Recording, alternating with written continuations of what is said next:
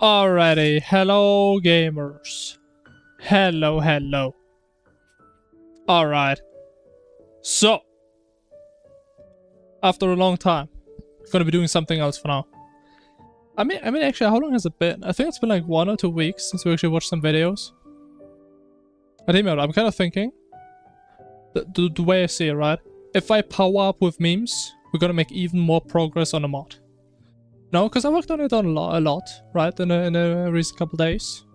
So I'm thinking before we burn out, we just fuel ourselves up to get the best mindset possible. So I did cook up some stuff today. Gonna see that later. I did all the annoying shit I didn't want to do before. Hey Purple, hello. So let me actually think, what did we change about the mod? I guess I can also talk about it later, but hey, where we at it. So I finally changed the portal texture. That's kind of cool. Just changed a couple pixels, but it does look better if you ask me. And we actually changed the darkness textures, so they're like proper circles, and it looks, oh my god, it looks so goddamn good. And also the lasers ran in front of portals. So I just wanted to do like a 10-minute coding session, and I just sat there for like 1 or 2 hours. But it looks pretty good.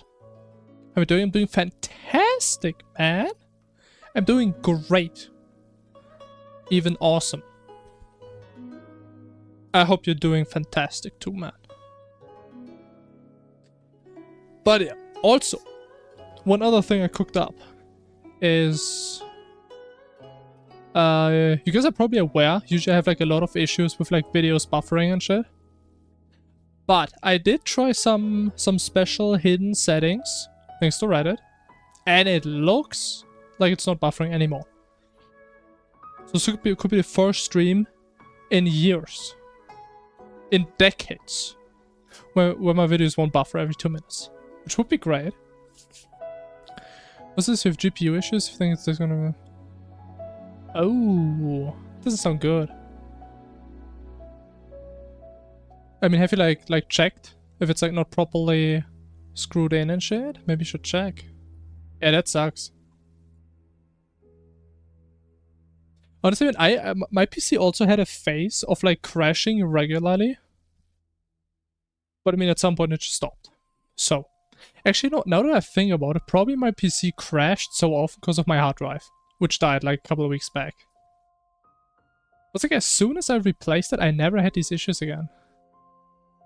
You don't even have a GPU. Yeah. We have an onboard GPU enjoyer. A CPU GPU enjoyer. Honestly, actually, my GPU died like a couple of years back. Must be around like 2020, 2021, because I remember like playing Genshin. And I actually tried doing anything without a GPU. The only game I could play was League of Legends. That was the only game that actually ran. And it still had like decent frames actually. But yeah, man. Having no GPU at all? I mean, you can't really do a whole lot. I guess you can play browser games and watch videos, which is nice. Bro, but like, I was so happy back then because I was even more clueless about technology than I am nowadays. So I didn't even know back then that you could just swap to a how is it actually called? Is it called an onboard CPU? I think it's called, or GPU. Where like your CPU does the GPU job. I didn't even know you could just easily swap between the two. And then you just have a PC with no GPU. And it still runs.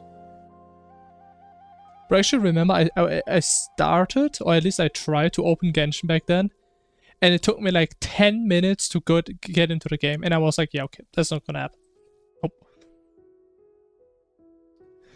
What's this? You can't open the case. Oh, warranty issue. Oh, that sucks.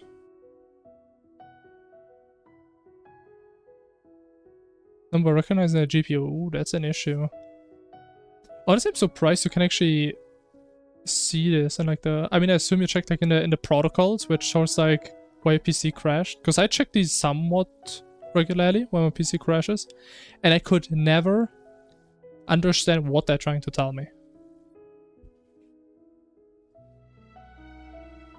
Was it stop playing games with bad rap? To be honest, I was only trying League out to see if it worked. But I never actually played League in that time.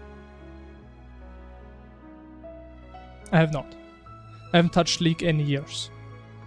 Besides a couple times, usually we had like one day a year where one of my closer friends forced me to play League with them. But besides that, from me, voluntarily, I haven't played League in like... Bro, a long ass time, like 6 years at least. I haven't played that game and I'm so proud of that.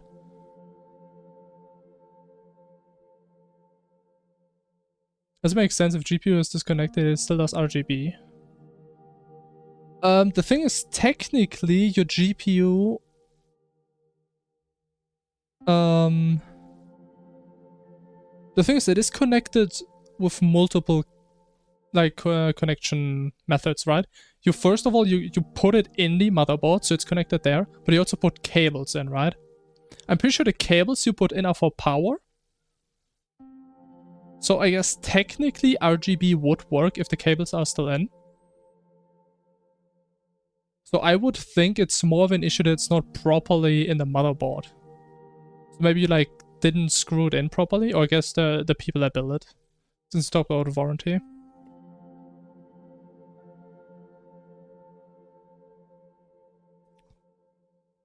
So yeah. I mean maybe that's it, right? Maybe it just isn't properly on there. Which would be an easy fix, I guess. Like League for now, pretty unbased. You bought a pre-build. I mean, the thing is, there's nothing necessarily wrong with pre-builds. I don't think so. I mean, the idea is you pretty much just pay a lot for convenience, right? Like, the main reason why people hate pre-built PCs, as far as I'm aware, is that they're just way more expensive. Because, I mean, they just build it for you, right?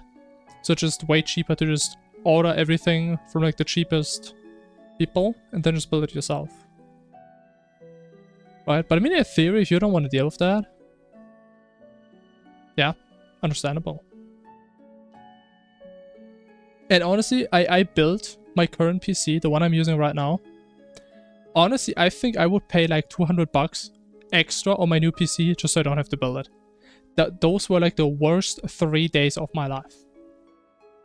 And it still had so many issues afterwards. I'm so happy this thing is running.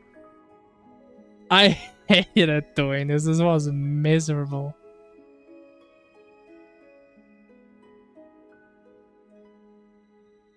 GPU disconnects after you have the PC. That's the issue with pre-build. Yeah, but I mean the thing is you could have also just not screwed it in properly, right? It's not necessarily an issue with the fact that it is pre-built, but I mean if it's just not properly screwed in, I mean it could happen. Right? I mean if the GPU is cooked. I also wouldn't say that's necessarily an issue with a pre-build. But I guess one risk you do have with pre-builds, it kind of depends where you got it, right? If you bought it like in a local store, or if you ordered it from overseas. Because I know a big issue with pre-built companies that lets you order things is the shipping process. It's like very easily that some things get damaged or disconnected.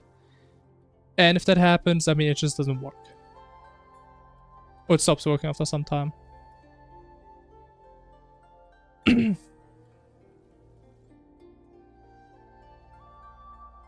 Yeah, exactly. That's why pre-build would be better for me. I mean, I have like zero talent with my hands.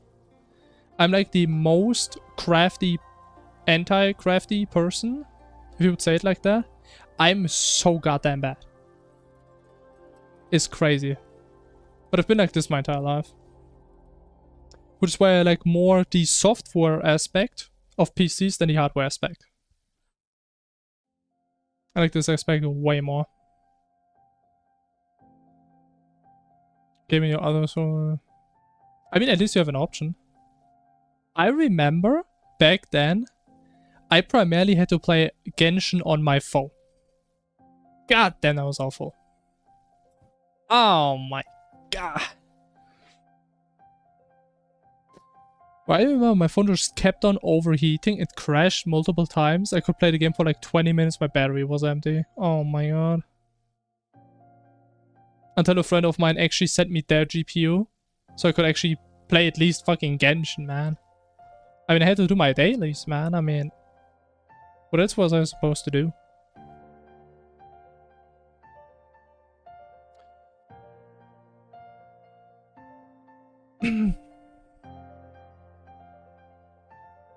Honestly, that is fair, yes. If I'm being completely honest, the only reason why I even considered building a PC is I knew multiple friends that have built multiple PCs that told me they would go with me through the entire process. There is zero chance I would have been able to build this thing on my own. There is so much bullshit I had to do I would have never even thought about. I still have PTSD from inserting certain cables. I still know exactly which cable. I don't even know what they did. But like some things were insanely annoying to do.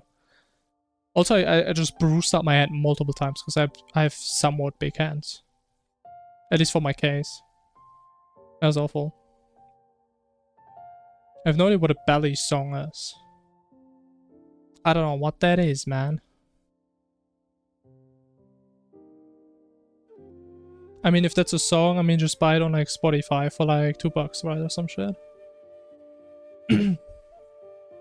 It's a butterfly knife. Yeah, I have like no idea about knives. I remember though, I had one friend in school. This guy, bro, he was collecting so many goddamn knives. He had like an entire wall full with knives. And he regularly brought them to school. To like sharpen his pencil and shit. This guy was crazy. But he never got caught, so I guess it makes sense. Wait, are butterfly knives like the ones that have kind of like 3 things on it? You have like the blade and 2 handles, kind of? That you can like split into a triangle, kind of? Yeah? Okay. I see. That's an interesting name. So is it kind of like the fidget spinner version of a blade? Kind of? Because that's like the only thing I've really seen people do with that is just spin it around in their hand. And doing some wicked shit. Which I mean always looks cool. But I mean, what's the point, right? A knife for ADHD. Yeah, kinda. That's why I would imagine.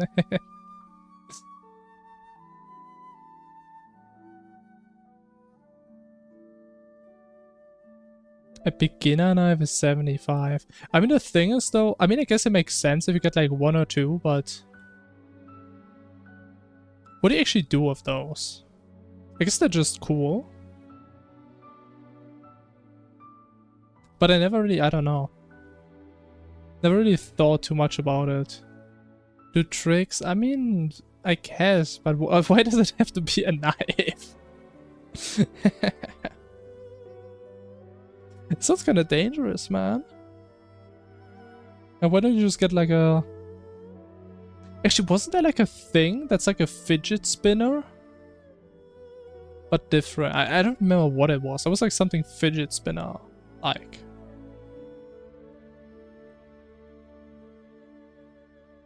But yeah. Yeah, I never really got into knives. But as a kid, bro, I had a massive stone collection though. That was wicked. I had the best stones in town. But besides that, I don't know. Never really got too much into any other type of object collecting for the funsies. Or like any ADHD tools. You know, maybe that would have been fun.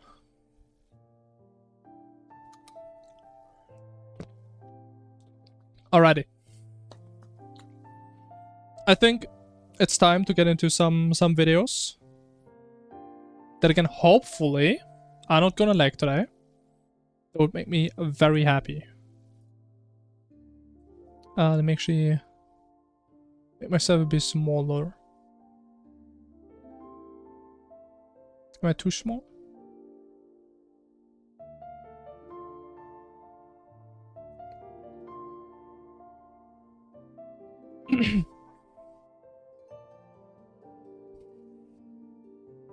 Salt rocks with eyes? Wait, what? He sold 1 million rocks? That's crazy. I mean, it's a good point though. I mean, if you just sell 1 million of anything that costs $1, I mean, you're just a millionaire. Honestly, maybe it is that easy to make money.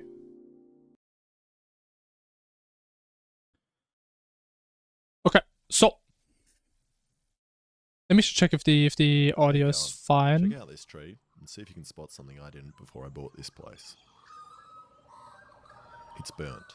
Every single tree. Okay, it looks fine on my side. I don't know if it's too loud or too quiet for you guys. I hope it's fine. If not, let me know. So, what the fuck happened? What is that? How you going? Okay, first what do we have? The question humanity has tried to answer for years. Can you survive a wildfire by hiding in a bath? A question we've been wondering about for years, for decades even. Let's see what's gonna happen. How you going? Check out this tree and see if you can spot something I didn't before. There's no way my GPU is dying. It will never die. It's burnt. Every single tree here is burnt. And that's real bad, as some idiot made all of them out of wood. You know what's also That's really made out of stupid. wood? My new house. So what am I going to do if a bushfire does rip through the property? Or even worse, what if there are marauders? Oh shit. Homie needs to upgrade his fucking house. Could I survive by hiding in your normal household objects like your bathtub? Or am I just cooked? We're watching if you can survive a wildfire by hiding in a bath. That is what we're trying to figure out today. But I did a thing. I'm picking 3 things to attempt to survive in. And the first is the bathtub. And it makes sense if you don't think about it very hard. It's made out of steel, it's wet, and it's a contained space. And I mean, it can't burn. An article published by a fire coroner that showed that around 50% of people that die in their house are located in their bathroom and even the bathtub. And I don't think that's because they were dropping their kids off at the pool when the fire came through. It's probably because it feels like the safer room filled with less flammable objects than my garage. But Jojo, I actually finished watching Jojo today. Cast iron bathtub was awesome. filled with water and then put a wet towel on top. Yo, My Bulgur, flawed hello. logic here is if water filled with smoke in a bong, surely it will work with a wet towel in a bath. Next we got your fridge. Well, not your I mean, how fridge. would it I go couldn't through a work out towel? where you live. I'm getting the exact fridge from the Indiana Jones movie where Harrison Ford hid in it and survived a nuclear blast and then got shingles. And fridges are a pretty common movie escape trope, but I'm not sure there is anything safe about them as they are covered in toxic plastic, have a compressor, and are usually filled with stinky fish. Then for all you Americans, we have a fireproof gun. Style mean by Terraria modding. After we're done with watching the videos, we're gonna continue making our own Terraria mod. That is pretty much exactly what it means. But I've been making my own mod for like the past couple days and we're gonna continue doing that. Yeah. Which is meant to insulate it. But later, after the memes. Under 150 degrees. And this sounds a lot better than a fridge, but I don't know, as even if you don't die from the heat, unlike the guns in the safe, you need oxygen to survive. And to make this test slightly scientific, I'm going to put a thermometer in each with an oxygen and a CO2 reader, so we all know exactly how effective they are. But first, I'm going to do a small scale test. Do everything? What do you mean by everything? And this ain't looking good for the mini bath, as after only a minute of this tiny house being on fire... I mean, the bath isn't burning though. Boiling, but maybe it'll be different with a bigger bath. For the fireproof safe, I made this block, which is gibrock mined straight from the source, some felt, and then sheet metal. And this is pretty promising. I kept this flame against it for like 10 minutes, and the heat inside didn't go up at all. And inside is cold. But I don't think we learned anything. Not really. I mainly do the coding. Not to give a 3-year-old a powerful laser. Like sprites, music, stuff like that. We just grab it from somewhere else. I just do the coding part. Means I need a real house to build. It's the only thing I can do, really. On this house, tails, I need to make one. Yes! So the first step in building a house is getting 2 mates to do all the work. Dan and Liam. Dan builds houses for hippies in the mountains, and Liam is a professional architect with a YouTube channel. Mates that have different names will also work for building a house. So if anything goes wrong, we all know who's at fault. And at first I thought I'd spend $1,000 on wood, but why would I do that when I can buy a $2,500 chainsaw and then spend an hour ruining the bar to make an Alaskan mill, which allows you to turn anything wooden into more wood. I mean, you know what they seems say? sufficient. Give a man a stinky fish and he'll eat it, but give a man Hey cutie, hello. and he'll be eating stinky fish for life. But I did forget that the wood of this tree is still very wet, and the same with the giant gum tree that fell down on the property. Wait, So this actually, isn't what wood kind of good for burning stuff? So instead, Or like we for stored anti-burning? this trailer and headed down to the local tip. Alright, let's jack it up. Does mean wet wood doesn't really burn, right? Yeah, I like that. I mean, I can't really build a house out of I mean, it. you can't really hide in a dunny though. Maybe you could hide. Alright, maybe good luck. And after almost On your getting video into a search. fight with a man about a hoe, You got the hoe. That's fine. Yeah. Oh, hoe's on the house. Enjoy. Go your what? hoe. we somehow got everything we needed to burn, including a Chubb fireproof safe, a fridge, and a cast iron bath, all from one tip. Unfortunately, the tip didn't have much good wood though, but we met some tradies who gave us some free concrete formwork. So then we pointed at a plan and worked out that the tradies' wood was not going to be enough. So we That's a also solid had to buy plan. some pine for the walls and frame. And we tried to get the untreated stuff, but there is still some pretty nasty chemicals in plywood, similar to cigarettes. And I mean exactly the same as cigarettes. Wait, what? And we are kind of I think he's fucking with me. There's no way. Where we pre-make all the walls in the neighbor's garage and then Does that mean you die if you hope start to smoking wood? place. That's crazy. The first wall looks like a floor, but that's because it's on the floor and not on the wall. The walls came together perfectly. So once we had a big stack of walls, we moved on to the floor, which we were going to make in one giant piece. Like, why is he always I can't tell you barefoot, how man? long I've Homie been always has working his on it. grippers out for no Like, reason. legally, I signed an NDA and I can't, but it's my new favorite tool. And it's crazy to think that a tool company watched my hammer gun video and made a more functional version of it. And we did forget about the weight of the floor and almost made it too heavy to move.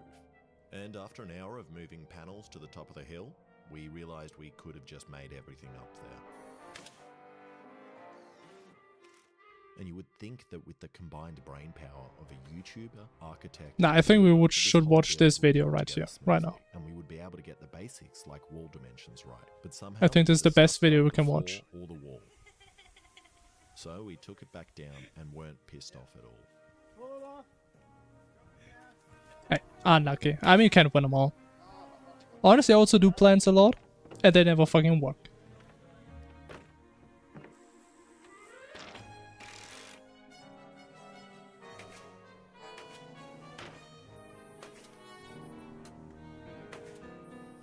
There's no way he's running around barefoot with a fucking nail gun in his hands, man. This guy is actually trolling. Jesus. Oh my god. Throughout this whole building process, there was a constant feeling of everything being completely pointless. Like usually the things I make are useless, but I've never put this much effort into something whose only purpose is to be destroyed. Which resulted in Dan, Liam and I constantly arguing about what to do. I wanted zero effort, Liam wanted it to just stand upright, and Dan thought we were actually building him a real house. And we didn't want to break the illusion. Bro, what? Look at his holding, man. So we had to do a fancy thing called bird mouths on the rafters. And look, I'll tell you a secret. Some of my other subscribers have been saying some pretty nasty stuff about you. They said, Paul, you're a nice guy, but you're real stupid. And you don't know what a bird's mouth is. They That's also said some toxic. stuff about your sister, but we all know that's true. So Paul, a bird's mouth is this joint right here. And it's for the rafters, so they sit nicely on the walls. And it makes no difference at all. But remember, Dan thinks this is actually his house. Not correct? Incorrect. Incorrect. What's happened? Doesn't reach? Well, nah. It's gonna be a beautiful house, Tried though. for an hour or two to make one, but couldn't even get one of them right. So we just called it a day and went fishing. Wait, why do people even buy houses if you can just build your own house? I think that's the easiest solution now. I mean, just build a house. Get out of here.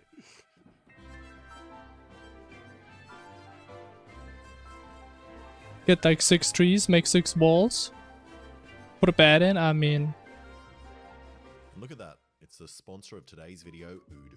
Udo. is an all-in-one business management software that provides entrepreneurs like me with a range of applications to simplify the day-to-day management of their business, including invoicing, accounting, project management, website... Where's the creation, fish, and more. though? Today I'm focusing on the Udo inventory application, which is essential for any business looking to manage its stocks effectively and adapt. Yo, have fun looking, cutie. Features like barcode management, smart storage rules, and complete traceability. It offers a comprehensive solution to maximize productivity and minimize errors. It allows you to efficiently manage inventory, effortlessly organize your shelves and aisles and automate product routing from your warehouse and other Okay, I retail think I need stores. that. Also, if you're doing the picking and packing, you can optimize your processes with smart strategies such as wave, cluster, and batch picking, as well as first in, first out, last in, first out, and average costs. I love that. What about you want to do some real-time tracking? Well, Odoo has that as well, and you can stay updated on stock levels, expiration dates, and product movements. With the integrated barcode scanner, you can easily register the incoming stock to the warehouse in seconds, saving you from redundant manual work. So start saving time That is in your crazy. warehouse and streamline the flow with Odoo Inventory. Click my link in the description to get started with Odoo.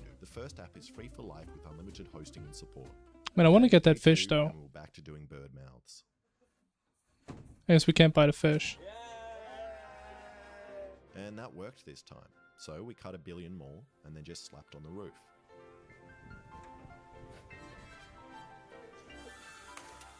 Then nibbled some tin sheet before slapping that on. How can you not know if you're circumcised though? Pretty sure I am. I just don't want to make What? my dad feel uncomfortable asking. And there we go. There was only one more thing to make. Alright, let me check. Don't put the drill back in. And now the cabin Hey, yo. is done. But I forgot something pretty major. There might, maybe, possibly, definitely be a total fire ban. So we can't legally light it on fire. And usually I would do it anyway, but people aren't going to be happy if I set the whole area on fire while making a video about fire safety. Which means we are going to What's have that? to wait a month for the fire ban to end and also get permission from the fireman. And that's also the end of Liam and Dan. So go check out Liam's YouTube channel where he makes things slightly better than I do on his channel. I mean, what's the Follow issue if you put a fire somewhere? I mean, later. just put it off after, right? Moldy Oh, and wet. So we're gonna have Ooh. to dry it out somehow.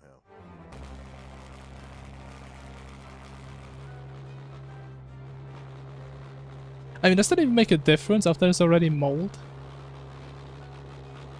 The cabin is fairly dry now, so we waited for a non-windy night when my mates were feeling pretty hungry. There's a chicken in there. Oh Would you like to write anything nice on the walls? no, I'd like to put that. I'd like to put that over here, Tell me where you want to put it, please. right here. A That step ladder into the. Ruins the shot. No, it does. Also, who has a bathtub in their living room with their safe? All of this is wrong already. Not everyone's a rich. It's a good kid. point. Some people Maybe it's a live one-room like this. apartment, right? I mean, where else would you put it? So inside the fridge, safe, and bath, I put some chickens, thermometer, and an oxygen Is there reader. a And the sensors chicken? aren't fireproof, but they don't need to be, because if they melt, we'll know it was hot. And here are my predictions. The fridge chicken is going to be completely gone, bath chicken is going to boil, and I reckon the chicken in the safe might survive, but will suffocate. Smells good. Is it going all over your feet? Is it? Is that enough? Scissors, paper, rock. Scissors, paper, rock. Chili. Hey, Julie, you got it. You got limited time. They got a fucking flaming arrow. That's wild. Whoa! That is so cool. And I'm not sure why we had so much trouble lighting this cabin full of petrol, so I tried again with my favorite cocktail. Whoa. Okay. Whoa, I mean, that whoa. seems to be working. Holy. And place your bets now on what's going to happen to me when I run into the cabin to get the intro shot of me running out. A, I get burnt. B, I find a penny. And C, I forgot that I shattered glass on the ground and cut open my foot. What is How about all three? Should put on the. That's bad. That's really bad. What? You know what I completely forgot about? What? The fact that that is filled with glass. Ooh. Oh. I've got a really deep cut. I mean, if there was only a solution, if there was only something you could put on your shoe, or like on your foot. That's a good cut. Okay. So after patching up my foot and putting on shoes, we refilled the cabin with No petrol way, he's actually gonna right put on shoe. That's crazy. Is that meant to happen, Jim? Ooh. Yeah. Yep, we're out. I reckon we do it. I think hands the only way. Whoa! Yo! Whoa! It's kind of spreading, man. Isn't that dangerous? What the? And you don't need me to explain what just went wrong there, but I'm lucky, stupidly lucky. Oh my god. I was like, he's I mean, now probably it's burning by properly. Oh yeah, we don't want to be too close to this. Honestly, I think the chicken's gonna be fine though.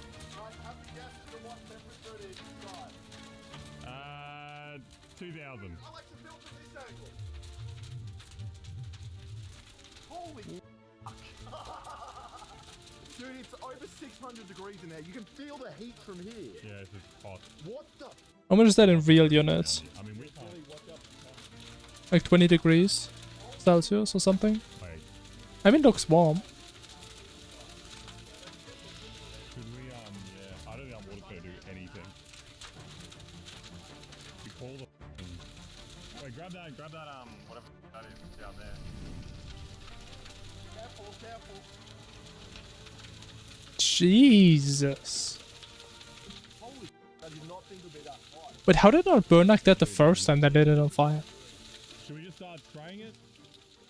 Right, the cabin is going up quickly. It was already over 700 degrees Celsius. And it's so hot that we had absolutely no chance of putting this out, even if we wanted to. We couldn't get within 10 meters of it. You're doing a good job. Hey, he's trying. Previously, when I saw the houses of celebrities and influencers burn down, I didn't care.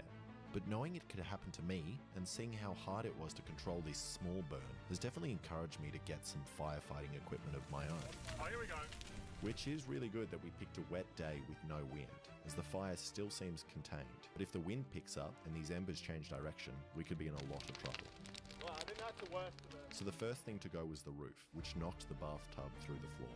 And I sound like an idiot saying this, but I just couldn't believe how hot the fire was. So It's I melting checked the in my fridge. screws, No damn. chicken is surviving this. I mean, it looks like your average Australian summer day or something.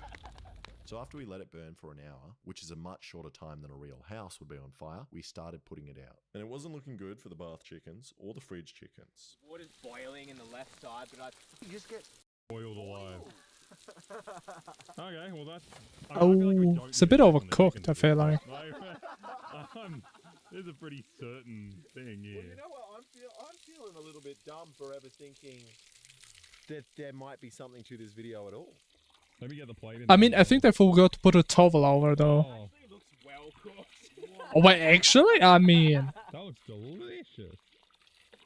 But it's just doesn't look that. I mean, maybe you shouldn't eat it, Tastes but. like lobster. It's so moist. And somehow the chickens tasted amazing. What do you mean it's more? It even was in a with fucking the aftertaste bathtub, of man. the towel. But before we open up the fridge and safe, we're going to wait till it cools down in the morning. And the most impressive thing about this is not the fire, but the fact that the bathtub fell through the floor and still stayed upright. How did the bathtub land exactly on its Yeah, leg? it like Looney Tuned. And also look, this is the fridge chicken. Oh, you can see it. Yeah, look how good that looks. Wait, pick it up. Wait, can you actually use all that stuff that's on the ground as like charcoal? I mean, that's what charcoal is, right? It's just burnt wood. Okay, so don't hide in the fridge. Don't hide in the fridge. Yo. Oh, It actually looks I mean, it's like the really same as in nice. Minecraft. Wait, that's a chicken. Oh shit. ooh, you don't know the combination to the safe. what the knobs melted. That was metal, wasn't it? Yeah. Oh. This looks delicious. Where did the thermometer go? I mean, that's a perfect chicken right there. What? You can't argue with it. You just have to get as far away Okay, from it as so we possible. don't. You gotta hide in the If there is safe. actually a bushfire, the only thing to do is get out of there, as that's the only way to actually stay safe. But definitely chuck some chickens in the bath, as you'll have the most delicious chicken dinner to come back to. That's fair. Okay, we learned. Put your chicken in a bathtub. Put yourself in the safe, and you're gonna be safe. As it was that easy after all. Okay, but now we know. It is. It was the gripper man. Like, the craziest thing about this video was how he actually put on shoes after he stepped into a bunch of glass shards. So he actually learned. That's crazy. We have some real character development right here. Alrighty. We have 2 more. Actually, maybe even more, if you want to do more after. Because I haven't watched Daily Dose in like a long ass time. Hello everyone, this is... What's this? The craziest car feature. Let's see. Hello everyone, this is your daily dose of internet. There's an electric car in China that is able to float like a boat to help anyone who might be stuck in a flood. Wait, are these new? Is this just like an amphibian car, right? You know, that is pretty fucking cool though.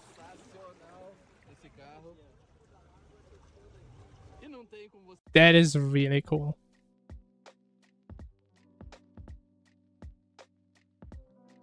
Oh! Her pet duck wasn't Yeah, that's scared surprising about then. being in a hailstorm. This girl, it's hailing. Look at her. Oh my god. I mean, he's just enjoying the nice weather. Sammy don't take too kindly to you messing with his water. He's Oh, it's gonna get messed up. I mean, he's just asking for it. I mean, that's what you get.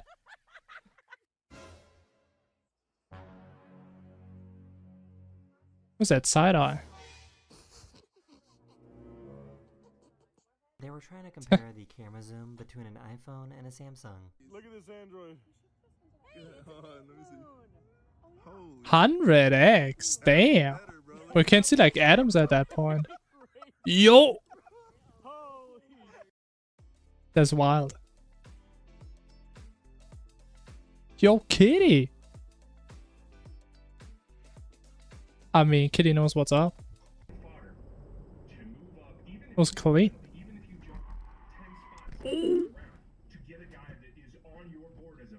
You'll never guess what's about Jeez. to fall out of the sky. A goat. Or wheel.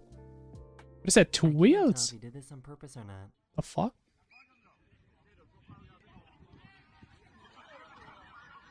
Oh! Oh, that's a 5-fat move. She managed to get all these butterflies to follow her movements.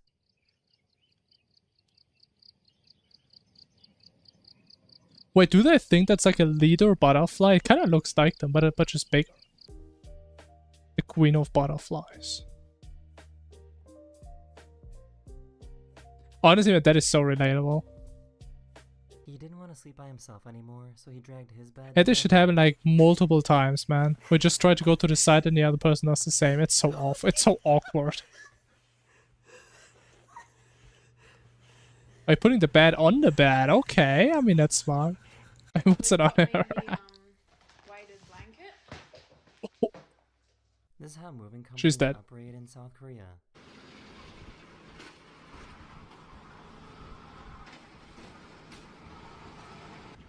Okay, I mean, it seems efficient. It doesn't really seem secure, but I mean, if it works.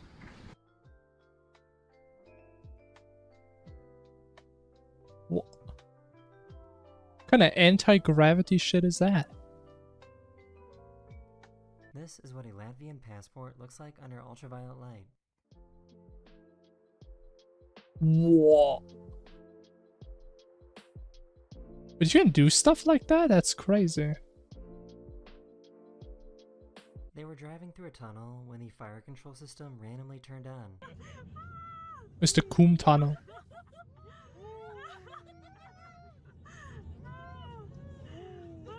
That is pretty cool.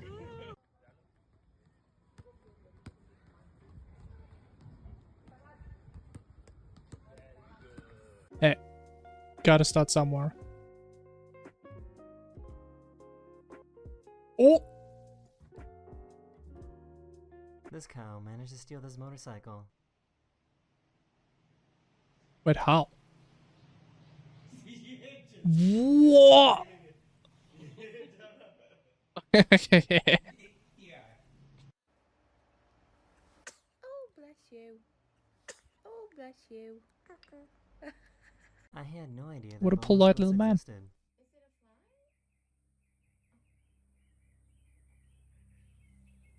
Aw. Little fucking baby goats, man. Oh, they're so cute.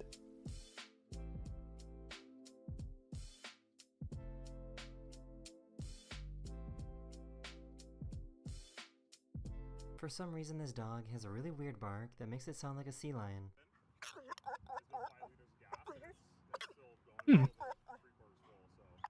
I can see that. But I think it's the same with cats. Like some cats and dogs, they just don't learn how to make the proper noises. Oh, Here's a cool video showing how whales trap fish by creating a wall of bubbles. wait, what? Wait, do fish get like scared of bubbles? I knew that ants were strong, but this is kind of crazy. Yo. But this is just what? Are you ready? God damn.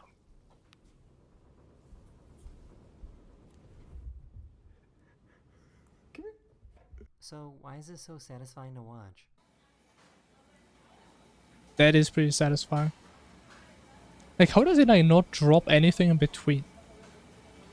What the fuck? Sometimes in the winter, Lake Michigan can make these little balls of ice. Oh. But why doesn't just the surface Across the freeze? street.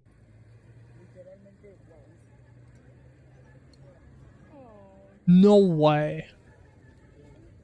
Oh This my tortoise god, was how dog's flipped so over smart. and got stuck, but had a friend come by to help out.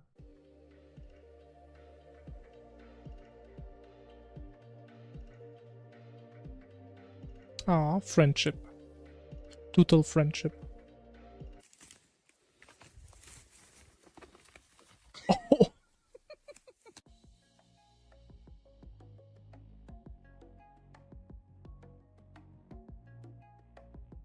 Oh, This has to be it's one like of my the cat craziest model shots ever. sometimes.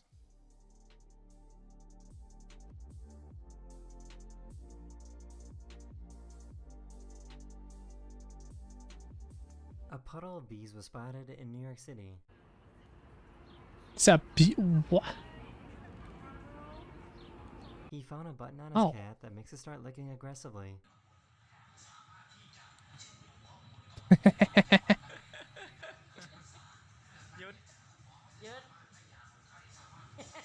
This giant roll cloud was spotted in My the cats are city. so broken.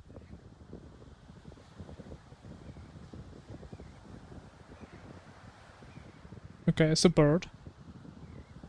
Wait, what is up with those clouds? What the? I didn't even see those. I got to show everyone the ridiculousness at the back door. I thought she wanted in, just like Chris did the other day. She's belly up to the bar for another drink. I mean, just a chill guy. They were trying to skip the line to get up the mountain faster when this happened. Oh, that looks dangerous. Why would you skip a line? Are you crazy?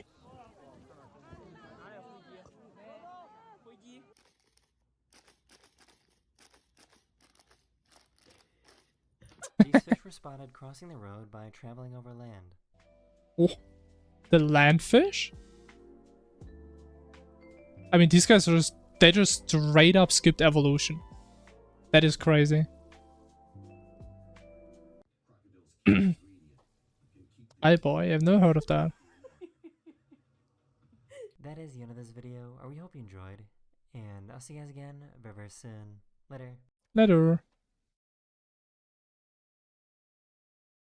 And we need more cats in these videos, man. Let's see, what's this guy called? Hi boy. I'm gonna look at this real quick. I'm probably not gonna watch it. Unless it seems very interesting. Hi boy.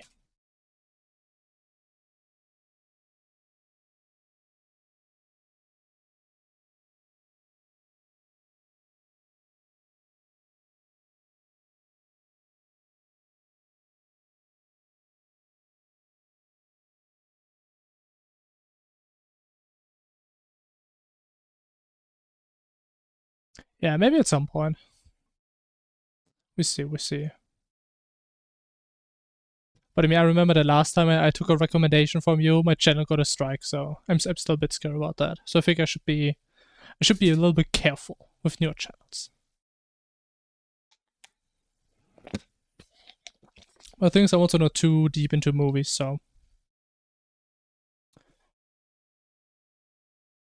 Okay. Let's do one more, and then we get to coding, I'm thinking. This one is The Rope Failed Him. Sounds Hello, tragic. This is your daily dose of internet. This is a professional. Please do not attempt. I mean, you don't need to tell me, man. There's no goddamn way I would do that. Jesus. Oh, it's crazy to me that people do that type of stuff. It's like a fun outdoor activity. That is insane to me.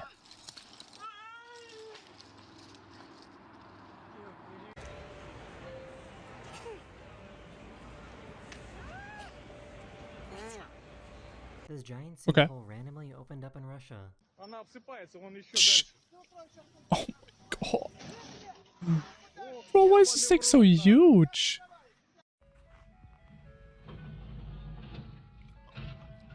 Oh.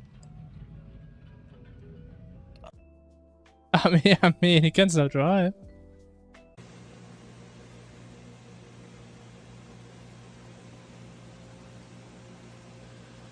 But what is that? Is that a snake? I just found out that it's possible to turn in a straight line.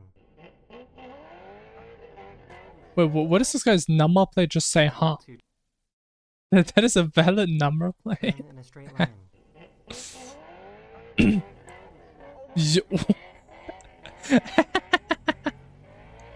Looks like a glitched NPC in a video game.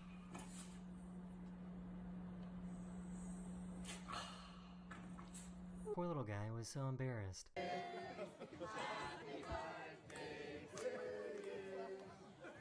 Oh, homie, it's not gonna be the last time in your life.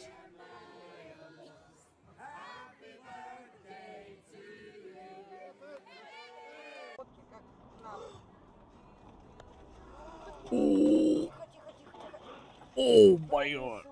She wanted to see what her sheep would do if she pretended to be dead. I mean, what would the sheep do? And what is it supposed to do? I mean, honestly, the sheep actually has somewhat normal reaction. Bikes that look like something straight out of I think Star most Wars. cats would have just sit on her. Wait, what is that? Straight out of Star Wars. Damn, it's like a flying chair.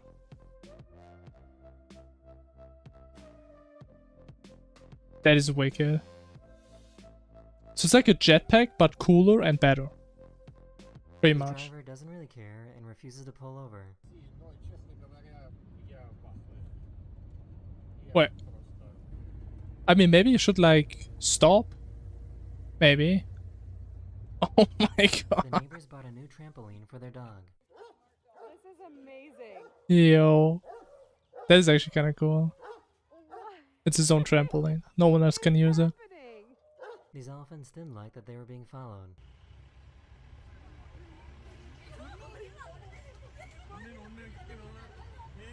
Oh.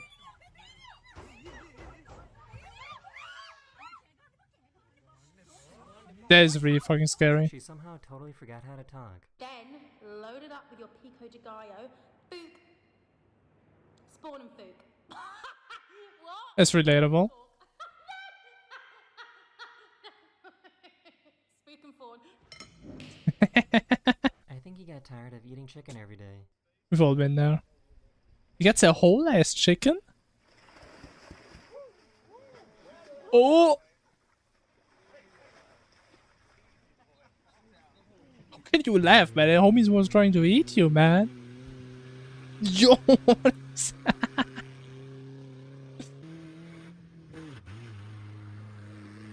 Holy, homie got 12 wheels. That's This guy wicked. found out that his faucet is acting as a light switch. When I turn it, you can even see the water. What? It's all happening. How does that even happen?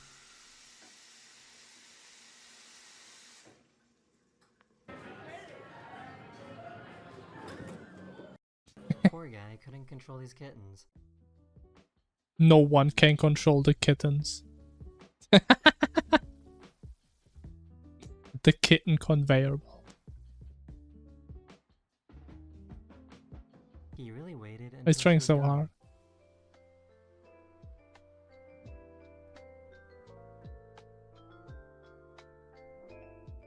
I mean, surely he's gonna be a good boy, right?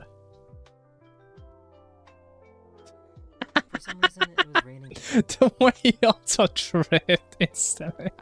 For some reason, it was raining really, really heavy in this one little area in Colombia. Yeah, God was like, fuck that area specifically. Seems reasonable. Give me your hand, Kian. Oh! This is what a typical day of being a nurse looks like. That's beautiful. Your medicine? Can I give it to you?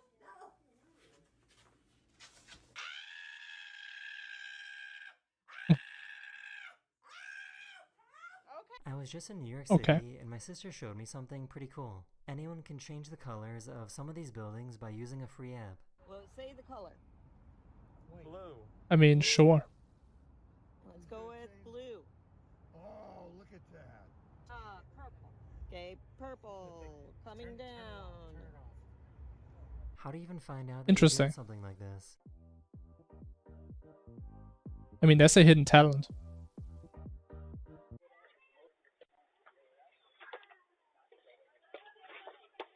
Oh, the bird attack. Okay, why? Why? The automatic announcements on this bus started glitching out. I'm sure she got out. Próxima parada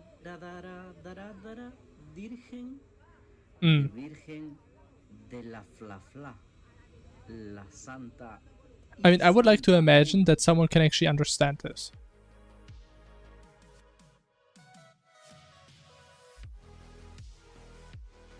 God damn, bro. Bro, homie's built different. Homie's built like an ant. While driving at night. Hey, but actually, I actually know ants can what? Lift like 10x their weight or something? Or 100x? But I mean, homie's getting there. They saw this plane drawing something in the sky.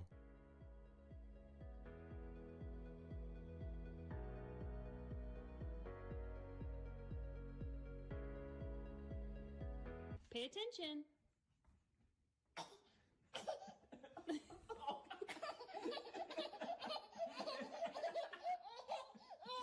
I think someone's gonna die. Oh. Close one.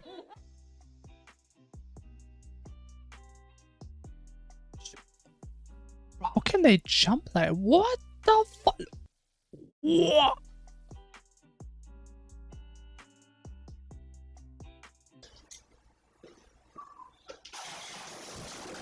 Oh.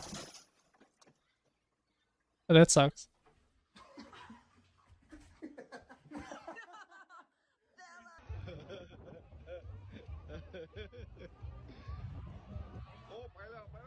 Oh, oh! Yeah, it's gone. He's free now. So I guess racing in Ireland is kind of crazy.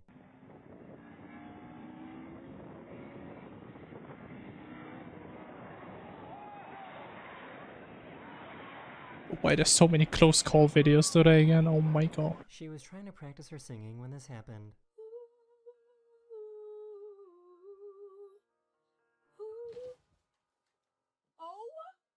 Okay, I actually thought that was was an orange cat for a second. This is crazy. There's like 10 bees in the God damn, man, it's a popular flower. What even is this? Trains are short on staff, so they're hiring these guys instead. Oh. I mean, you better behave if he's here. This bat found the weirdest spot to literally hang out. That is the end of this video. I really hope you enjoyed. And Aw. I'll see you guys again very soon. Later. Later. Alright, I like that last one. I like the cute little bat. Alright. I think it's time to actually make some progress today. I think it is time. I actually haven't even started the game yet.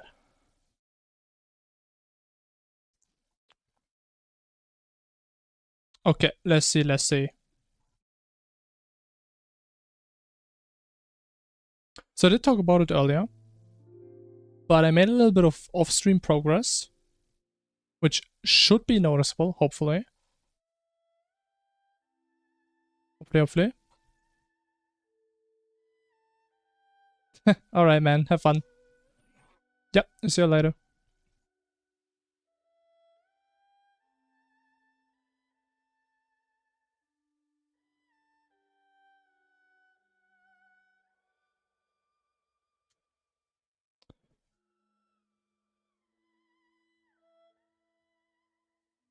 Okay, actually, we do need... Shit. We do need a better song again. Do we just go back to Super Meat Boy music again? I think I've been listening to that non-stop. Yola Tench, hello. What do, man?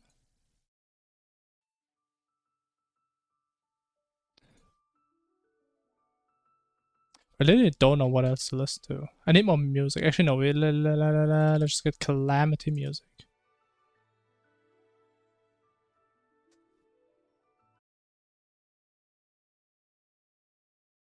This one.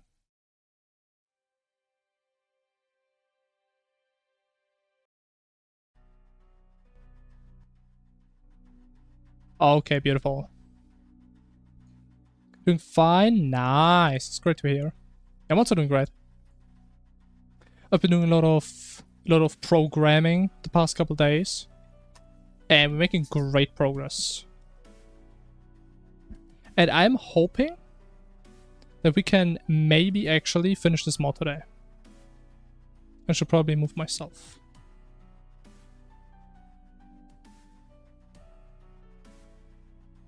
Okay. So, as I was saying earlier, we changed a couple textures. And hopefully... Okay, we have the mod enabled. Hopefully we can kind of see that. So like the portals look a little bit roundish. They look less cut off, I would say, I would hope. Also, the lasers are actually above the portals now. And the best thing is, the inverse darkness texture actually looks like a goddamn circle. If we proc it. There it is. Watch this. I mean, we still see like a little bit of the hard edge, but overall, that looks pretty much like a goddamn circle. And doing all these things took me like 2 hours today. But we are getting pretty close to actually playtesting this abomination.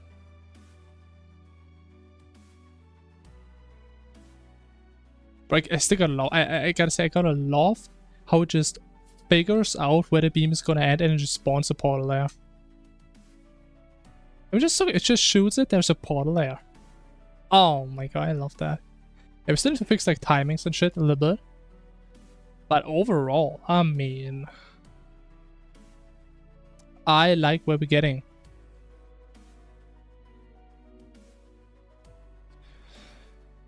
So, let me think. Actually, let me change one thingy real quick. What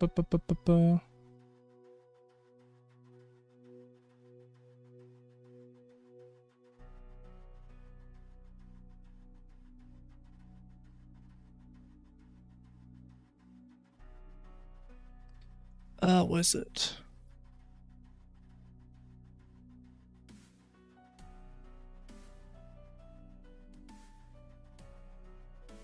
Okay, perfect. So, what's the first thing we want to change? I forgot already. There's like a couple of things we do still need to change. Okay, we ignore the fact that it doesn't run out of portals properly when you reload the game.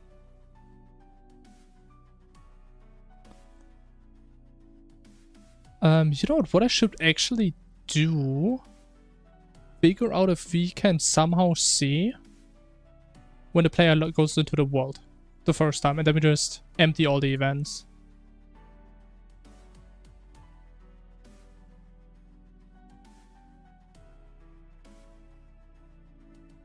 Let us see if that would work.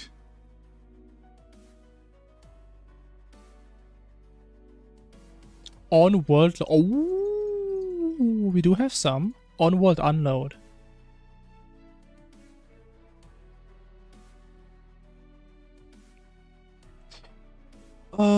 So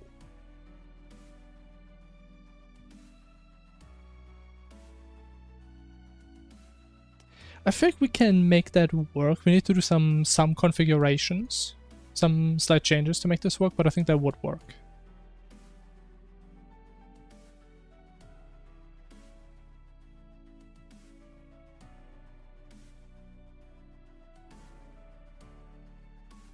Was it on world? On world unload?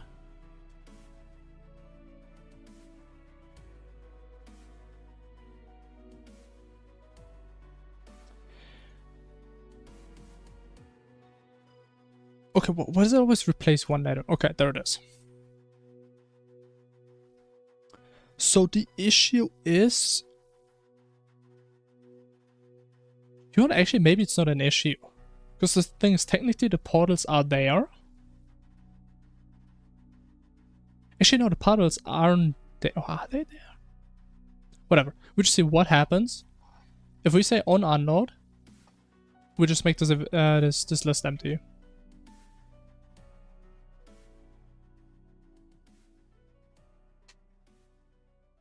So we are not the world, we just empty all the events, which I guess technically allows people to cheese it and just log off.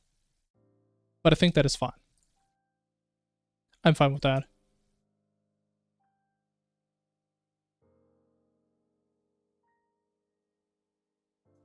No, actually maybe I should also call the finish function on all events. Just to make sure they actually finished.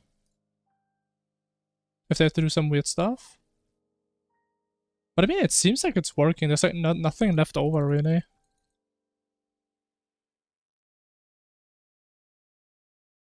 Besides that, maybe you have to reset like the darkness thingy.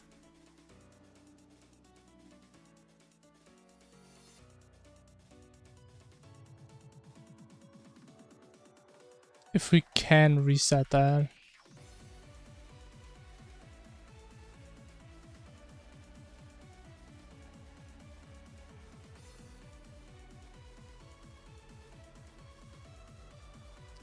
I guess actually what we can do, we can just set active to false.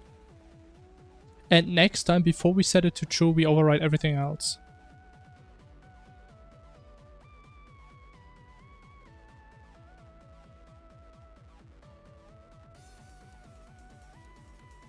Wait, now that I look at this... Wait. Time. Do we actually set time?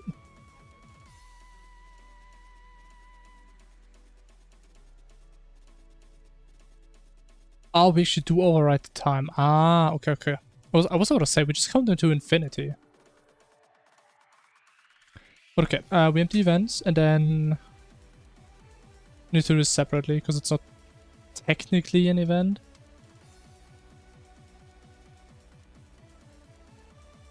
So I think this should fix it all. It should be perfect.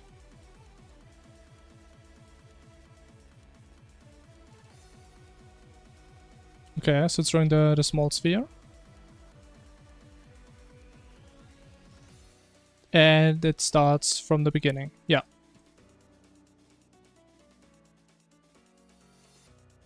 Actually, for a split second, I think I saw the big sphere from the previous frame.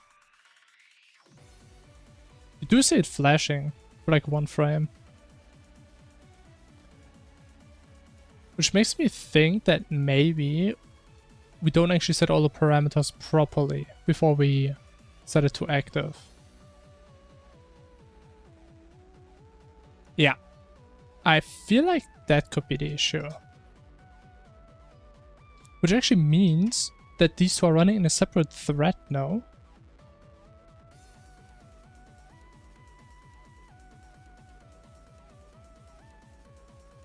Oh, wait, no, it's because of the time. Oh, we should have this had to set the time. Which feels unnecessary because we technically set it to like 1 here or 0 or whatever. But okay, it's not that big of a deal. Set it to 0 and that should fix it.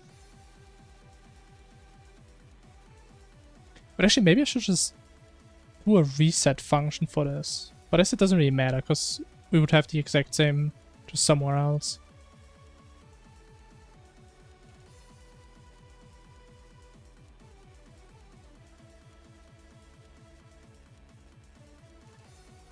Okay, I think it works. Yep, looks a little bit better. A little bit.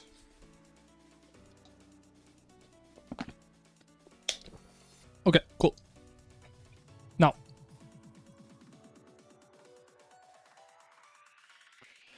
What we still need to fix is the fact that the portals, of like the small portals, when like one of them is shooting a single laser, the portal where it lands appears, but the laser arrives before the opening animation is done. Which looks pretty awkward.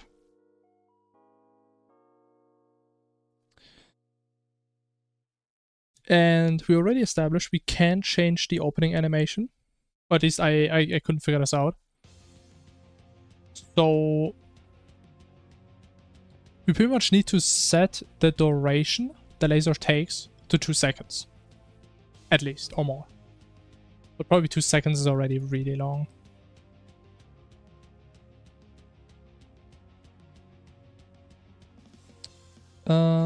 So we're here, shoot prediction ray.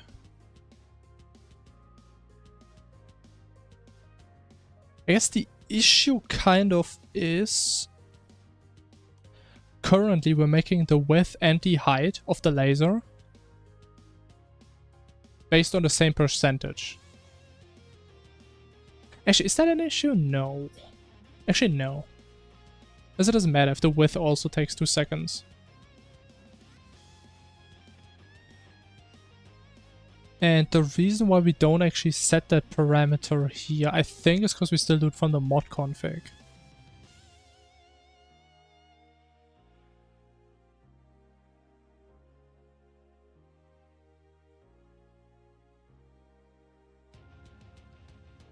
On spawn? No.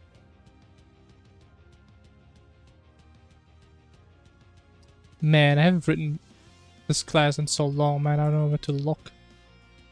Percentage draw. Yeah, where do we get this from now? The increase. Oh, we do get it from the config. Okay, okay. That's what I thought.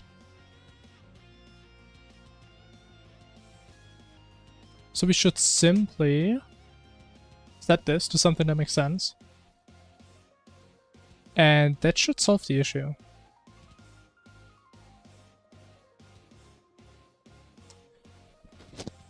Update.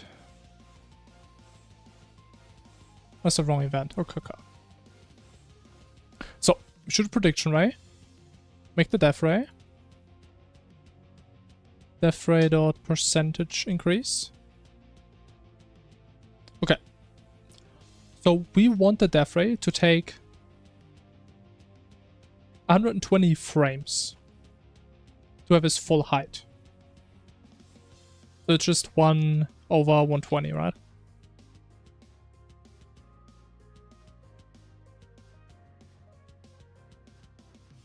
That's what I'm thinking, at least.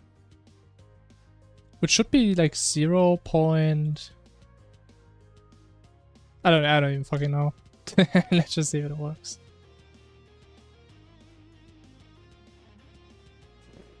As a matter of fact, it does not work. So the laser doesn't render at all. But at the correct time, it just goes through all the way.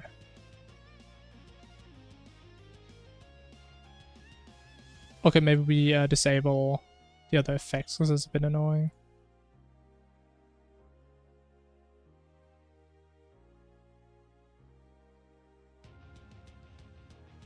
Which, I mean, I guess this is also interesting, how the laser just doesn't appear and then boom.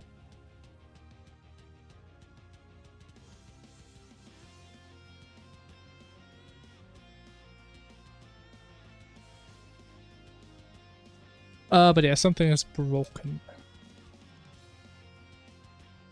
Not ideal.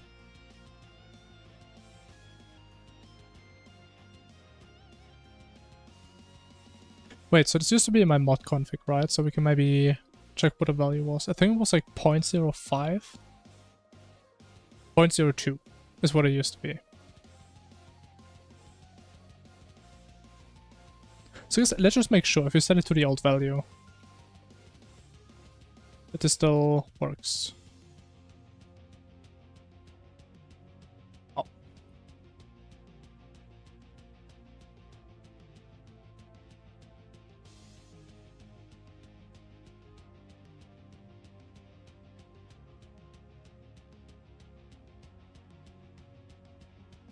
Does this work? This does indeed work. Okay.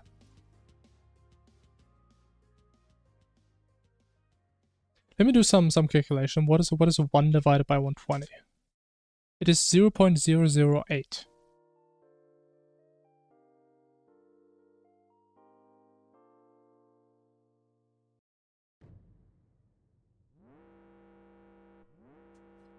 .008.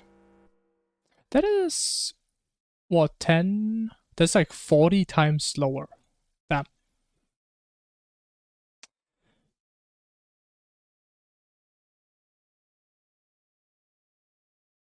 And someone reset this.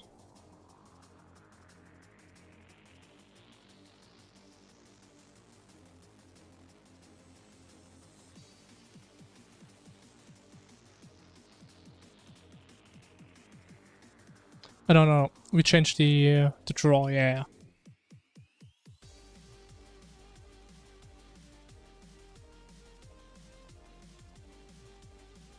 So, why does that work?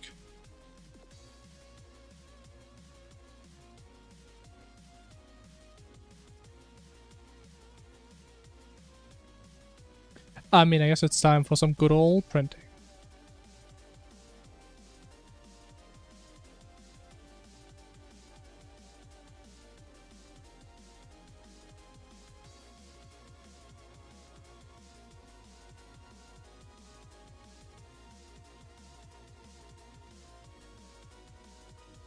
And so we're gonna spam my entire chat. Okay, we need to figure this out.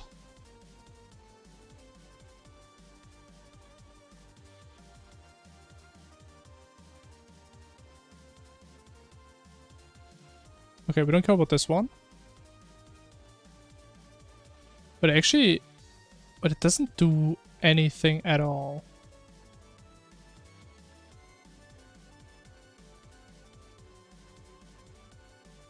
.02.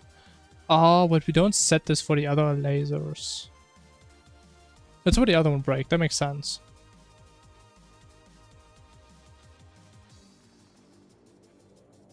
Okay.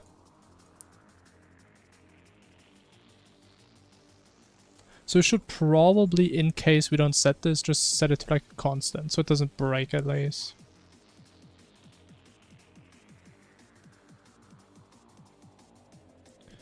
Okay, cool. Now, if we set it back to the value we actually care about.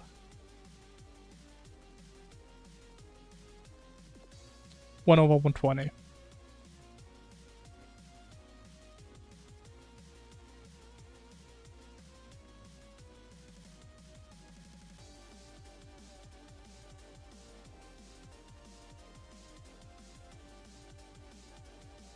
Was it 0.01?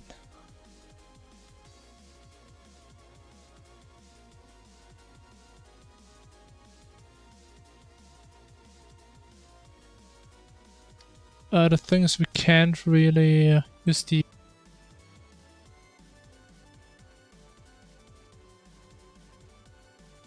What if we just put the number in directly? Wait, that was the number, right? Let me just make sure. 1 divided by 120.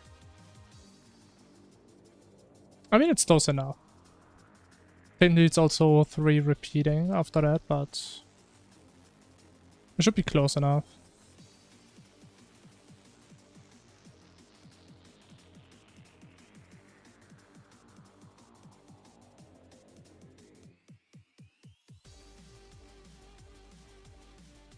Huh. That does work.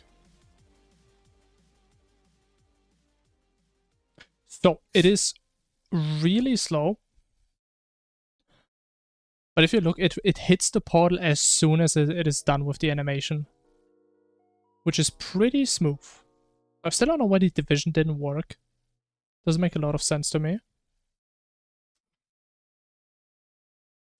That is pretty goddamn clean. Oh shit.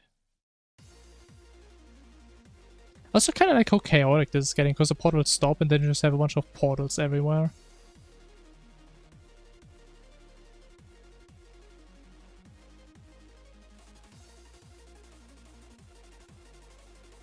And I guess what we can do for like later difficulties, we simply increase the distance of the laser. So the portal spawns further away, so the laser is faster. Again, the main issue we have by doing that, if the portal is too far away, the laser actually isn't going to render properly. We can probably... We can maybe like double the distance, maybe? Something like that.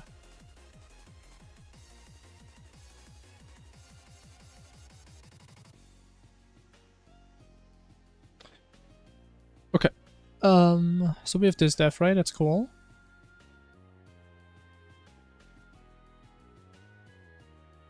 Other death ray... Should be this one, yeah.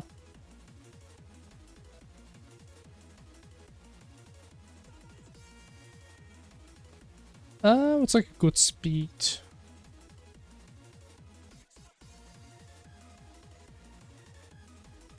I mean, I think it would make sense. No, it should be constant, independent of how far the portals are away. I mean, is 1 second fine? How much is 1 second? 1 divided by 60. 0.017.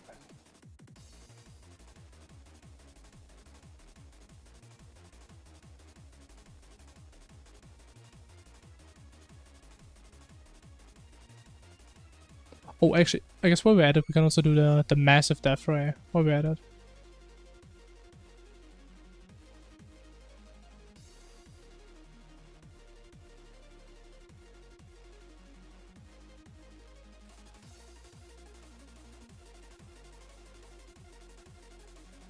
Okay, now question is, do we make this one giga slow?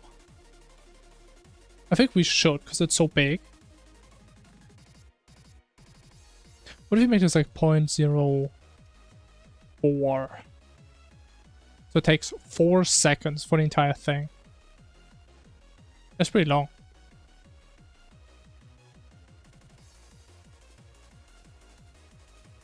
Even though the issue kinda is, I feel like this event is probably one of the easiest ones, but it's probably gonna last the longest time. Okay, but I think the speed is not that bad. I mean, it seems reasonable to dodge.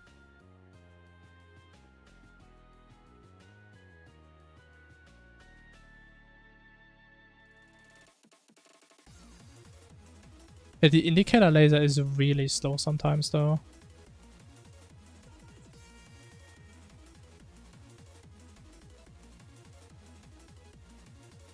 And I mean, again, what we could do in theory, we could, while he's indicating, already start spawning the portal, and we just keep moving it. We could do that.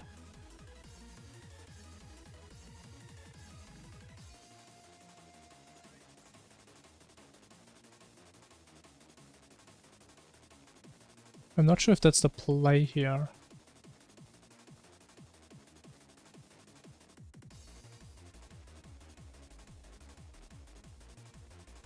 But I mean, looking at this, I think that is a good intro difficulty. For like the beginning of the run. Because I mean, you can probably dodge most of that without having crazy mobility. Unless it goes like perfectly horizontal and I guess you just die.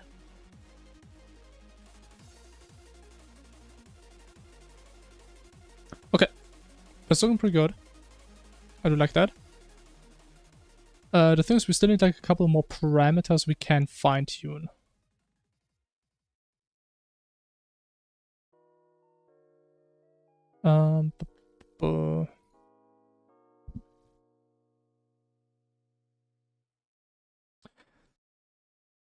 Like we still need a parameter for the number of max events.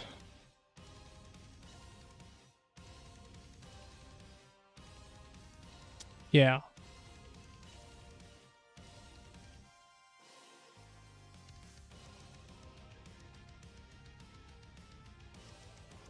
The only question is, though... I think we just do it in here, yeah. And then we can just extract it from outside. So we also need to set like a general variable in here. Even though I guess... The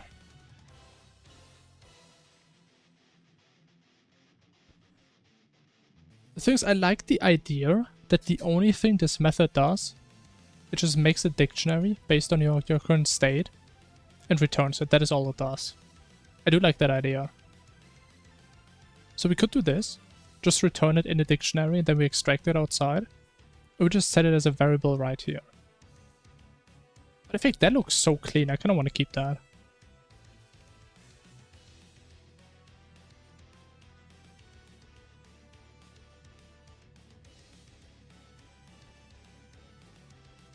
Hey Babua, welcome back to the interesting part of the stream, right?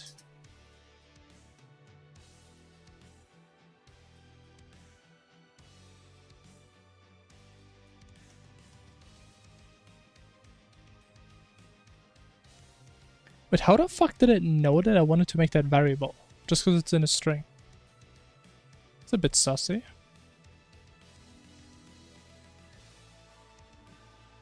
Okay, the question is how do we get stuff from a dictionary?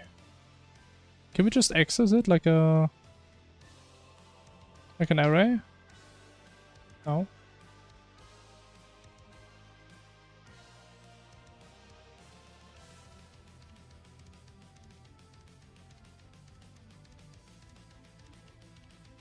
Cannot convert object to int.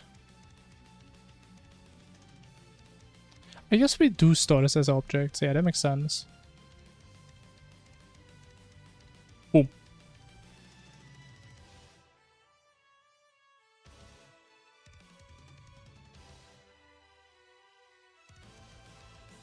Okay, cool. That works. Then...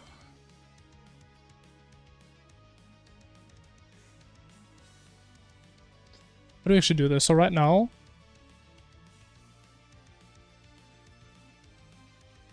we say, if we can spawn an event, we go in here. If the number of current active events is greater or equal to the number of events we have in general. Right, to the different types of events. Then we just go out. Which should always hold. Guess we need to also check the other condition though, because we can't really know. Actually, oh, wait. We can be smart. We just use math dot.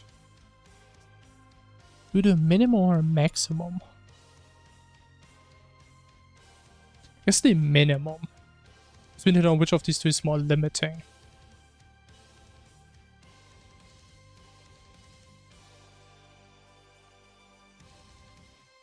For language, this is C#. One of the many C dialects there.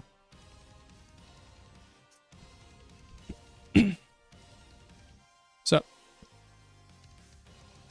it's also very similar to Java. I actually forgot if Java is inspired by C# or the other way around. One of the two. Okay, so in our scenario, event types is 3, max events is 2. We take the minimum. If it's greater than that, we return.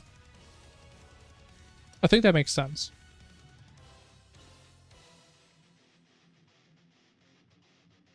I think that does make sense. You know, guys, now the issue is we can't control this in-game via mod config, which sucks.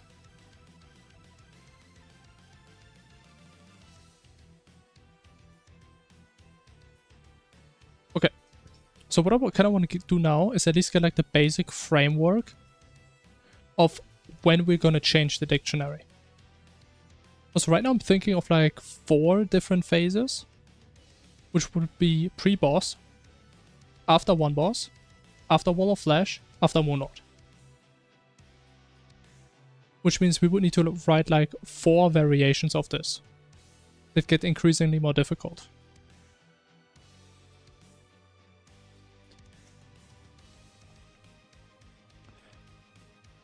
I actually probably need to look that up. Because you probably can't say stuff like main.boss.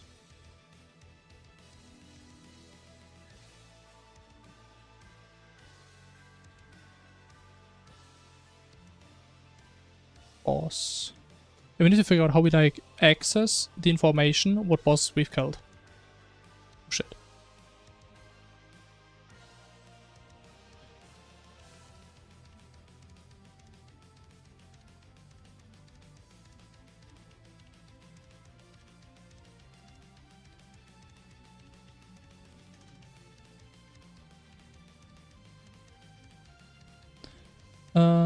NPC.downed.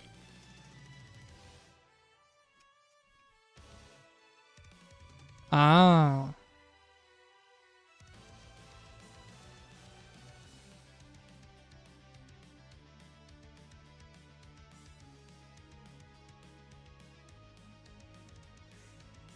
But where is... Oh, that's why. Downed.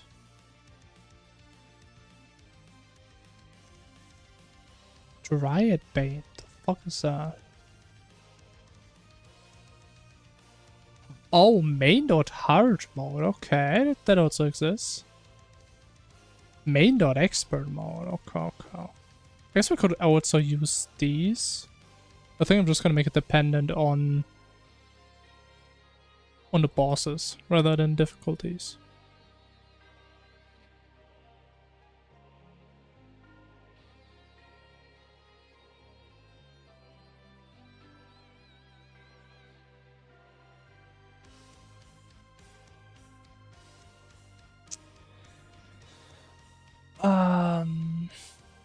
The issue is, how do we figure out if we killed at least one boss?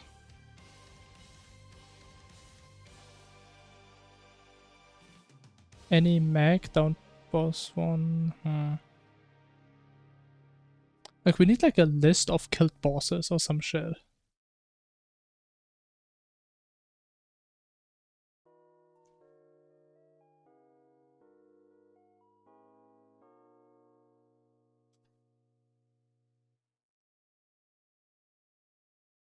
Surely there's like a list.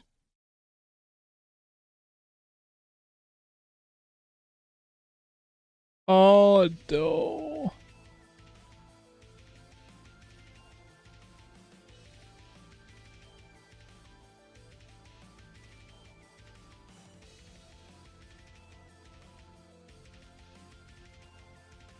Oh shit. I actually have to do this manually.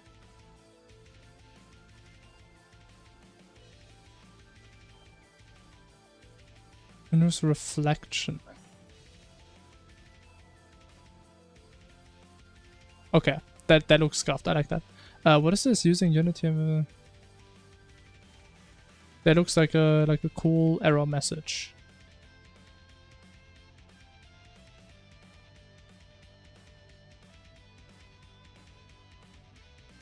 Mono behavior.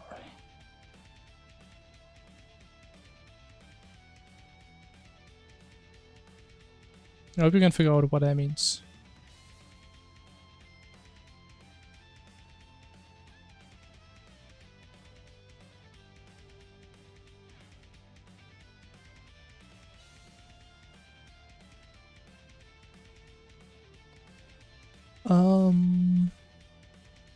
Okay. Let's just see if we can use ChatGPT cooked.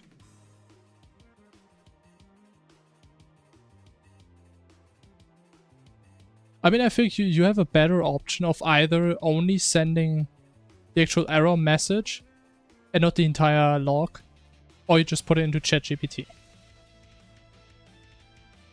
Because I feel like I won't be able to help you, especially with like this formatting.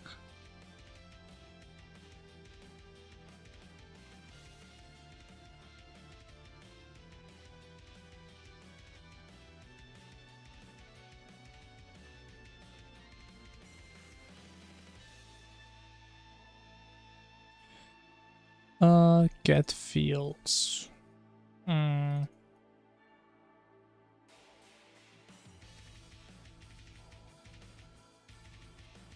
Binding flags. Doesn't exist.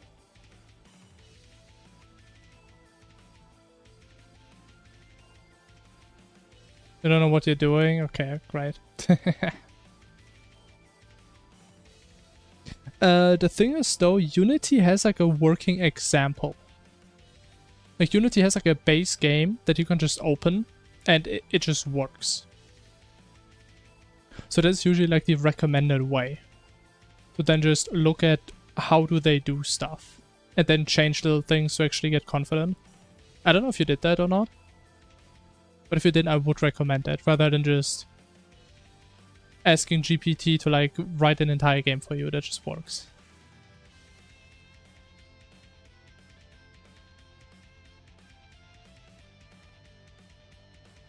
Because I also remember, like, I also wanted to get into Unity at least once, like a long time ago.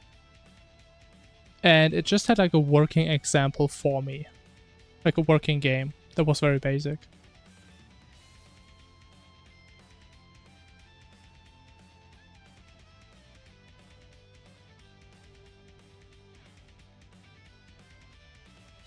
But yeah, the things I can't really help you too much with Unity. I've used Unity like once for a project and it's been really long. So I'm not too proficient in Unity.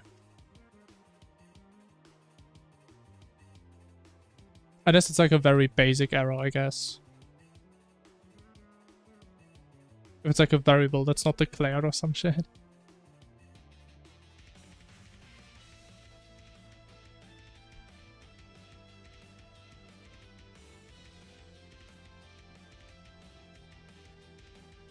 Okay, honestly, man, is there like another programming language where you can do shit like that? I think there's no way you could do that stuff in like Java. Unless I'm cooked. Like you can just iterate through like all the parameters an object has. It's wild.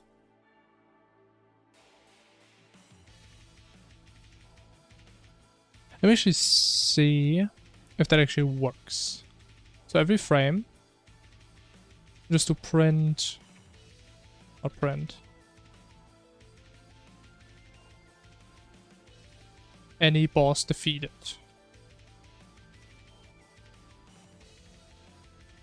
Gonna see some games, judge them in say for play. Yeah, that's a good idea. But then you get a lawsuit for trillions.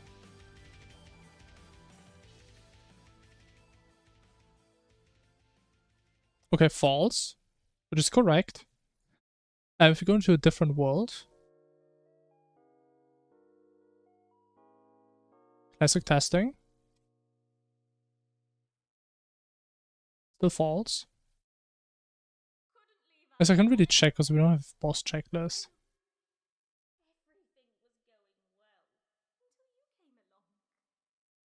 We'll just get a king slime, whatever.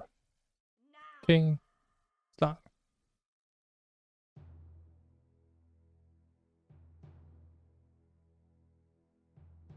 How does this shit work again, man? How do I kill stuff?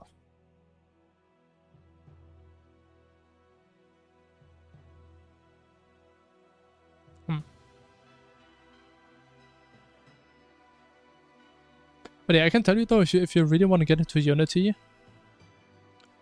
you should really look at some tutorials.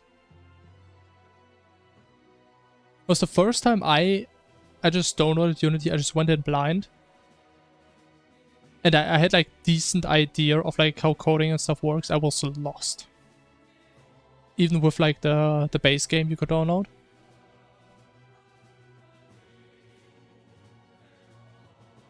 But yeah, but I wouldn't say it's too complicated once you actually know the basic understanding. Oh, it actually works. It actually works. Oh shit. But I guess it does depend on how much prerequisite knowledge of coding you have, how easy you can get into.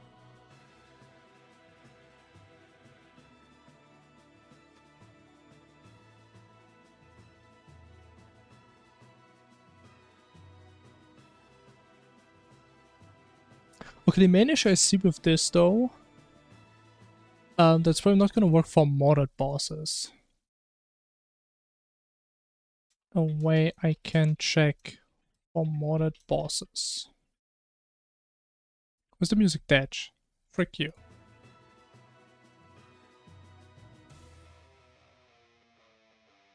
Come on, Mr. GPT.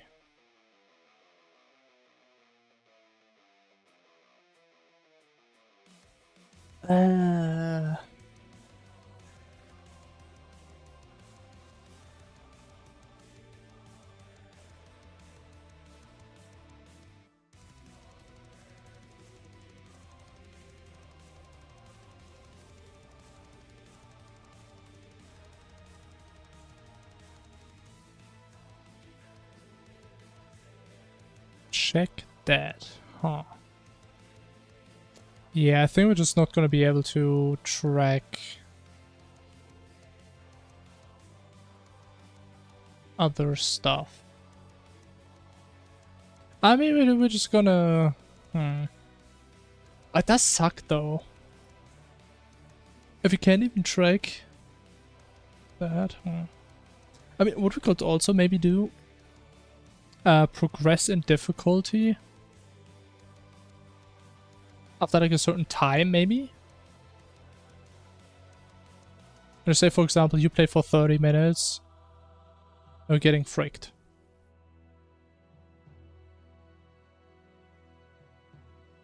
If not, that would kind of suck, because then we need to store a time, which I think would reset once you relog. Or reload the mods, I guess. And it just scuffed in general.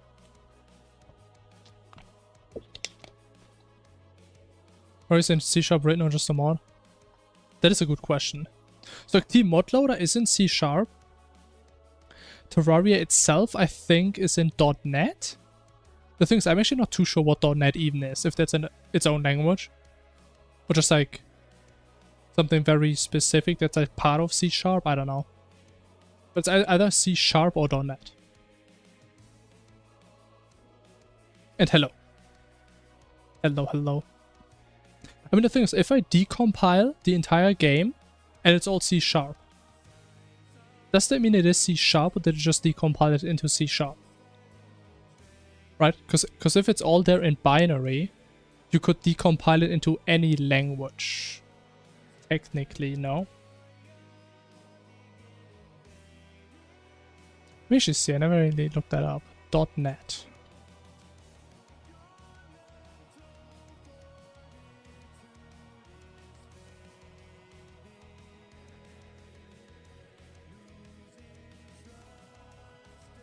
Okay, so .NET is like a part of C#. It's like a framework. Okay, then it is in C#, yeah. Yeah, I never really had to deal with .NET, so I'm not too sure. But yeah, then it's probably C#. Which is actually interesting, because I think most games nowadays are written in C++.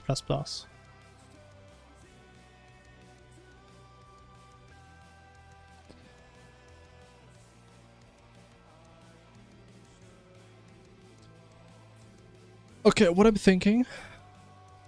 Can we actually make this small? We can, perfect. What we want to do, we just do... Actually, how do we do this? So we kind of need to do this in reverse, right? We need to do something like if we killed Moonlord. Else if we killed Wall of Flash.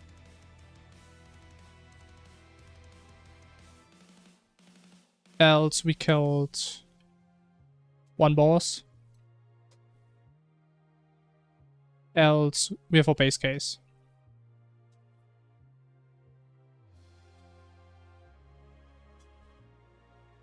Even though I hate that it's reversed, but I think that's the best way of doing it.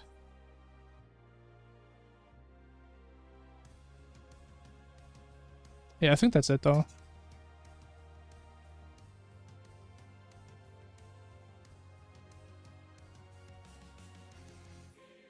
it is still upsetting to me that I can't easily check if we killed any boss. Like, that is pretty upsetting to me.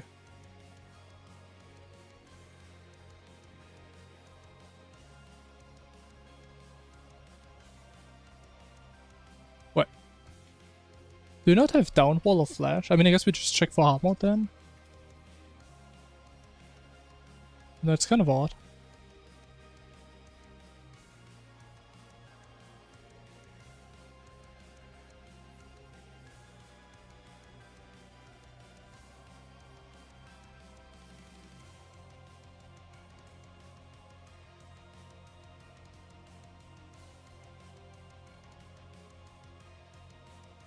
Boom.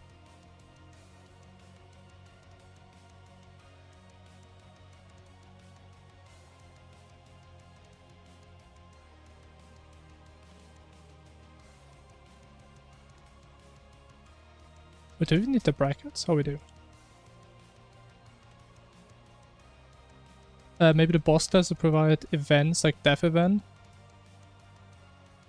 The thing is, as far as I understand it, you have like the general NPC class, right? And this one is just... what was it? It simply stores a boolean for each vanilla boss that tells you if you killed it or not.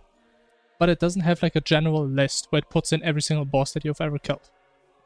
And the issue is, if you're making a boss that is modded, I guess you also inherit from NPC, but it's obviously not here. You don't have a bool for that.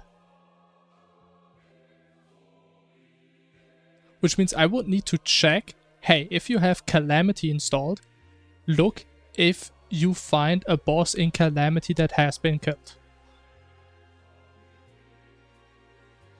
Which again is annoying, because it would be nice if you could just like call one method and it tells you if you have killed any boss, if it's vanilla, modded, whatever.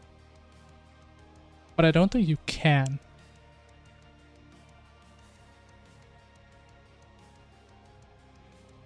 Oh yeah, we can need to figure this out. Yeah, the thing is, they do a lot of stuff like this, where they do everything separately. Like in general, this thing is written in C#, but I feel like a lot of the stuff has like a lot of imperative programming language approach. With just like thousands of rows of switch cases and shit, and just numbers that mean nothing. I mean, look at this, man. If type 190, if type 189, if type 188, oh my god. Maybe that's just me, because I do everything like in objects.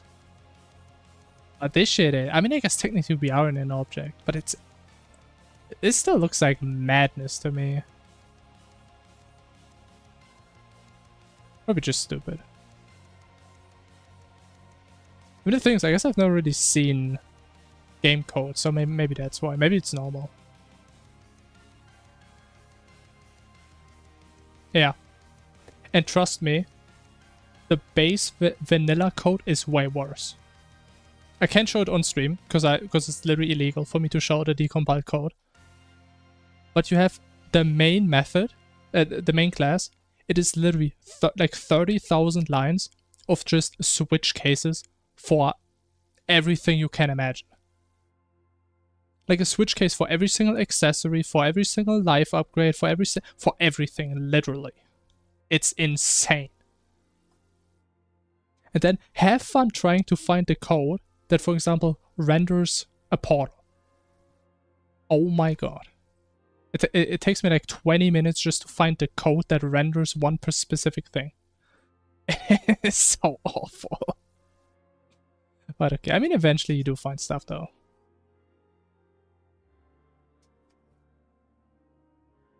It's just a switch, yeah, that's true. Pretty much.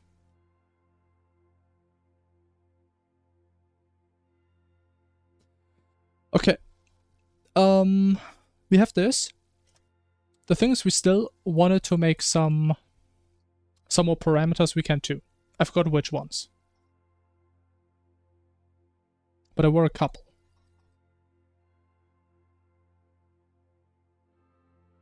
I think my game crashed. What'd I do? Okay, game crashes are somewhat rare, so I messed up big time.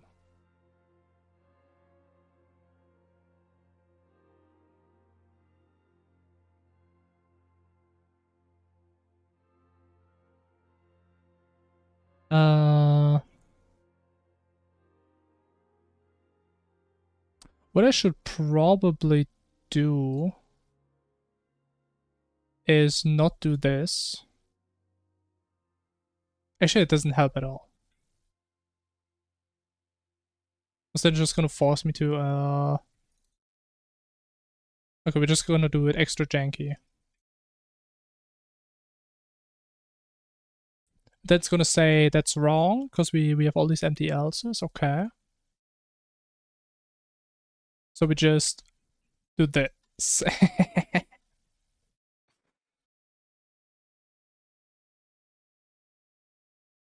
Perfect. Beautiful. Surely it's the easiest way of doing it. I swear to God, if my shit crashes again, there's no goddamn way. Okay. Cool.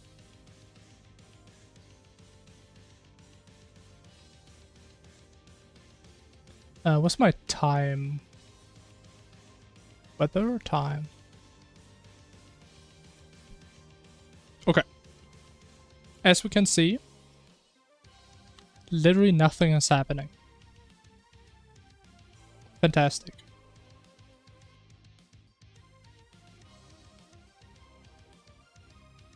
So we still have like this annoying ass print somewhere.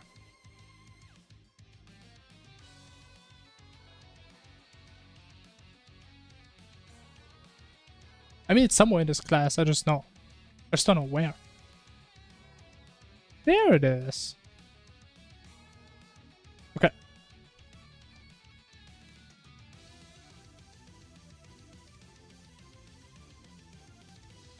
Why are we not spawning any events? Is it because of this?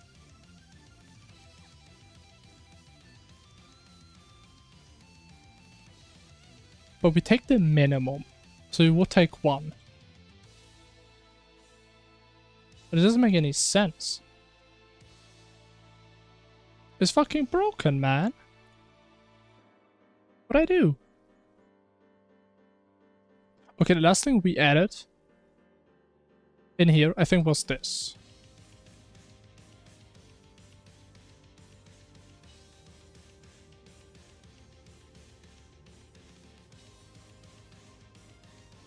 Okay, let's see. If it's not this, then I literally don't know what broke.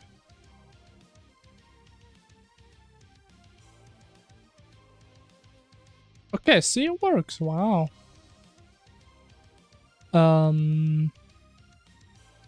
the thing is still one thing I'm not sure. Like, do we want to make it that this one also goes into another portal? Or do we just ignore that?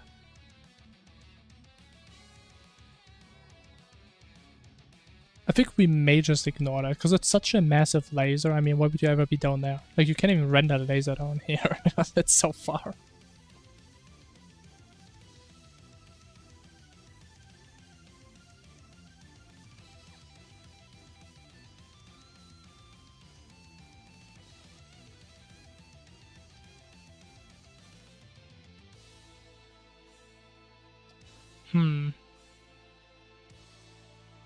And like, I'm also still not sure if we really want to have it be completely random, if we do the laser between two portals or only the prediction laser. Because maybe we still have the issue that like the lasers between two portals are completely pointless sometimes, if we do that. But on the other hand, we would take a lot of randomness away if we always say we first do like the double lasers and then the prediction lasers. And again, I do want to have this be as random as possible. Because maybe we only have 3 events, right? They should feel as unique as possible.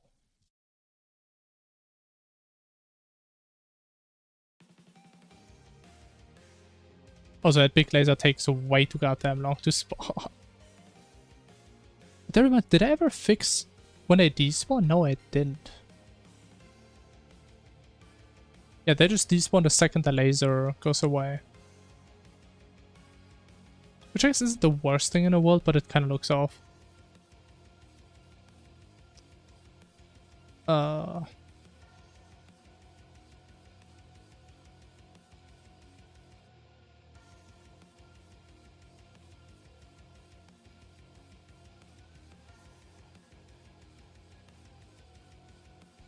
So, what's the cleanest way of doing this? So technically,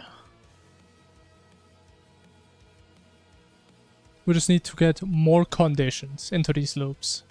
Even more shit, hell yeah.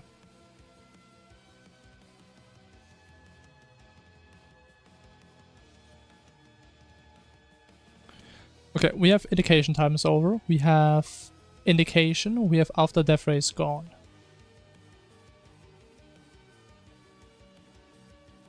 Which in reality means the death ray is just slowly despawning. Now, do we have a parameter for the portal closing animation? We do have the time to close.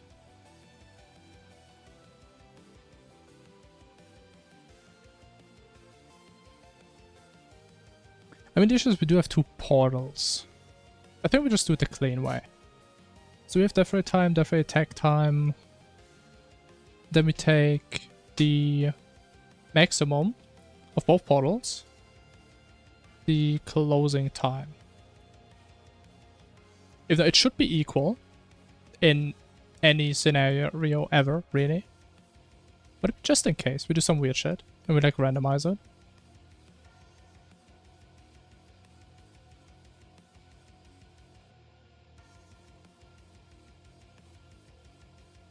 And technically, I believe we should wait like 2 seconds longer now and then we close the portals. I believe. Or at least I hope that's gonna happen.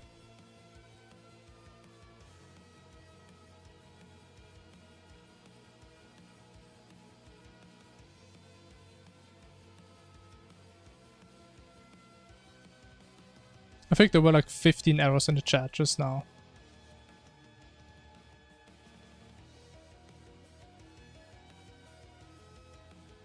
Okay, but I mean, if we look... But why are all the portals freezing? What the fuck? Okay, something did break.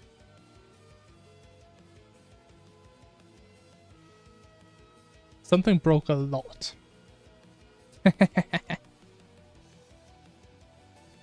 But I mean, it's kind of working, right? As soon as the laser goes away... Okay, it completely broke, never mind. Ah, shit. Okay, let me do one quick break, then we fix this, BRB.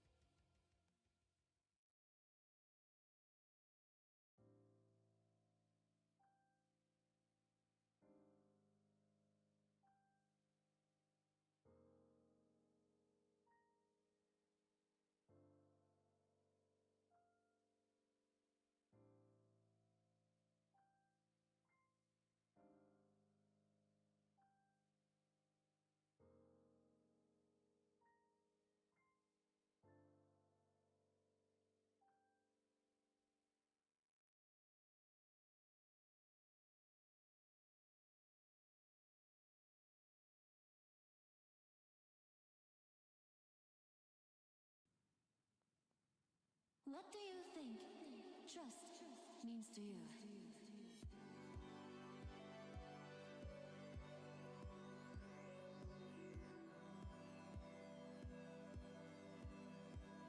If you want an honest answer,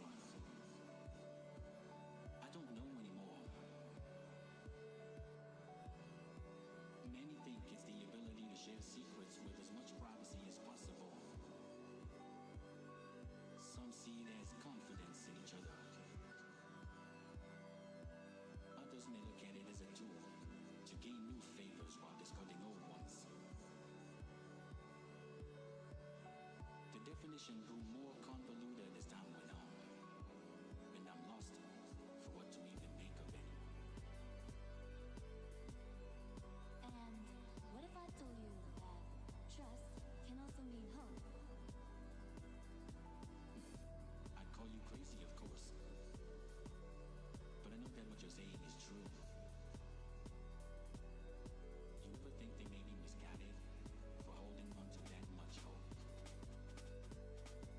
Obviously not. And why is that? Because I know they're trying. If not for themselves, then for you as well.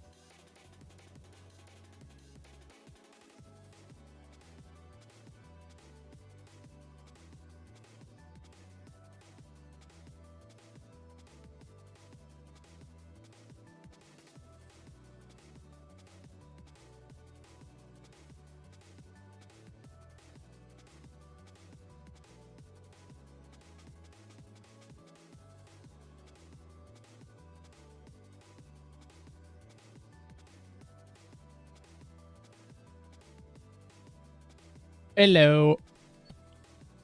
Hello, hello. Alright, I had an epiphany. I had a great idea. So, while we may not check for any possible mod to be installed and check every possible mod, see if we killed any bosses, why don't we just take a mod every normal Terraria player uses and just ask that mod if he killed any player, if we killed any bosses. That should be doable if you just check for boss checklist. What am I listening to? Okay, that's not Calamity music, but okay, I mean, we go with that. Is it possible to build a crypto miner in Terraria? You mean like in the sense of it being in a mod and just executes in the background? Probably. I mean, the thing is, I would assume that there's like some restrictions the mod loader does on mods, so you can do like a little virus, I would hope. But you can probably do some pretty janky stuff.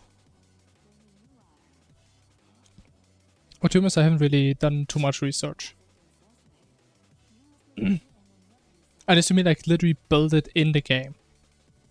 If that's the case, you should be able to as well. Because many people have built a PC in Terraria as well.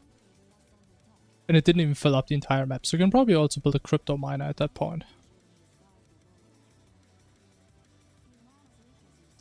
Actually, something broke, right? Auto portals just break. Okay. We should maybe fix that first. Yeah, people also did it in Minecraft, yeah.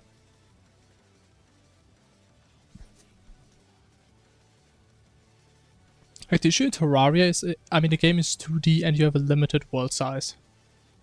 So, yeah, not a lot of people have done that. There's actually only one person, or like one video I've ever seen of someone doing it in Terraria, but I mean, you can do it. But Terraria is Turing complete. Terraria is a Turing machine, technically.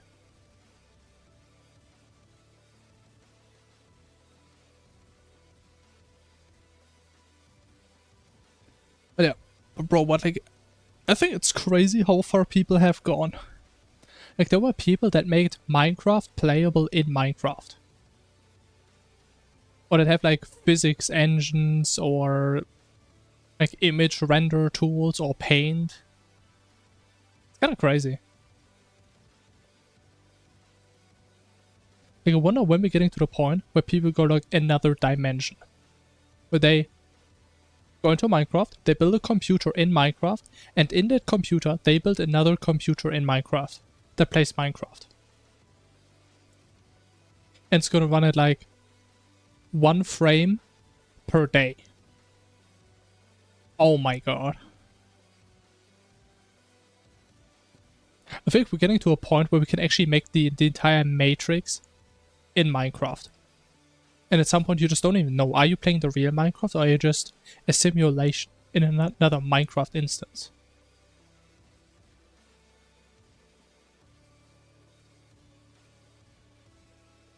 But yeah, honestly, it's crazy doing that.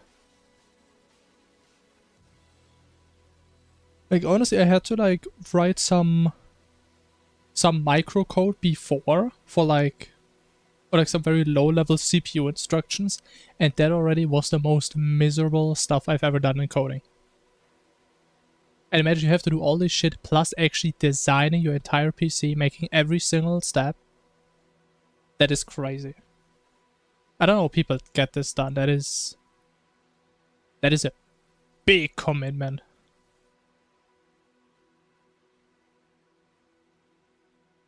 But yeah, I mean, even if I have a PC that is strong enough to like run this thing, just building it is wild.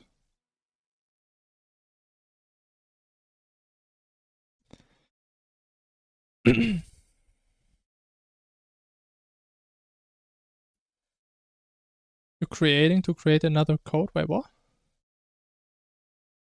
I mean, there's programming languages for programming languages yet. Yes. Which is, for example, what we're doing here. This is high-level programming. But there's like 5 other levels of code below this. Yeah. I mean, I'm definitely not an expert, but... let me see, how would I draw this? So you have like your little computer at the bottom, right?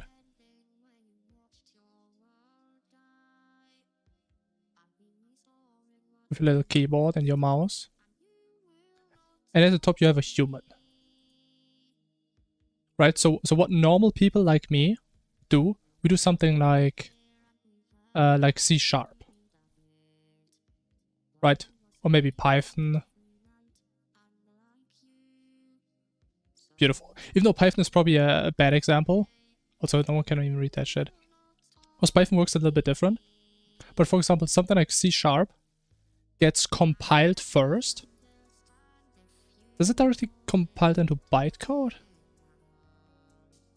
I actually need to think for a moment. I think so, right? There's like some type of bytecode. Or like some compiled version of C#.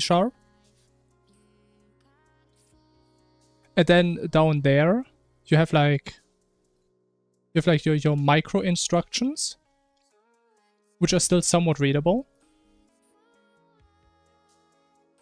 And then at some point you just, as you say, you just have like binary. And that's what the computer actually reads. Okay, maybe this is completely off, but that is like roughly how it is.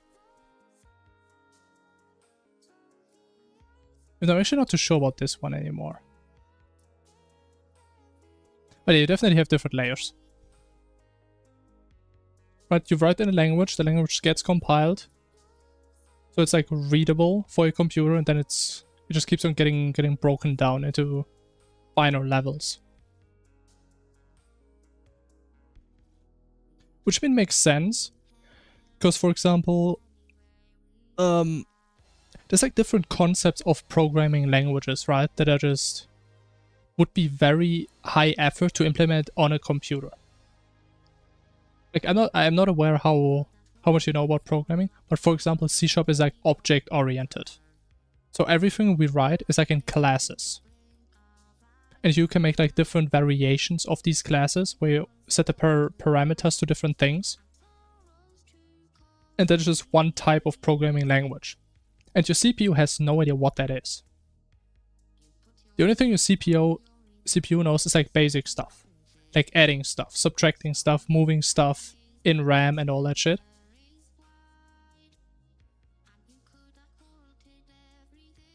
And that's why you have these different levels. So you can get like more and more complex concepts. But yeah, my CPU has no idea what any of this means. Public override void after, what the fuck is any of that? Homie has no idea. So guess how you could kind of imagine it. Imagine you want to talk with someone who speaks Chinese, but you don't have like a one-to-one translator, right? So someone translates Chinese to, I don't know, Japanese. Someone translates Japanese to, I don't know, German, and someone translates German to English, and then you understand what he's saying. There's like lots of programming languages around the world because of each use their way to simplify codes. I mean, you could say that to some degree, yeah. Because at the end of the day, all programming languages, you can do the exact same stuff. Right? If you use C# or Python, you can make the exact same programs for the most part. Right? The main differences are, first of all, efficiency. Right? Some programming languages run faster than others, but have like other downsides. And also you have like different syntax, right? Which also makes some things easier or not. Or some are object oriented, some are not. Where you can't really say what is the best programming language. It just depends on what you're doing. So for example, if you do stuff with games, it makes a lot of sense to work in an object-oriented environment. Because as you can imagine, for example, if you have 10 zombies on your screen, logically it makes sense that all of them are like part of the same class, but they have like different HP, different coordinates in the world, all this stuff. So it does make a lot of sense to use like something that is object-oriented, for example. But if you're in a different context, you may not need that. If you're writing like a program that's only supposed to be interactable through a console, I guess you don't really need object-oriented. I mean, it probably still makes it easier in some context, depending on what you do. But yeah. And again, that is also kind of the reason why I like Python as like a beginner language. Because Python pretty much has the best of both worlds. Or like of all worlds, honestly. Because you have easy syntax, you have object-oriented, which you can use, but you don't have to. You have the idea of imperative programming, which just ignores this entire idea of having objects. But it is very slow.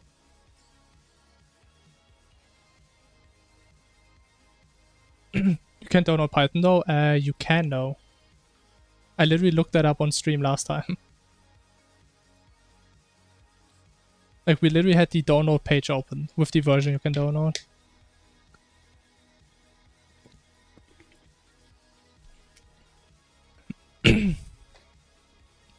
I mean, I would recommend to like update, because Windows 7 is old. The thing is though, if you go through all the effort in upgrading your PC, you should get Windows 11. Because Windows 10 is running out in like 3 months or so. So it's gonna be outdated again. There's some issues? Yeah, I mean, sure. But again, there are Python versions for Windows 7 that you can download right now. Again, it's not the up-to-date Python version, but if you just want to get into programming, I mean, that's fine. Even though there's some somewhat fundamental things missing, but I mean, you can still program. You can still make anything you want.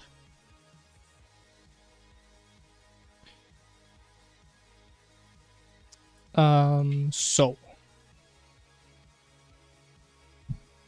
pretty much this is all we did, right? And it broke.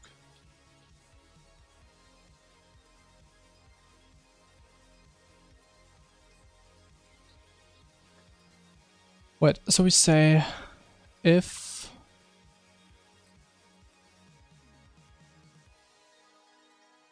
wait, death ray.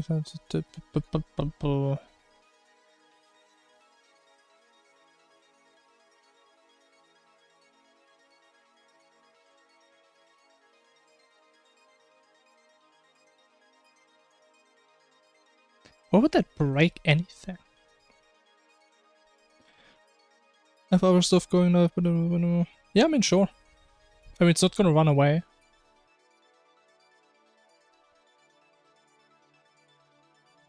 Just do it when you feel comfortable.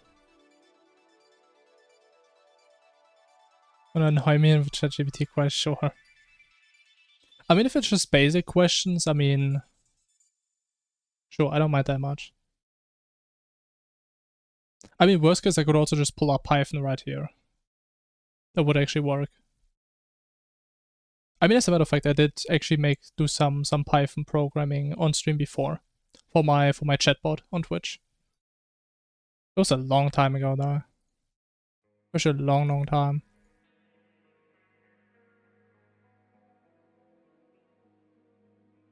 Like pizza or burger? Honestly, that's a hard question.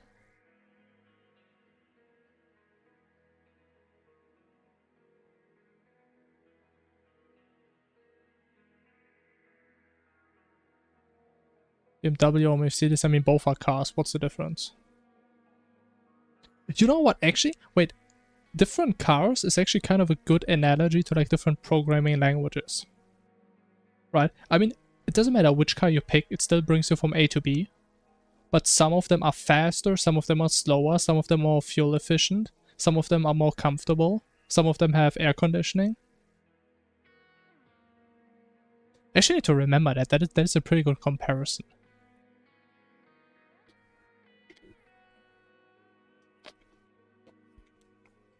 Also, I kind of like to like figure better ways out of explaining stuff because I suck at explaining. Which is kind of stupid if I do coding streams. I know nobody has any idea what's going on. I mean, to be fair, I don't even know what's going on myself. I mean, like, why would this not work, for example? It makes no sense. Okay, but you're telling me, if I remove this, it's gonna work. Magically again. It shouldn't break anything, though.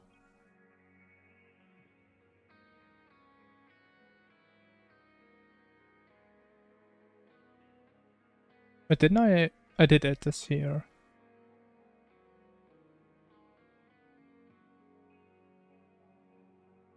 CC Sharp, you're convinced? Hey, I mean, it's not the language of my choice. It's just what Terraria does. But honestly, man, the more I code in C Sharp, the more I like it.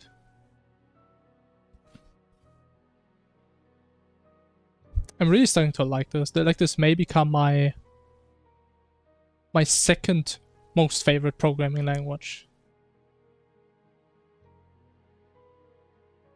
Is this Messi or Ronaldo? I don't care about football, I have no idea. Überzeugt means convinced.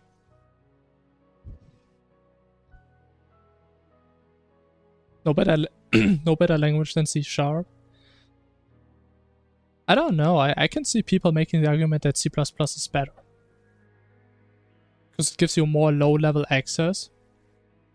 But for me personally, so far I really like C Sharp.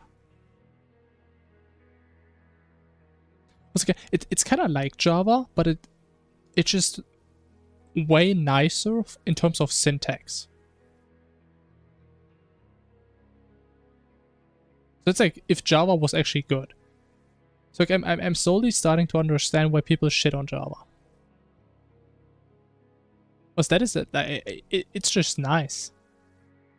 Like I actually talked about this before. I don't know if Java has this stuff. these functions, I'm still fucking cooming just seeing these functions. Maybe I'm stupid, but bro, I love this shit.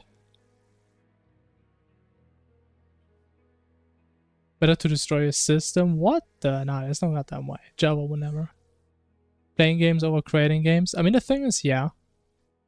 I agree. And again, the idea is that we make a game that we can actually play, right? So think about that. Now imagine you actually make your own game.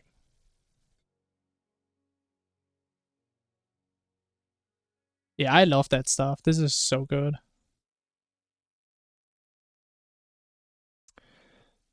Wait, I did remove the stuff. So let's see if it's gonna work. Okay, so far C#, I mean, it's a solid language. I still like Python more, but it is a solid language. So if it's more complicated, so people like it, kind of, yeah.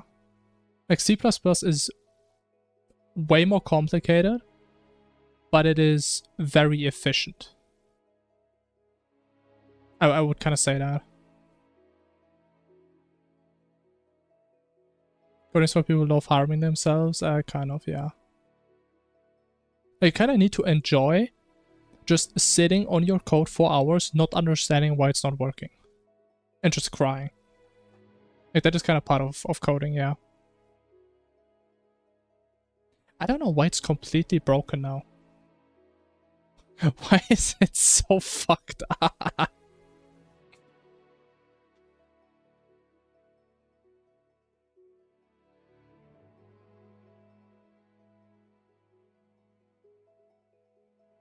Wait, all of them close at the exact same time?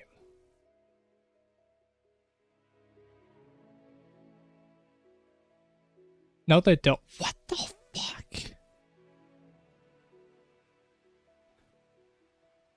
Sometimes not the best option. I mean, yeah. I mean, I don't know if this is what you mean, but for example, I figure at this point here, I mean, there's no reason to do this. I mean, at this point, I can just do a normal for each, which I'm gonna eventually when I get there. And then we just put this stuff also in there. Actually, no, we can't do a for each because we have to remove stuff, so we're gonna have to do another reverse for loop.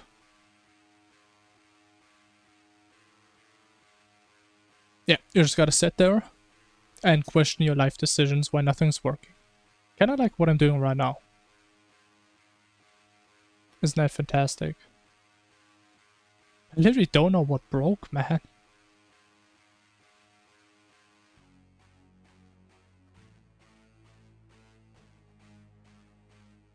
I just don't fucking know, man.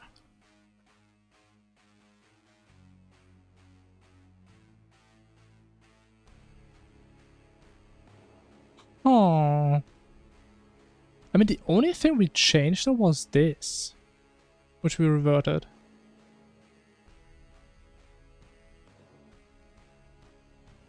Oh my god. I mean, is there any chance that the game is like lagging because we're printing every frame? And then it like gets delayed? Surely is it, right? So it may not new text. What the fuck is this shit? Put it somewhere. There it is, you nasty. Is it not possible to debug the mod? As far as I know, not really, no. When a Visual Studio, I don't see a single reason to use Visual Studio. Like, I'm not used to it. It takes forever to open. I don't like how it looks. And I don't see a single reason to use it. I'm gonna be honest. I know it's like what people do usually, but I don't see a reason.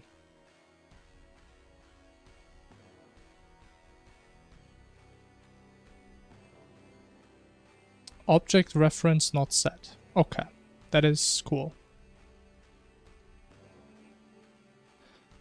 Let me grab the log file.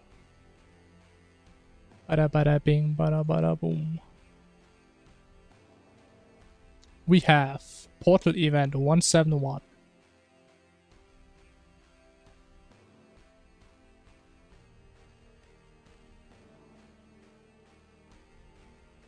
Why would this break?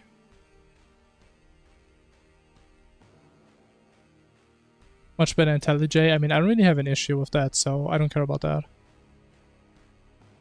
What's the next reason? I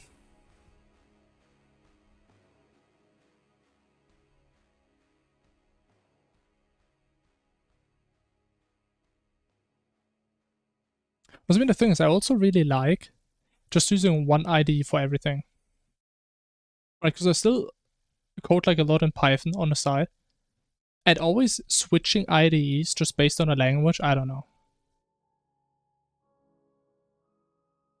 I don't like that idea. I mean, I would probably do it if I was doing my own C# project. Maybe. Because it probably has some better debugging possibilities. Right, but I'm mainly just writing the code. I can't really test it in here. And again, I can write a dot, I see the methods, I see the attributes. That's all I need. I mean, I'm used to coding in a literal txt file. That's what I'm used to. So honestly, this is good enough. Also, I like the colors. The colors look nice.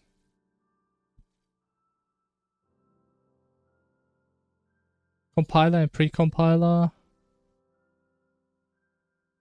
I mean, yeah, but again, we're mainly writing code. We're not executing stuff in here, so it doesn't really matter. So yeah.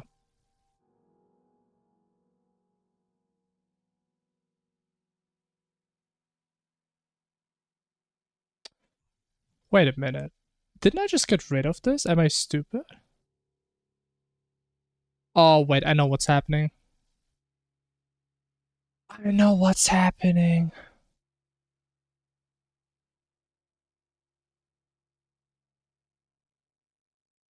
The music stopped. Cringe. We need some new game music, man. What is like a game that has really good music? It has to be a banger game. Because it's the dark theme from Studio. I like the colors. That's always staying on VS Code. Also, it has nice colors. And it didn't even have to change anything, so that's cool.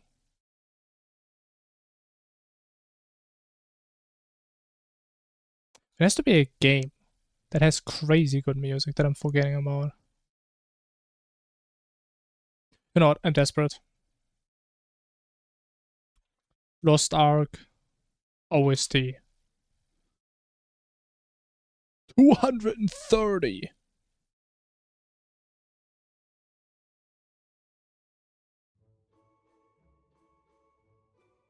I remember Lost Ark having some banger clips. Some banger tracks. Actually, what about raid music? Wait. How many are there? 37. 54? Oh, this might say Guardian raids, bro. Nobody cares about Guardians. Okay, I'm probably gonna get PTSD from half of these songs. It's gonna be fantastic.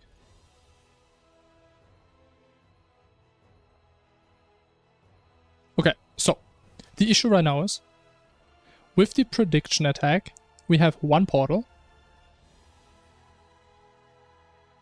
We have one portal. We shoot the ray. And when the ray arrives, we spawn the other portal. So we probably have the issue that we want to access the second portal before it even exists. That's what I'm thinking. Work for 19 hours. Oh shit, man. I better go to sleep. Have a good night, man. Thanks for stopping by.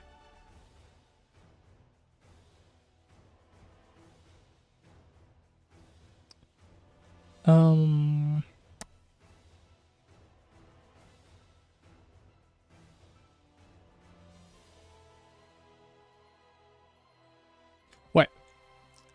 We make the portal when death rate time less than time. But we access this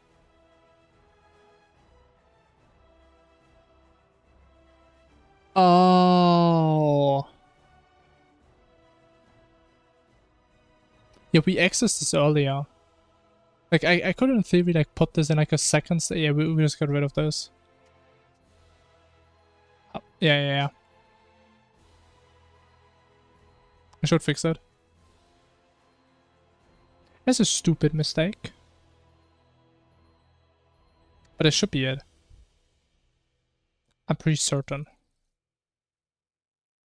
Watch this. Oh shit.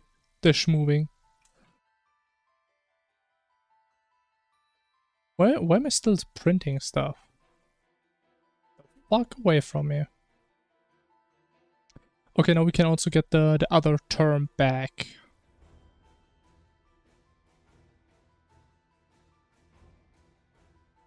But actually, what I should also do, since we're not taking the maximum, we can just do p.set, no, not set, time to close, equal portal 1, time to close. And then we can go back and take the maximum here.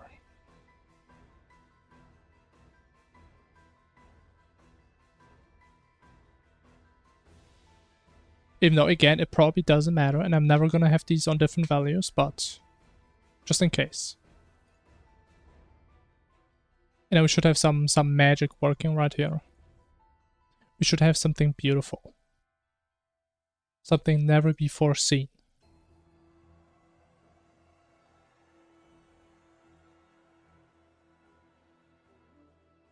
Okay, so the portals do close after the lasers despawn, which is correct. But they should despawn the second the laser is gone.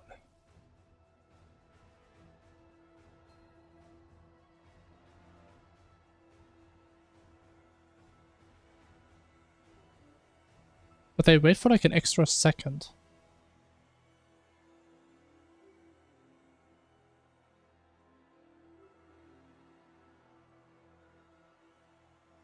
Man, I can't see, man. Okay, wait, why does it keep drawing when I'm in the escape menu? Okay, I'm gonna just ignore that.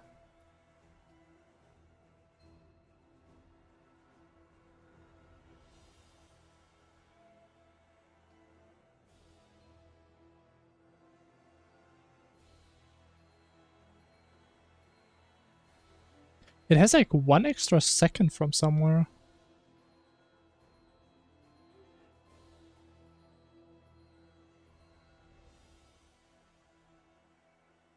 Wait, that makes no sense what I'm doing here. I say wait the amount of time it takes for the portal to close and then close the portal.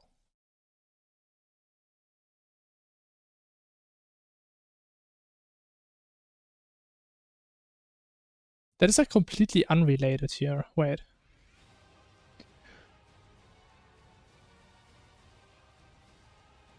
We need to know when the laser is gonna despawn. Which should be this, no? Definitely attack time? How do we despawn the death ray again? I forgot. Custom death ray. I mean, actually, yeah, that is it. That is it. So, if we don't have this term, as soon as the laser is gone, it closes. No, wait, as soon as the laser closes, this one closes.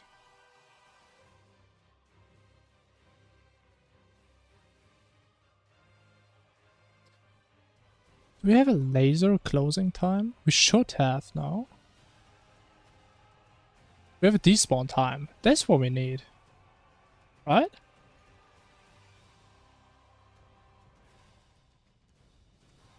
Yeah.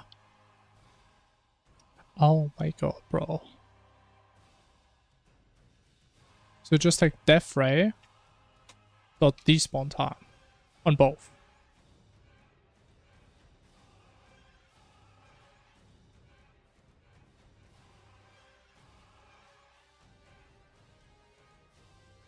Okay, watch this.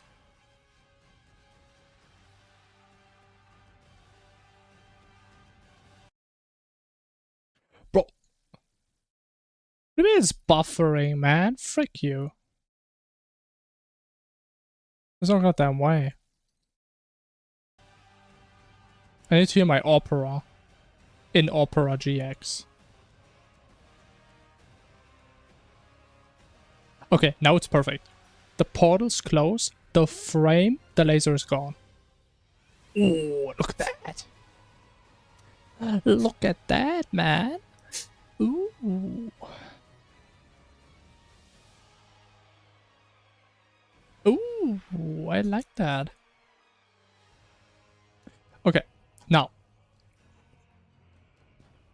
For the portal event, the only things we randomize is how many portals we have, in what range the radius can be, how fast the portals are, and how fast they're changing the radius. Which is cool, but we need more. We need more randomness. So we also need what do we need? We need the time, like how fast the laser is, how long the indicator is, and how long the despawn time is. Which I feel like is going to be complete overkill, but hey, we just do it once, right?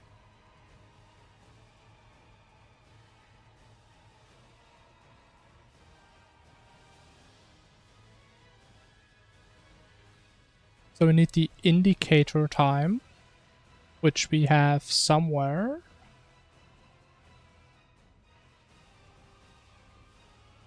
Oh, you know, oh, it is kind of nasty because I have to make all these new variables here just to like pass them to the death ray ones. Ooh.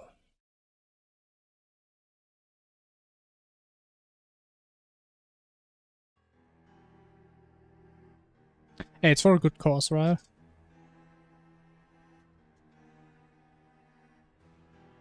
So what did I say? We need portal indicator time.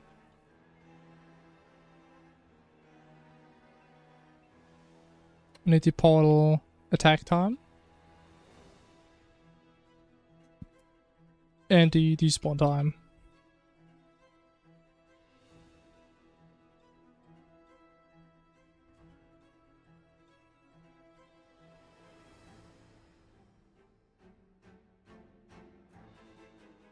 Okay, indicator time. I mean, it's probably going to be constant, honestly.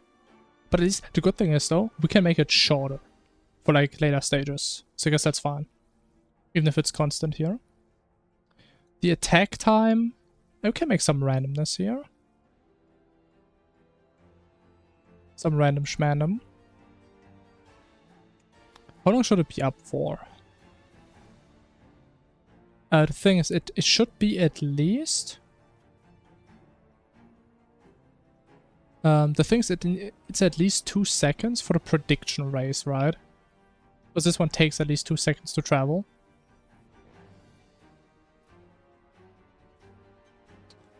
So I'm thinking... Maybe I actually write this down so I don't forget.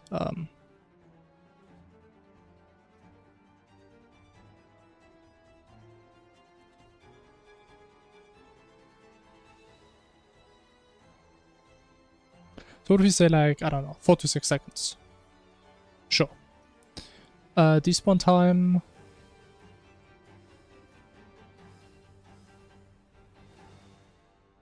could also be like 1 frame.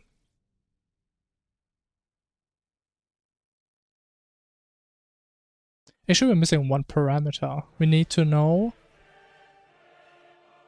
how fast it is. Which I think we actually have here now. Attack duration. No. But these naming conventions are so fucked up, man. Like, they're just different for every single fucking event.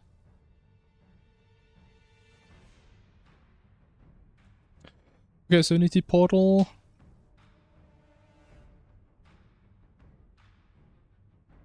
Portal... What? Like... Time for max length. God, that's awful. And then we can just... do 1 divided by this to figure out how many frames we need. So it should be fine.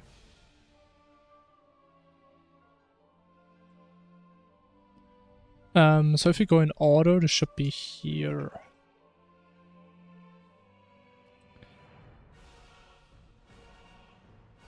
Okay, so how long should it take? Oh, the issue is though, like that is fine for the normal death ray attack, but for the prediction ray, it's set to 2 seconds. And we probably don't want to make it any slower.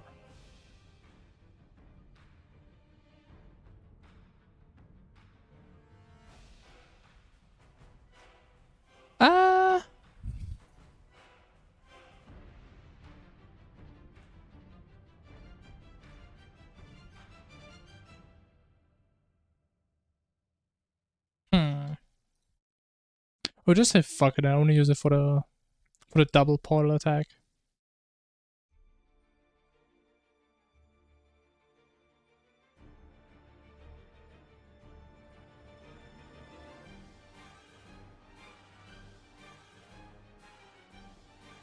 Okay, you know what, man? This music isn't hitting. Bro, I need something.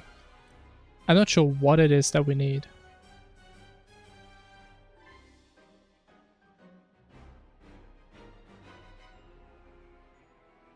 What if we go to WoW OST?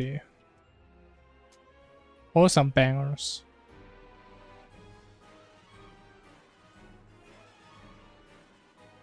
Elwyn Forest, yes, please. 1 hour. I mean, we take those. Give me something. And to feel something. I need feelings in my music. I want to cry while I code. Sacrifice the rogue. Holy. I'm not sure what that means. But as long as you won. Hey. Every win needs some sacrifices, right?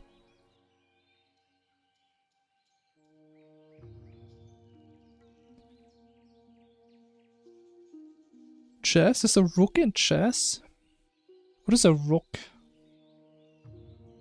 I thought you said you have like peasants and kings and queens and horses or some shit.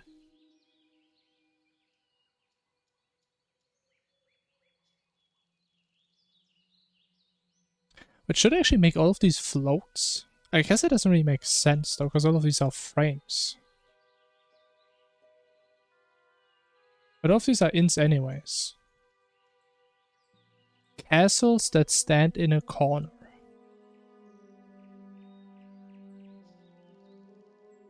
Since when are there castles in chess? Did chess get like a patch? Is that like chess 2 out finally? The long-awaited sequel.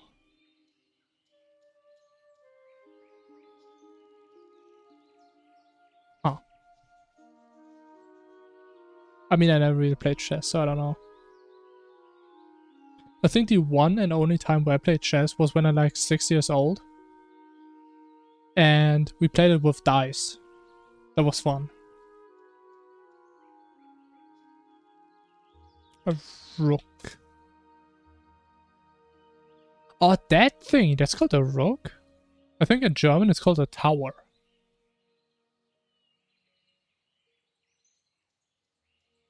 Or am I crazy? Yeah, it's called a tower in German. Okay, so that's why I got confused.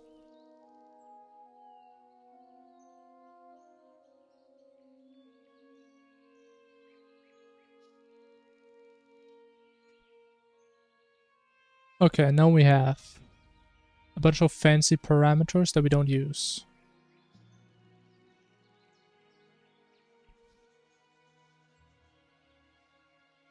Yikes. Okay, wait, indicator time. What do we need the indicator time?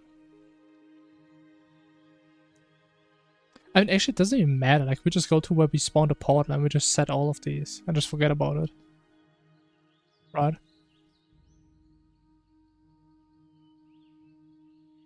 Time to close. Do we have a time to close?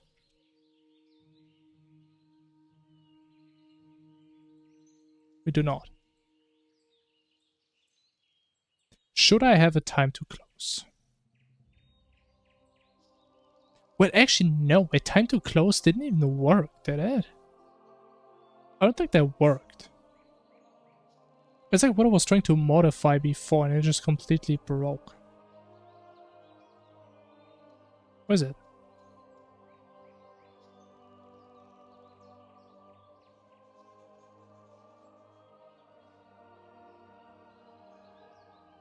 No?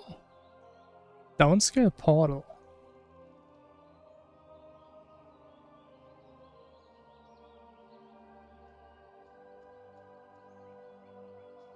Huh. Okay. I don't think we need to change that, but I think that's fine. Radius, angle, clockwise, scale? I still need to figure out if you can change the scale or not.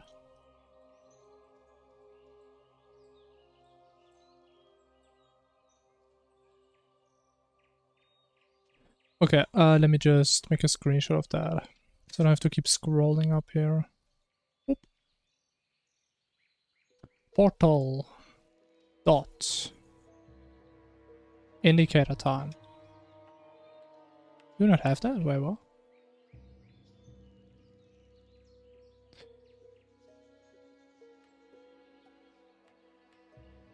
Ah, we do this on the death ray. What, I'm stupid. Yeah, well, all of these are for the death ray.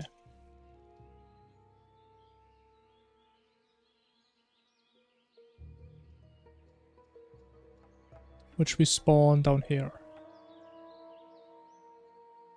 There it is. Okay.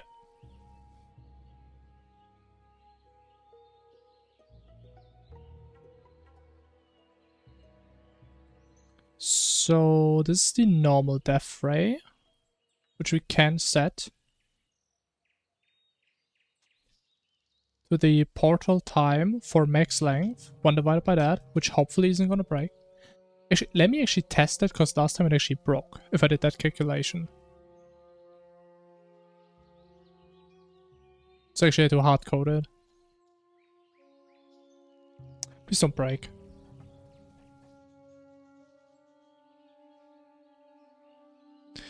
Please don't break. Okay, it seems like it works this time for some reason. Never mind, it just broke. Why, though?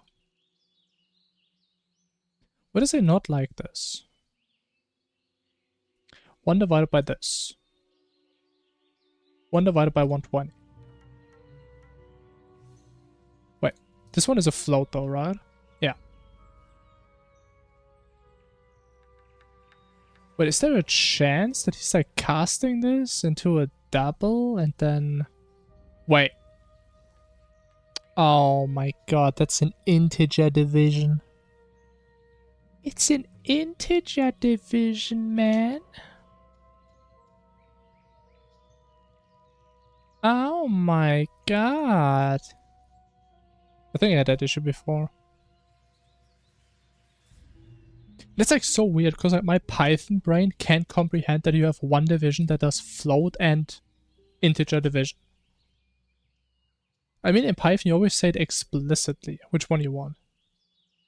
Okay, now it works. Wow, look at that.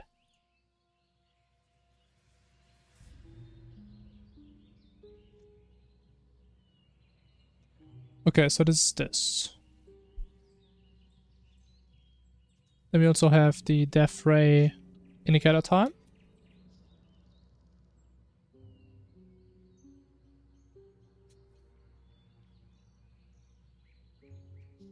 The attack time.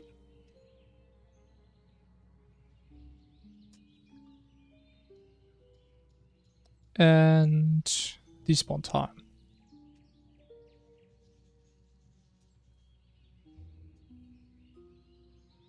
Boom. And we have to do the exact same shit up here as well. Or down here? Down here. Boom. Okay, beautiful. And now we should be able to do some funky stuff. For example, say you have like... What's that? What is this? 1. What is this? 1/6 of a second to react. They make like the despawn time giga long. Just see what happens.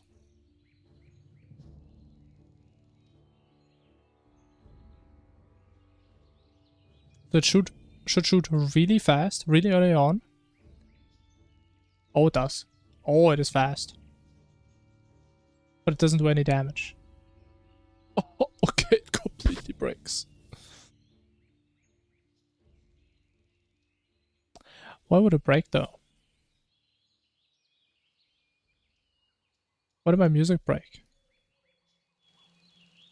Oh my god, it's quiet.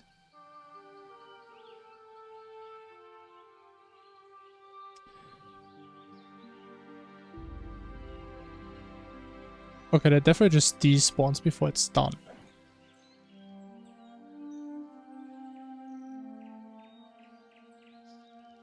Oh, but I'm stupid. The despawn time is, I think, the...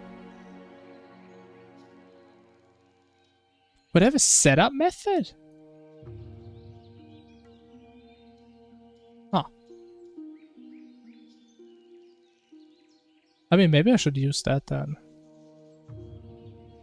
Oh, we also need to customize the damage time. Oh.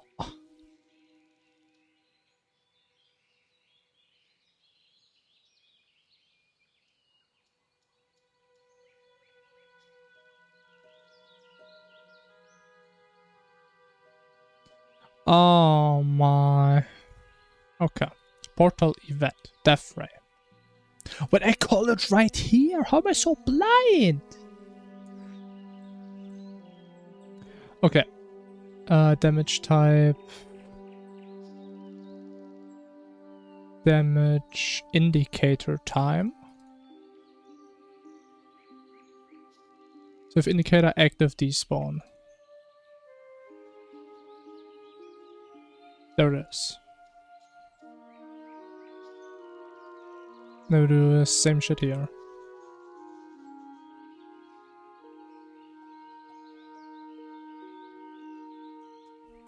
Honestly, I think from now on, for all NPCs and projectiles that I do, I always should have like a setup method. Will make a lot of sense.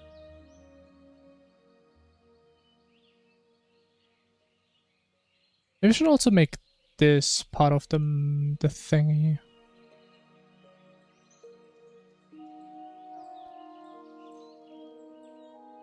I mean, it works. It runs.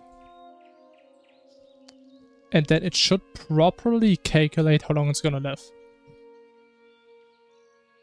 So hopefully it just doesn't suicide again. I would never. Now. Come on. Okay. Looking good.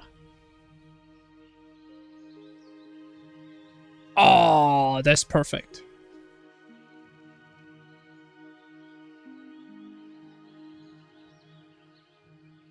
You know, this laser is pretty goddamn fast. I mean, I know there's like no indication time. Oh, because these are frames. I thought these are seconds for some reason.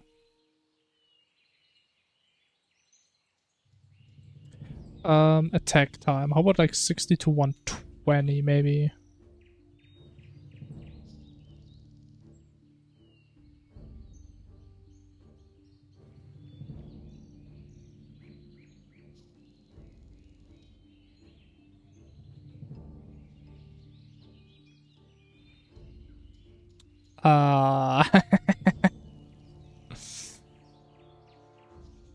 Yeah, that doesn't look right.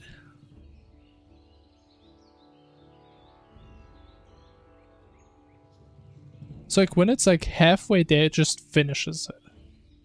For some reason.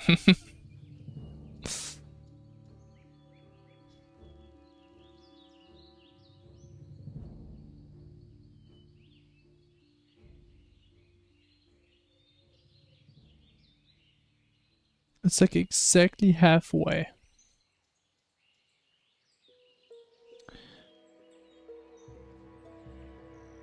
You know what? Maybe there's like a discrepancy. You know what there is? Oh, you know what? I know what the issue is. On a prediction ray, the despawn time.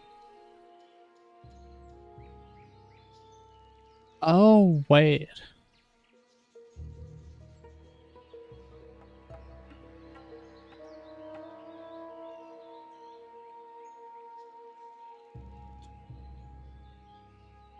No, wait. We can make this variable.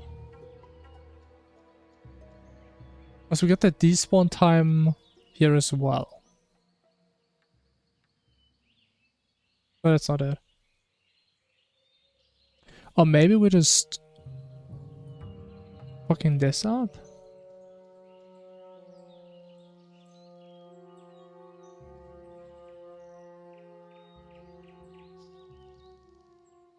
Oh wait, this one can't be a constant.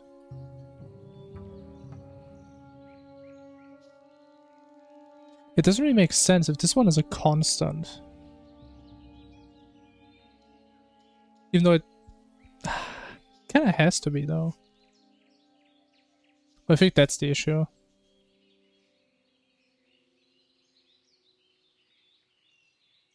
The thing is though, if it only happens for the prediction race, that makes sense.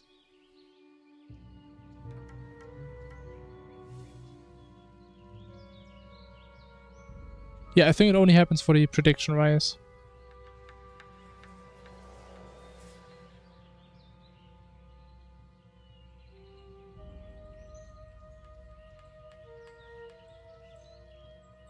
Yeah, the other one worked just fine, so that's the issue. And then in the code, we differentiate when they're in the when they're shooting and when they're just holding the position. And when they're holding it, we don't use the percentage draw, but the full laser, which is why we see that little jump. So that makes sense.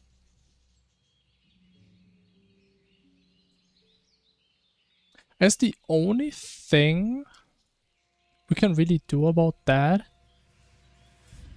if we make sure that the attack time is at least 2 seconds, which is really long.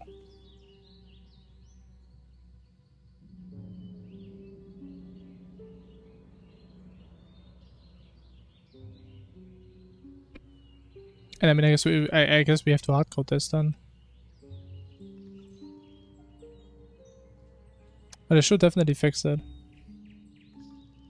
Actually, for readability, can also do this.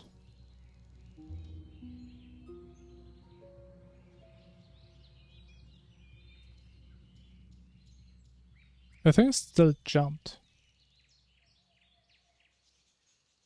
Oh, I guess the thing is, it could still jump on like the last couple of frames because of rounding errors. Because we just put it as 0.08, but it's 0.083 period. Or like repeating. I think that's how we say it in English. So it could be that little difference in precision. Yeah.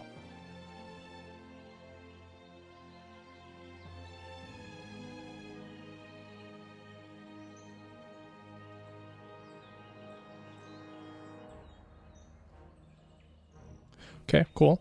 The thing is, I'm actually not sure. Can we actually tell how long to hold the laser?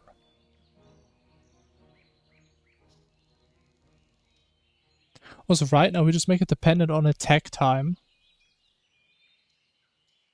But attack time pretty much says how long it takes for the laser to arrive at the other portal.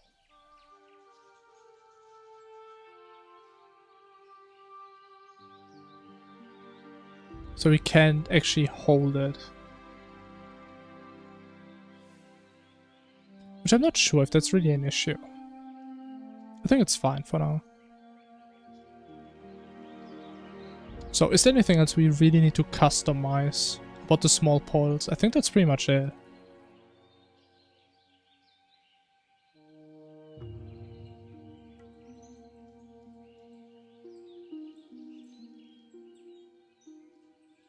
think that is pretty much it. For the big portal, what do you want to do for the big portal?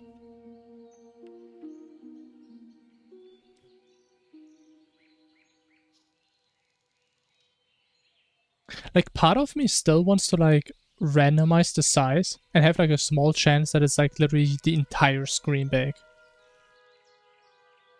Or, like, half the screen at least. Because, I mean, it is a massive portal, but I think it could be more massive.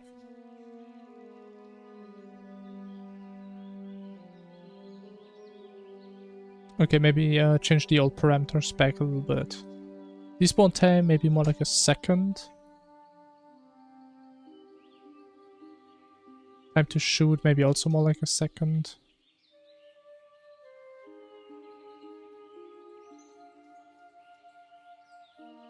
Okay, this doesn't matter anymore because we hard-coded that.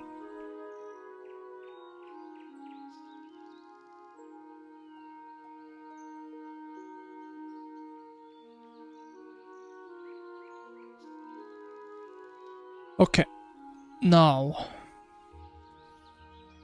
massive portal. Hover duration is still too low, if you ask me. It only goes for up to till 10 seconds, which isn't a lot.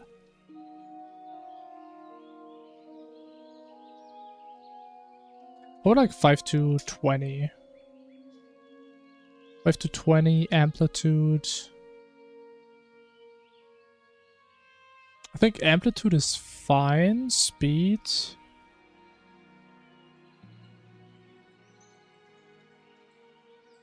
Maybe we can change this speed a little bit. I mean, it could be funny if it's a bit faster.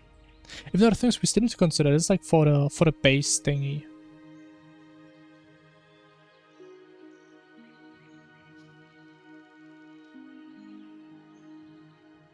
You know,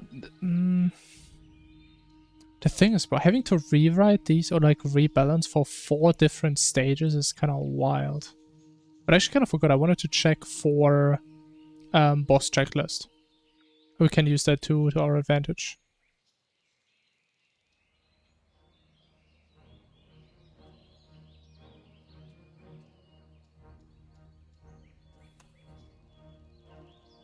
We should be able to use that.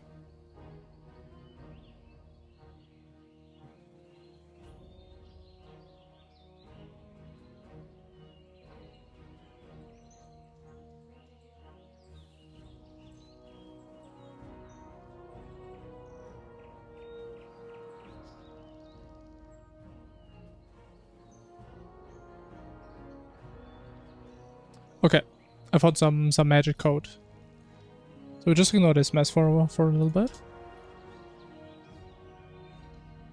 And do the battle. Any boss defeated. Boom.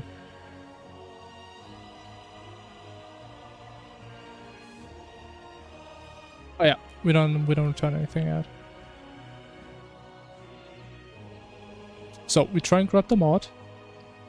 If you don't have the mod, we just go away. Return false.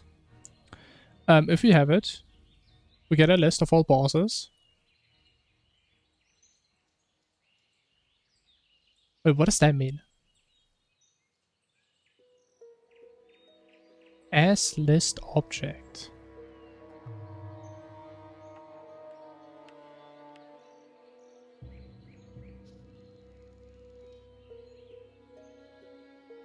Is there just like a different way of casting it into?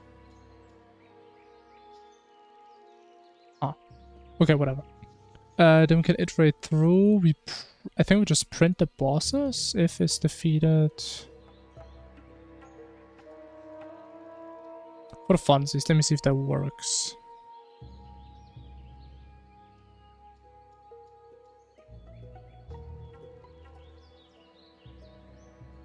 And I guess we would actually have to enable that. Let me see actually what happens if we don't have the mod enabled. Does it just crash? I think it should. Actually, no, it doesn't crash because we check if it's null. It did crash. I can't press escape.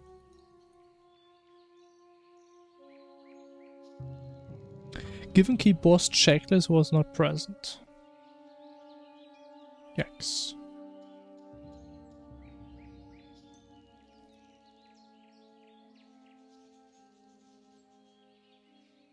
Man, I should really stop starting the game before I check the log file.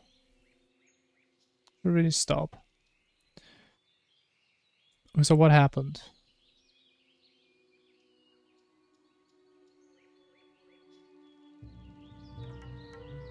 I actually forgot, what was the error message? Shit. What if we do a good old try? I mean, just try it, man. Just try your best. Try... Deception? No. Oh my god.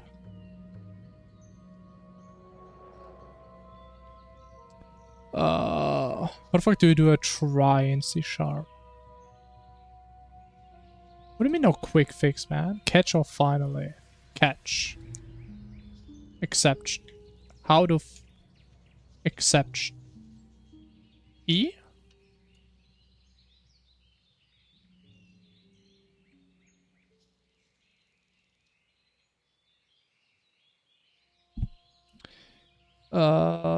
Stack trace? Message? Stack trace, I guess.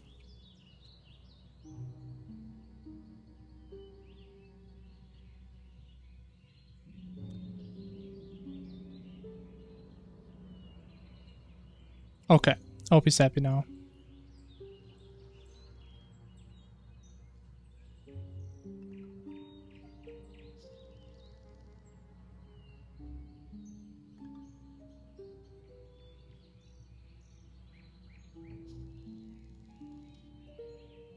Okay, given key boss checklist was not present.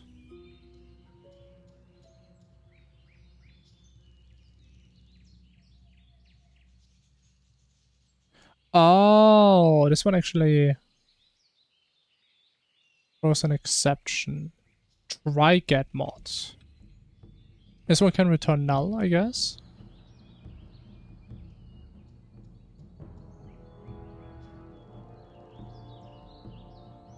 Oh, this one is just a bool.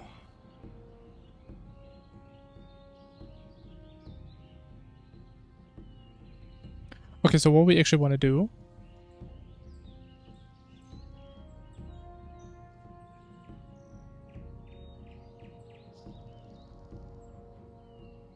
want to do if...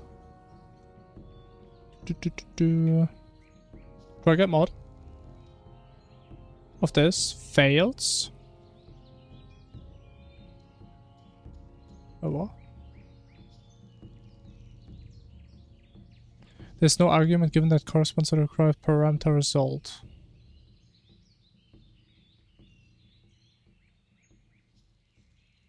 Wait, you get a string and the... Wait, what? But how does this work? So what do we actually get back? I mean, this makes it sound like you just get a bool back.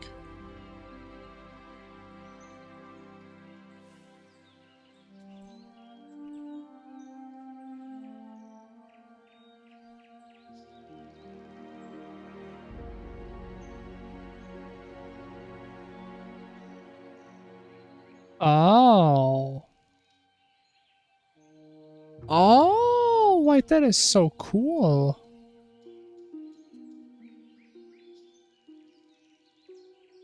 To do it like this?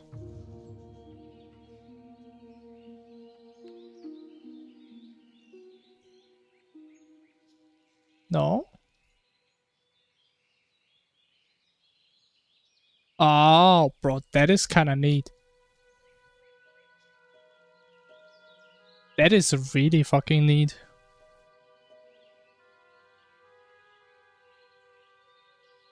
And then...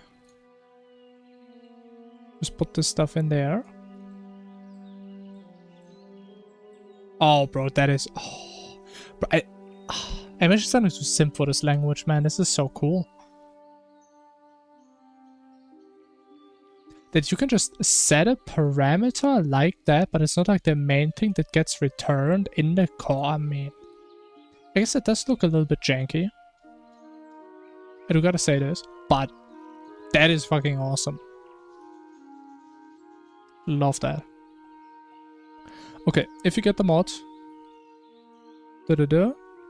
we call all boss info, get this as a list, go through the list, and if we have someone defeated, we just print someone is defeated. Okay? I mean, if that works, that would be pretty fucking cool. Alright, Babu, have a good night. Good night, bye-bye.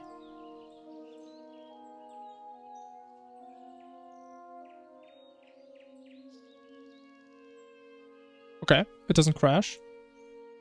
I'm pogging.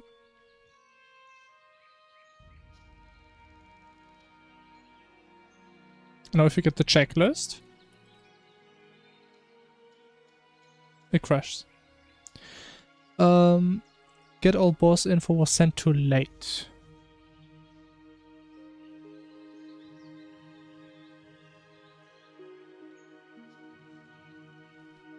What?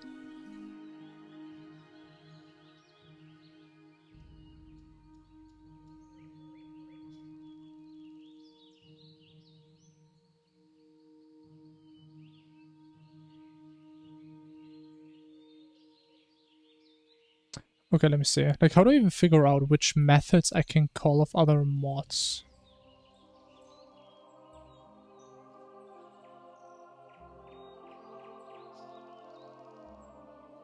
Determining internal names.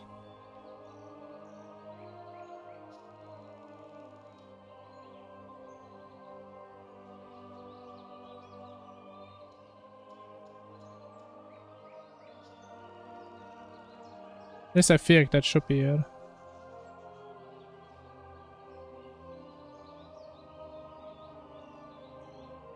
Query mod origin.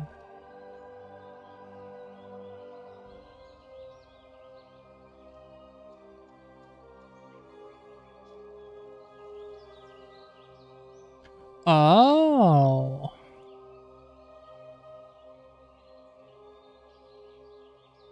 Seems reasonable. So we can just do was checklist.items? No?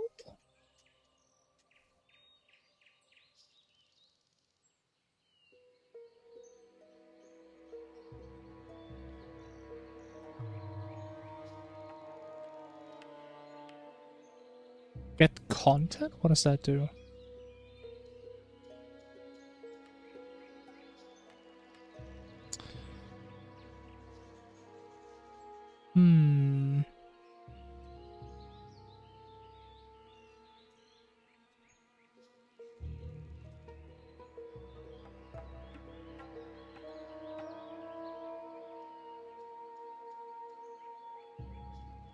Check the mod source code. Wait, checklist is on GitHub.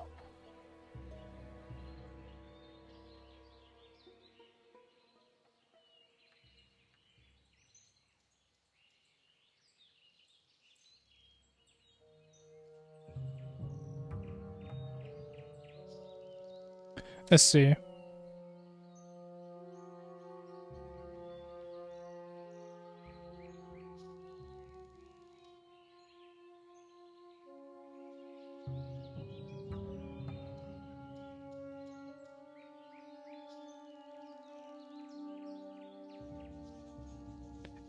Progression values.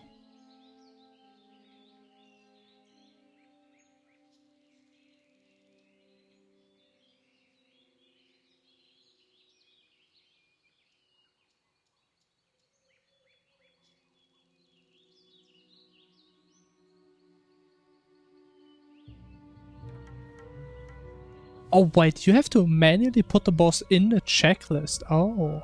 I thought some of the mod just figures it out himself.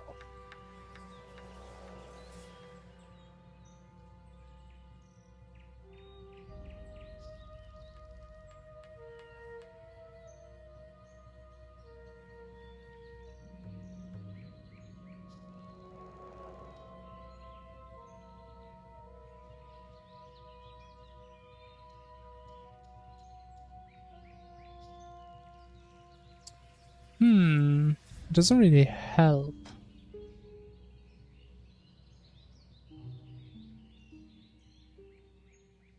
Or does it just have like one main file?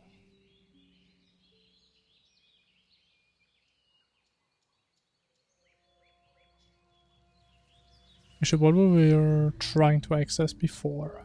Boss checklist, get all boss info. Let's see if we can find it somewhere. No matches.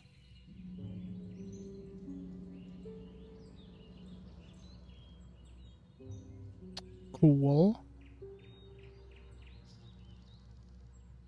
Where's boss checklist player?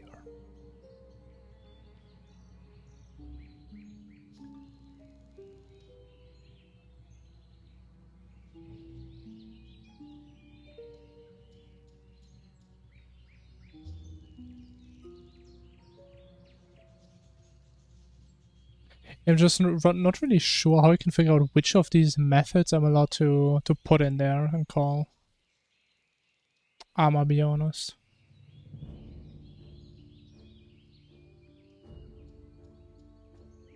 Boss tracker.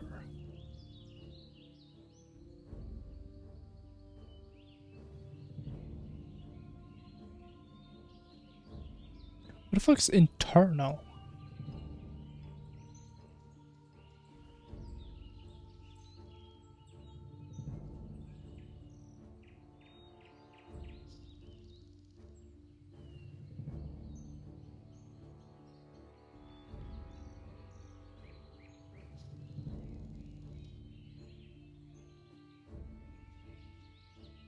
Yeah, I'm not too sure about that. What do we have right now? Little boss info, which didn't work, right?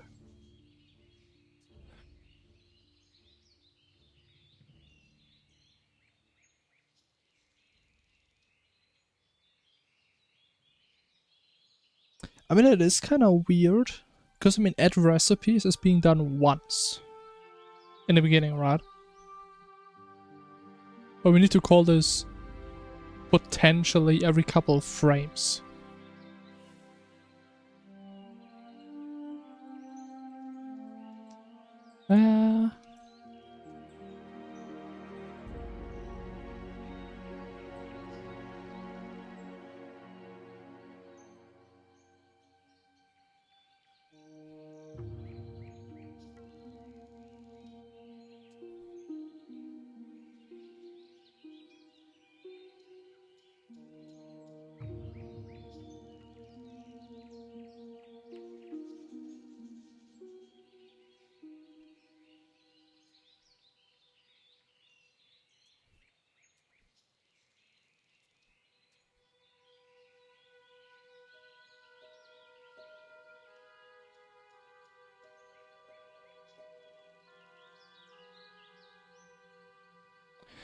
Man.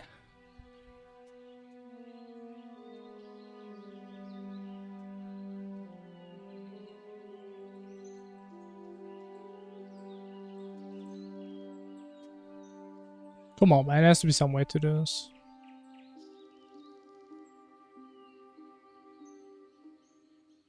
Oh my god, I'm not gonna use the vanilla way, man. I mean, I guess I already do.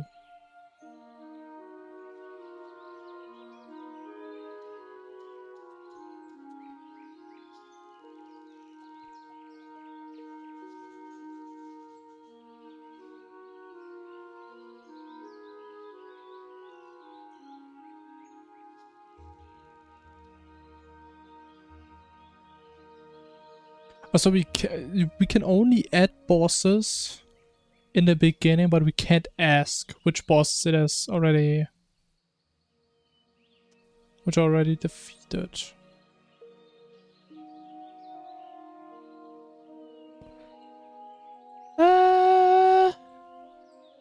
Shit.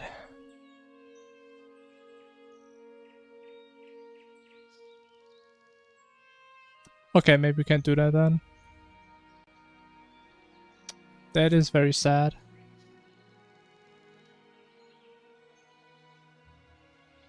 Okay, I guess Guess we're just gonna ignore this again then. Sure. I mean, worst case, since I mean, the mod is gonna be primarily for me to play, right? I guess we're just gonna put in like Fargus and Calamity.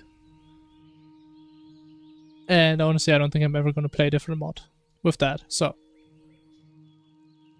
I'm sure it's gonna be good enough.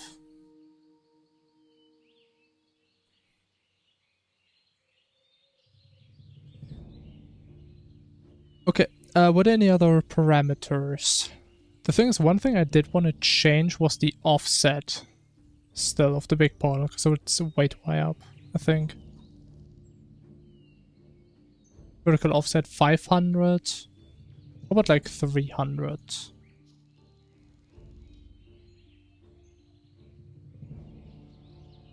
That makes sense, that's fair.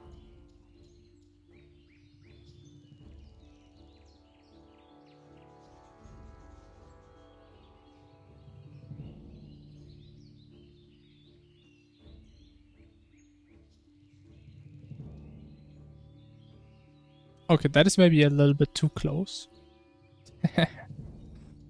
Tiny bit too close. What, 400? Also, I don't like how it's only like half visible. It's gonna be even worse if we scale up the portal even more.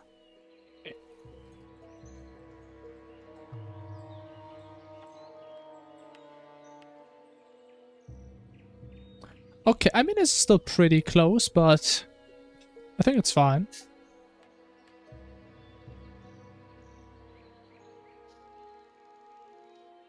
And I think I also want to make it that the portal is like slowing down when it's getting to the point where it's shooting the laser.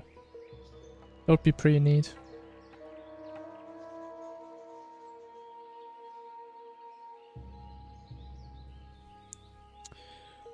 Which means... So we calculate the position here. And we need to do some interpolation. So we have the speed, the massive speed. Which is pretty much just the initial speed, right? So I need to calculate a new speed. Which is gonna be the...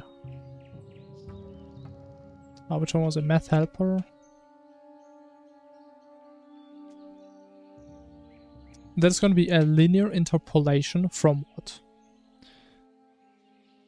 So we start at the initial speed, which is this. We... Like, how far do we want to go down? I guess we want to go to 0?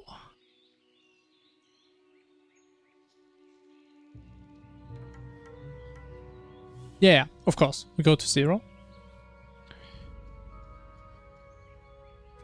And the amount.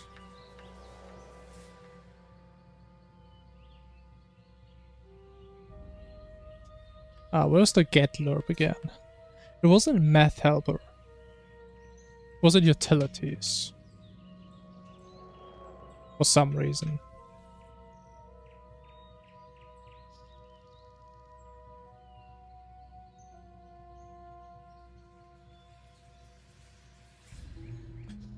So, like, when do we want to start with the slowdown?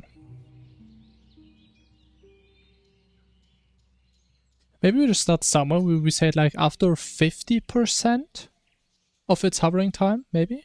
Somewhat like that. So we start at hovering duration divided by 2.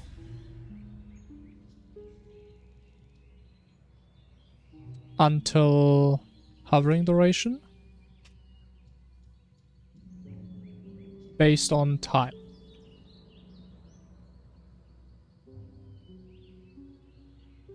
Which we should maybe actually use in the code as well. Oh, no speed. I actually don't remember what this is for. The 0.02. I have no idea what that is. Okay, that's why we love magic numbers, right? They do some funny stuff. Nobody knows what they do. .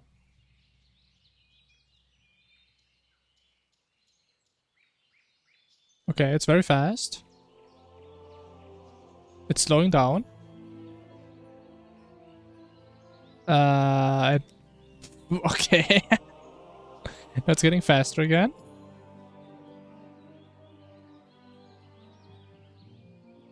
Wow, that didn't work at all.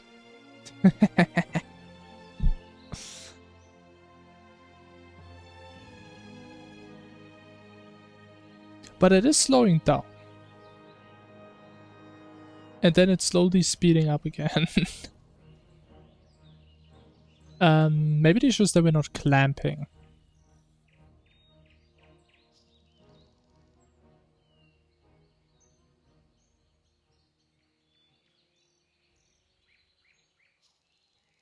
So I want to clamp that.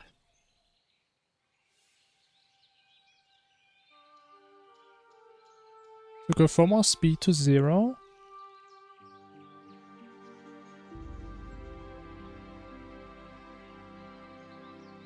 Wait. How about duration?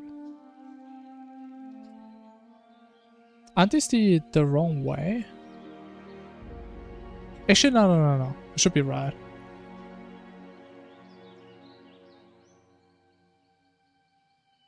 So we kind of tell them where you start counting and where you stop, kind of, right? Okay, so it's very fast. Okay, it is not working at all.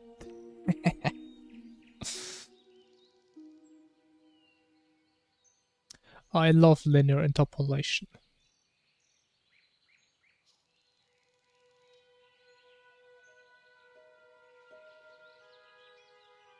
But there's no way this is the wrong way, right? There's just no way.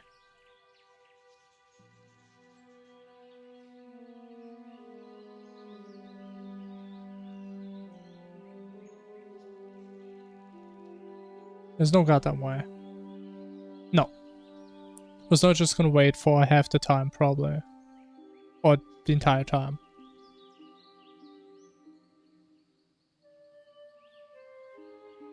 It's getting faster now. Oh my god, look at him go. Okay, so we turned it around and it almost did what it was supposed to do, but inverse. But if we inverse it, then it's just completely messed up again.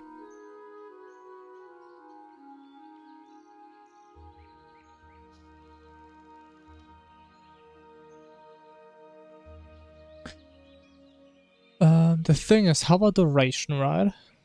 That's like a couple 100 frames. Yeah, it's like at least 5 times 60, what is that? 300. So the smallest this can be is 150. This. So you say, starting at frame 150, to frame, whatever, actually it would be 300 in that case, 300. Based on time, give me the interpolation value, like the percentage. And based on that, you downscale the speed. Why does that not work?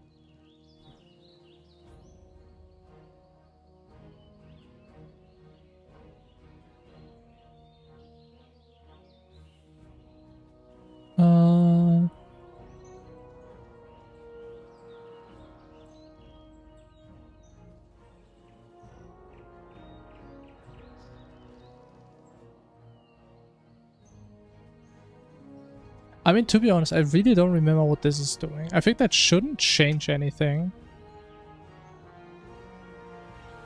I mean, actually, it's going to change something. It's probably going to be 50 times as fast now.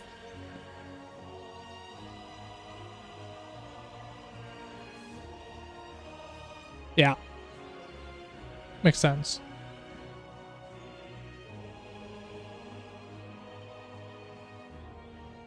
I mean, like, how is it slowing down and speeding up again? Wait. No, okay, okay. I was thinking maybe there's like code if we're like after the halftime.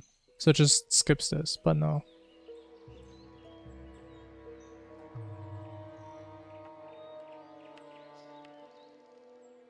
How does it get that messed up?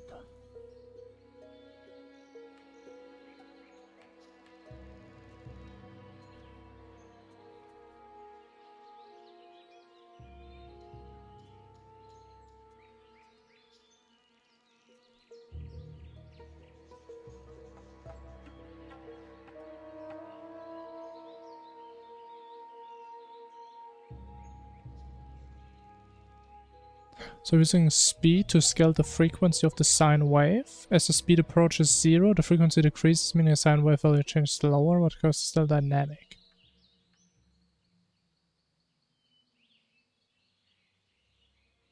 What the fuck does that mean?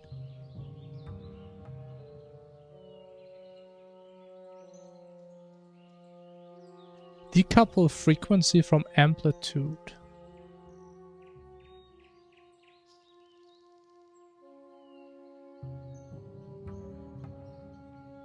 What is the issue that we're having this in the sine function?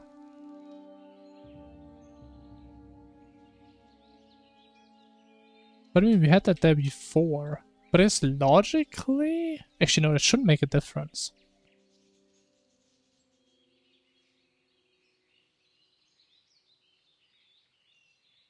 I don't think that should make a difference. I mean, it's probably going to be giga fast again, or not.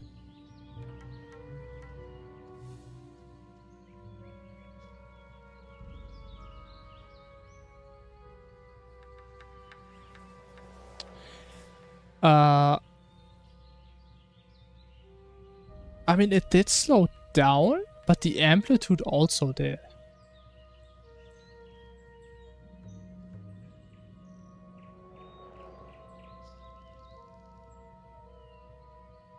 Did it? It does, yeah.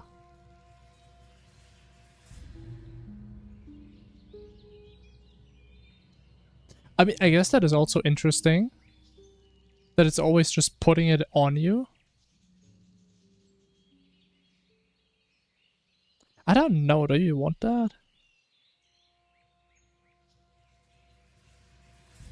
Okay, no, that was completely janky.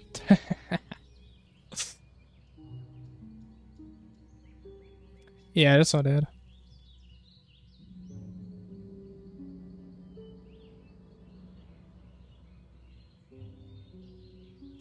Okay, so we needed this offset because we are not doing anything in the beginning. That makes sense. Let me take the sine of that.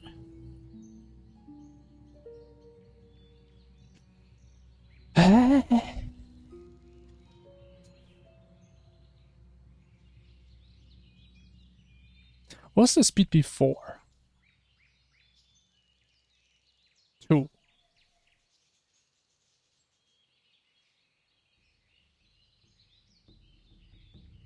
So before.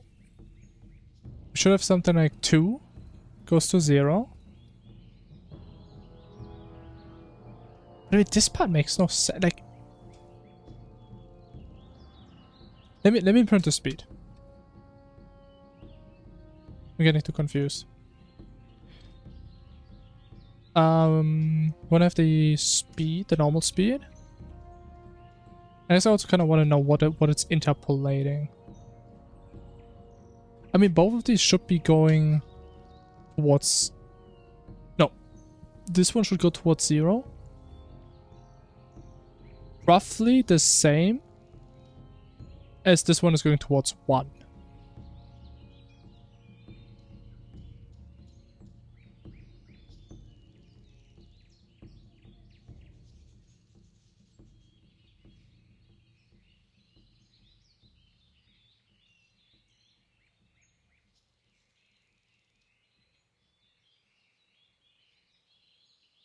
Okay, the right one goes towards 1, this one goes towards 0, yeah. But it didn't actually really look at the portal, did it work? I mean, the numbers seem about right.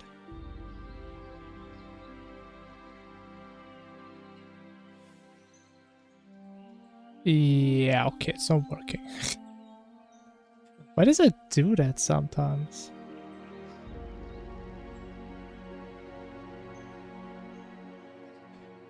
Or is the issue...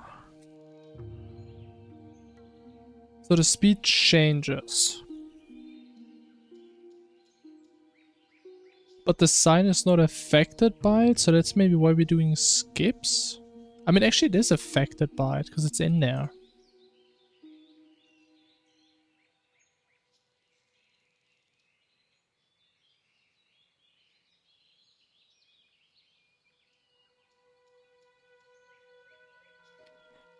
Eh.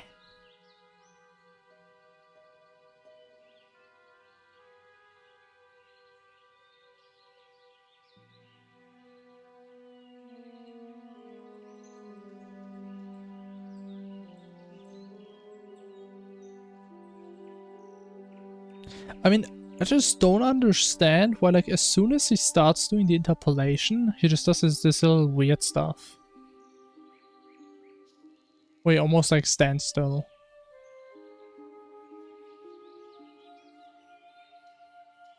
Like, why does he do that?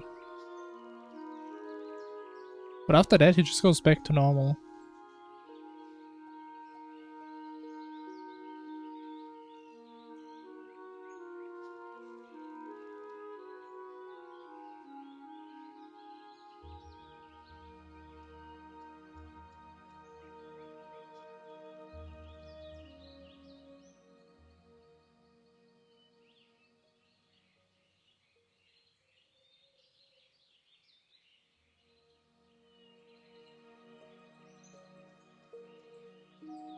Hmm.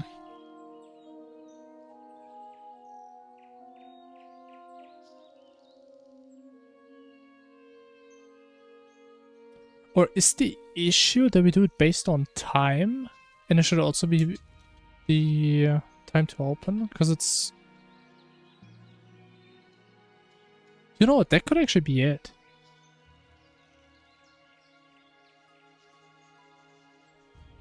Because we didn't really consider the time delay. Maybe?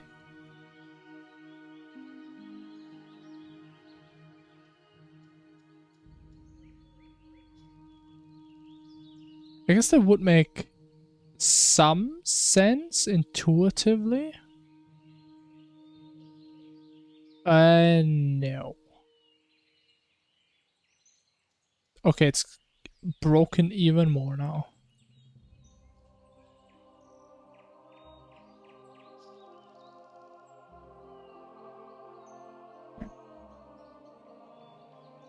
Oh, probably because we like consider it twice now.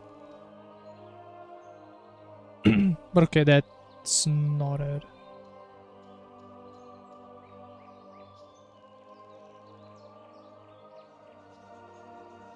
I mean, what if I just calculate this manually? And we just say it's...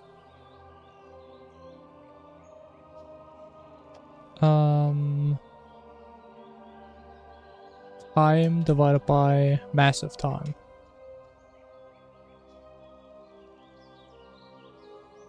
Hover duration. Of course. So time is an int, that is an int, that is an issue. Can I just cast one of them into a float and the entire thing is a float? Right. Yeah. What if we do this?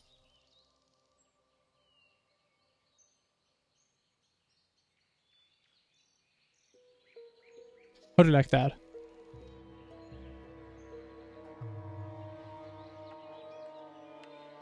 Even though I'm thinking this should do the exact same.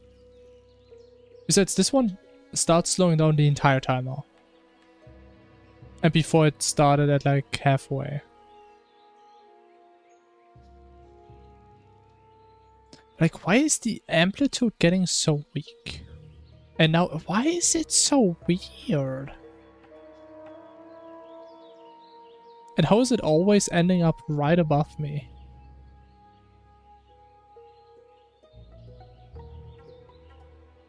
Huh.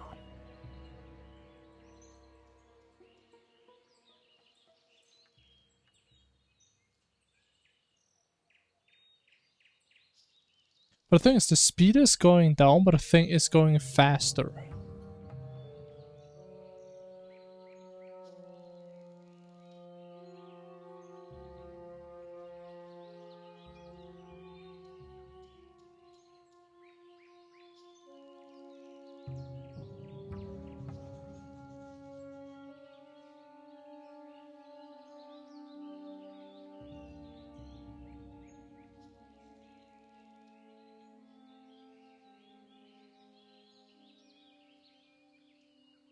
But I mean, the thing is, right, the when moves, yeah.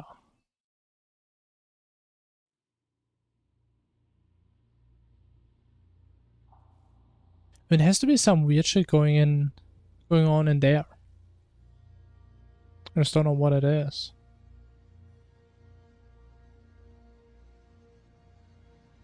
But I mean, if the speed was constant, we don't have any issues, right? I mean, we shouldn't, because we didn't have any issues before. Even though I guess it's gonna be half as fast as before, which is fine.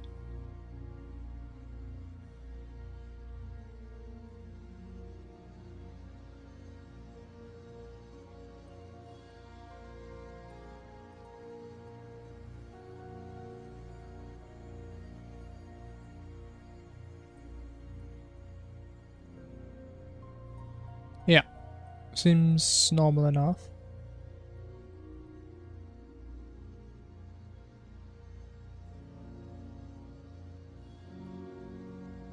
But it just really doesn't like it when I change the speed value.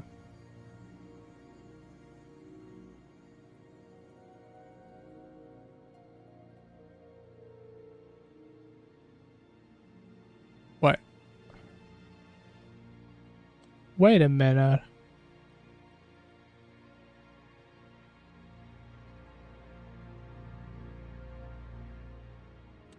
Oh my god. I think these have to be the other way around.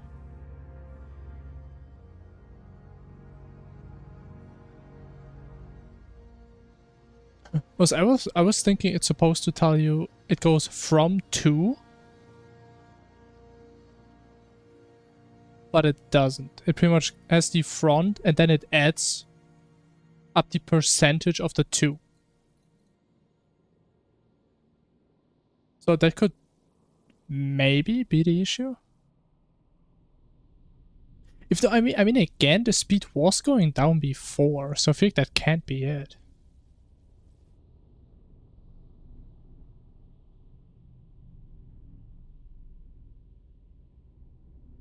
I mean, it doesn't change anything now. What am I printing? Am I even printing the right stuff? It didn't change anything.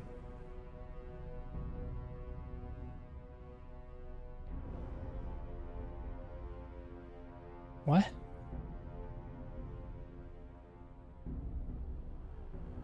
But I mean, the speed should have been going up. No, it should have been going down, but it... Wait, huh? But is the issue that it's random if speed is positive or negative?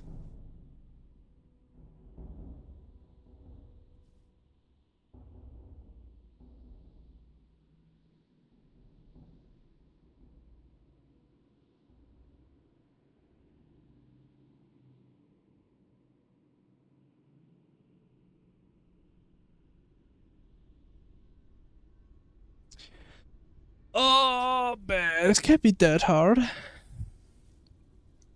Why do you always need to have like one weird bug like this every day?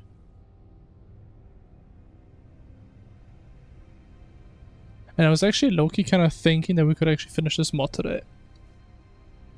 Or at least get like a playable version. Wait, I don't even use the speed, man. Maybe I'm the issue.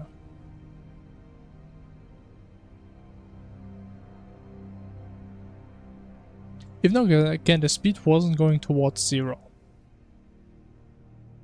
Which is an issue.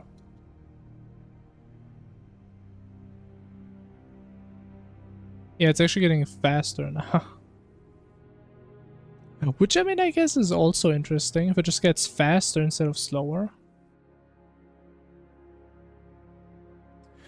As the question is now, if it picks the opposite direction, so if it has positive speed, does it become slower or also faster? Go negative again.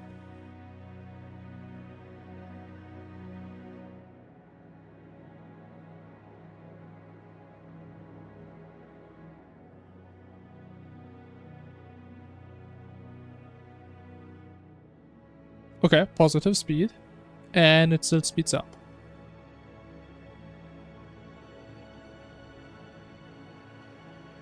Wait, but I mean the speed is getting bigger.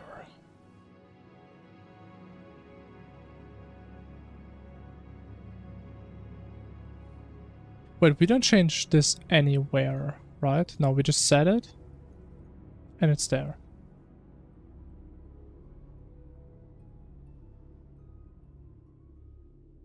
If you look again, the definition.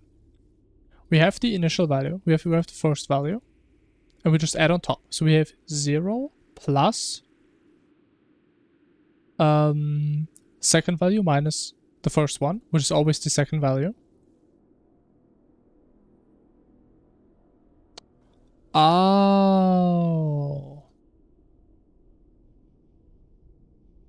So this one goes from 0 to 1. But again, I think we had this one before and it didn't work. Because if you think about this, now we say we started like 2 speed. But based on the calculation, we just do 2 plus 0 times a percentage. So that doesn't do anything. So it has to be this way, but we need to invert this. So right now it goes from 0 to 1. We can just flip these, right? If we have like 5 divided by 100, we have 0.05. If we had 100 divided by 5, we get like 20.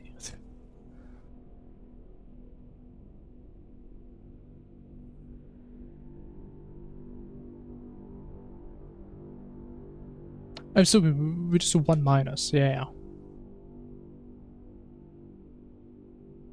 How about that? How about that? I just want to see the big portal go slow, man. That's all I want in life.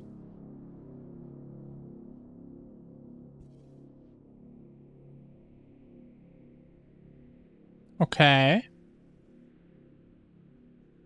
It's getting slower. The amplitude isn't really changing. And it's getting faster again. Is it getting faster? But like the speed does go towards 0, but it still gets faster towards the end. That is so weird.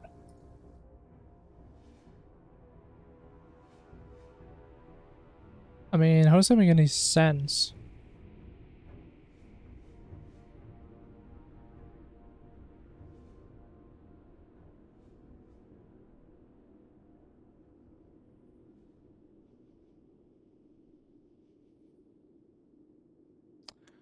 Oh wait, you know what? It does kind of make sense.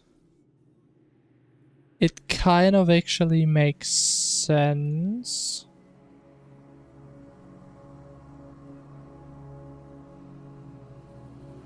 What does it?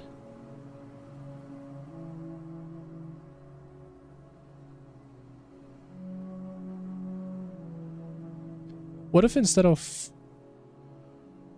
time? No.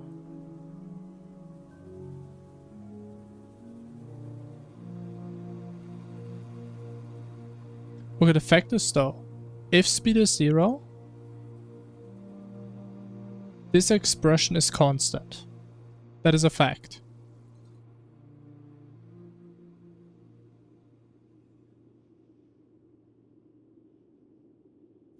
But I think what the issue actually is, the more this one goes towards 0, the more important this term is.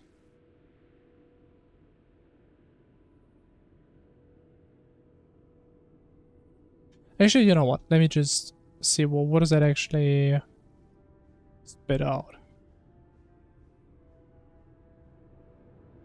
Maybe that's gonna give us some info. I mean, does the sign really tell us something? I don't know, maybe.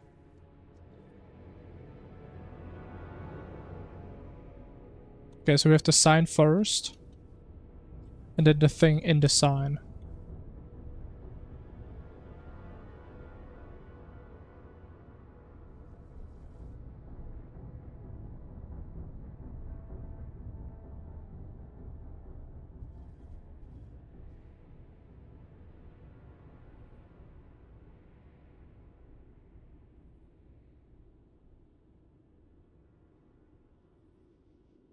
Okay, but the thing in the sign is definitely going towards 0.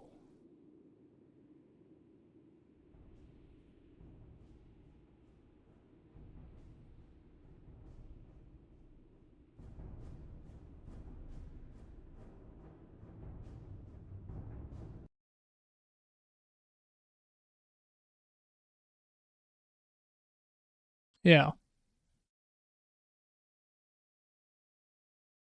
Wait, it's actually going up now.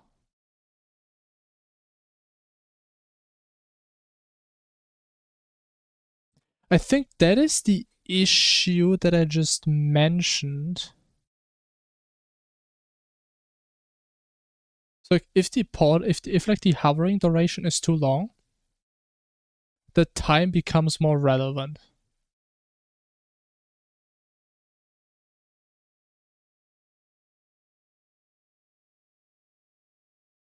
Maybe?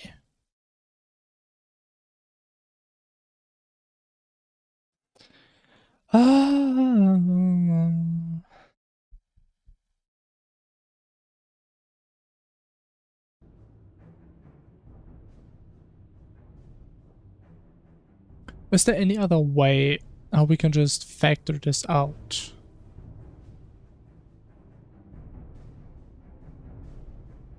Actually, what if we put this outside again?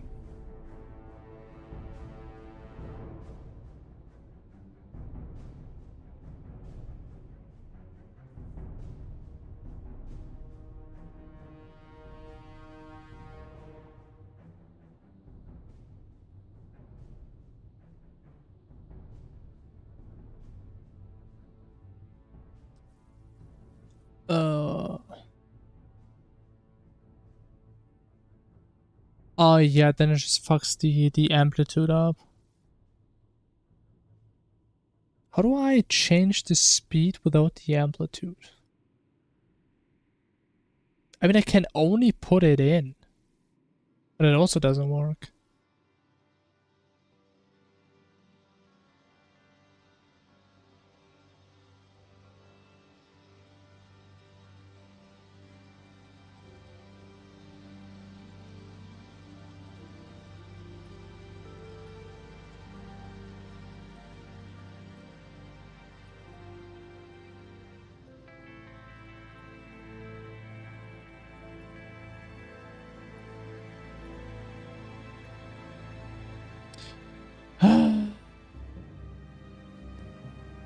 Use damping function.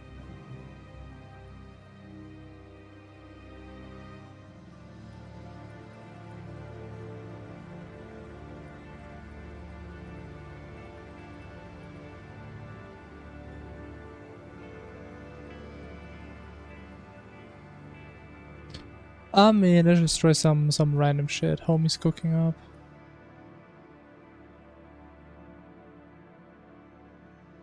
So, I'm Not too sure what that is. So we multiply the amplitude by something, which is probably not what I want.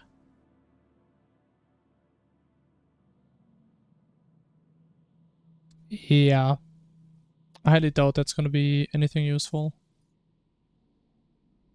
Okay, maybe he had some big thoughts.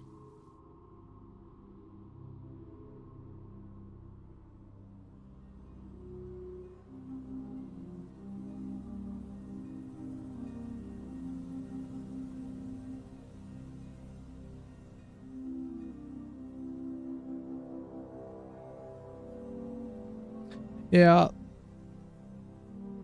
I mean, the amplitude just goes down the drain.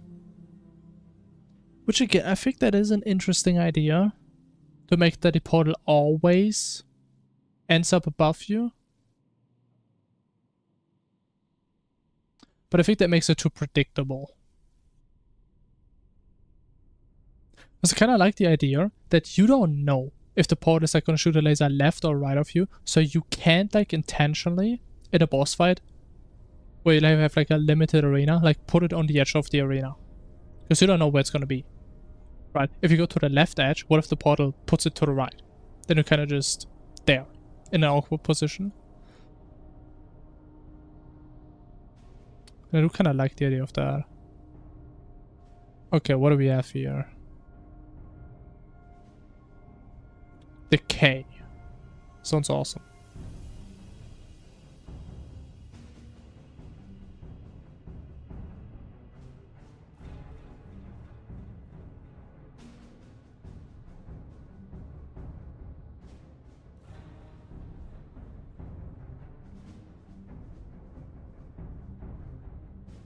Yeah, it kills the amplitude again.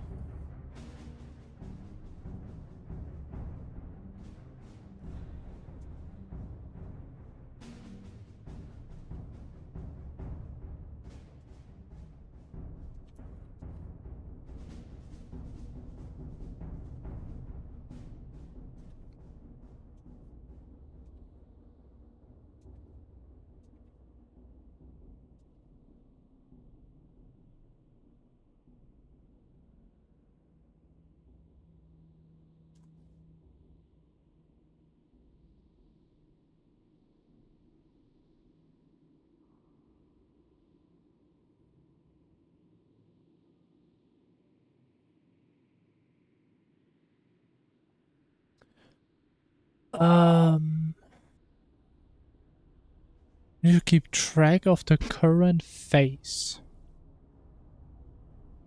The fuck does that mean?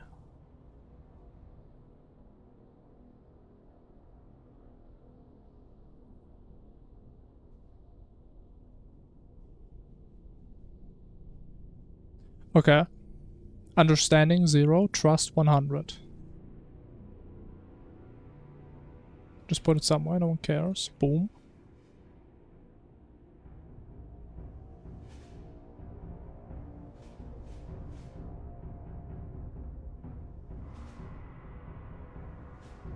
What'd I break?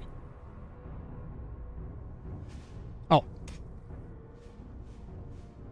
Okay, honestly, let's just see if it works. I don't even want to look at this mess.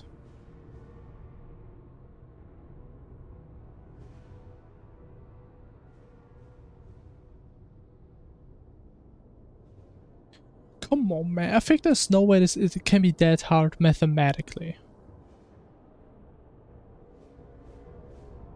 Okay, they're slowing down.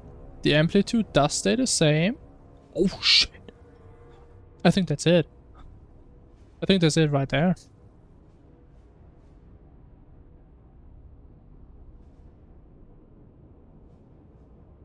Give me one more.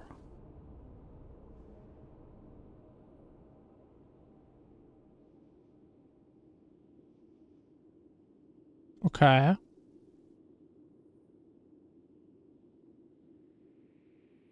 Okay.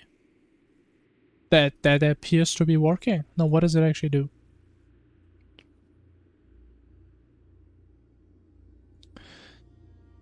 So, hover duration to hover duration based on time. That's what we did before. So we just get a number from 0 to 1, which tells us how close are we to the end of the hover duration. And if it's 1, we're pretty much done. We get a delta. So we go from speed to 0 based on that progress. That is exactly what I did before.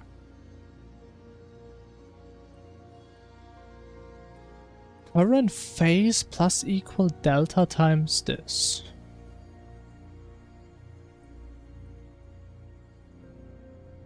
So we take our current speed.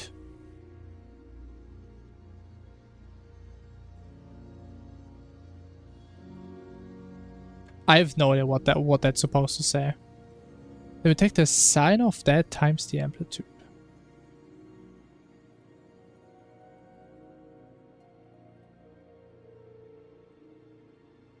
Okay, maybe the issue actually was before that we had the time multiple times in the calculation.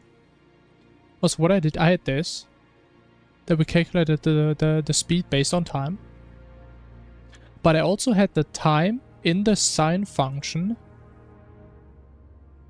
So we know what like the initial position, the initial time kind of was. Which I guess is kind of implied in this now.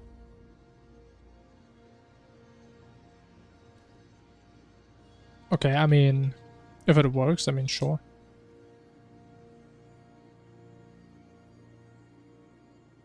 If it works, it works. So that's cool. I like this. But the portrait starts slowing down way too early. I don't like this. So currently we started like 50% of the duration.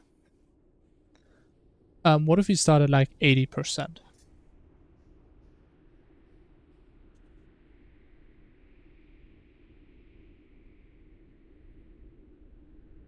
How about that? Let's think at half you have way too much time. And you pretty much know exactly where it's going to drop the portal because it becomes so slow. I mean, I would kind of like if we could do like exponential interpolation and it just becomes exponentially slower.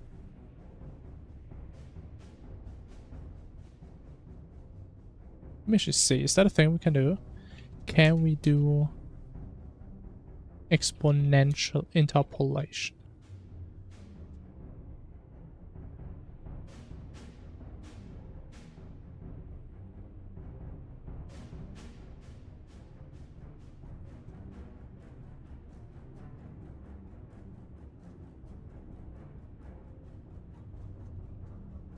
Because that does sound interesting.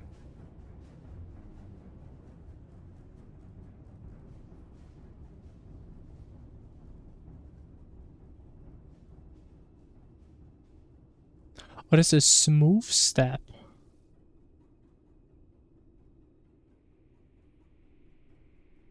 Decay east delta. Okay, so we just changed the first three. Wait. Decay east. Oh, we get another one. Smooth step.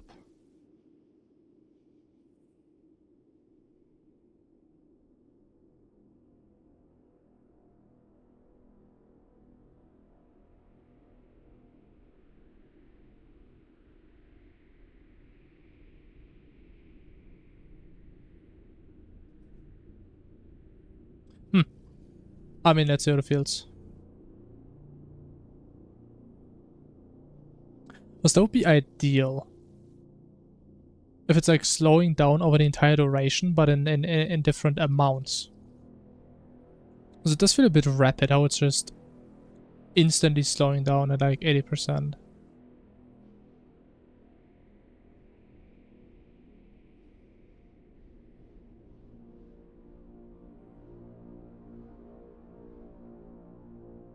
But I said it's kind of hard to see if the duration is like very short.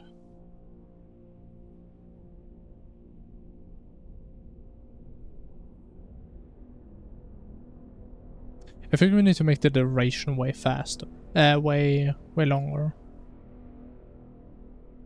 What if for like 5 to 20 we do like 10 to... But I feel like 30 is really long. think that's really long.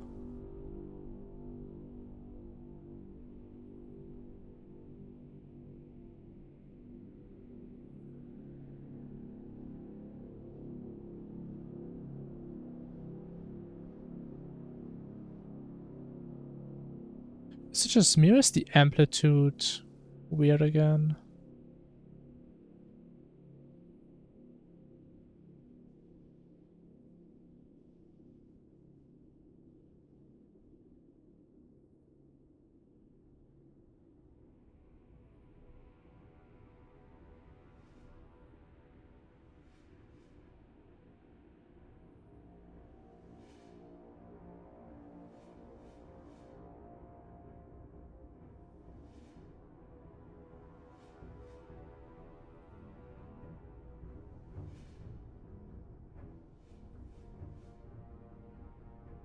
Wait, what?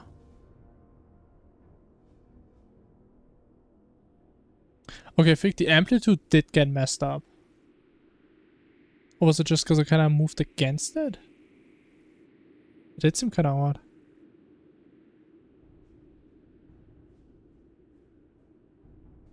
I mean, it should be independent of how I move, pretty much. But the amplitude is actually getting bigger. Or like it's based on speed, I guess. Was it is the amplitude random? I don't think it is. Is it randomized? Oh, it is randomized. Oh my god. That makes sense.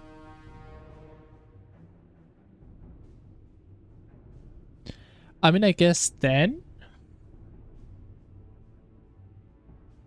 I mean, I think it's working.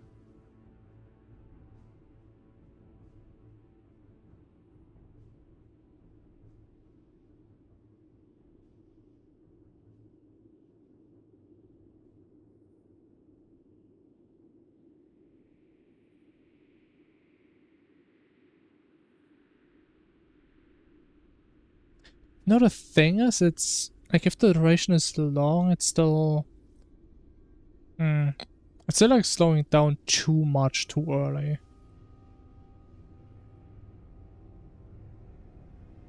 So what if we actually go back and we start even later? Well, what if we start at like 90%?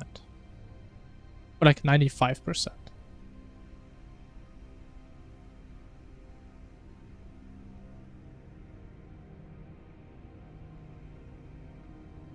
Once again, I don't want to make it too predictable as to where this thing is gonna end up. But it should also not instantly stop, because that looked hella bad.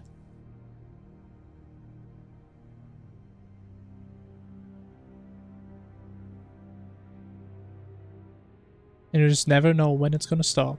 You have no idea. Could be any second. Maybe 95 is a bit too much. Maybe more like 90.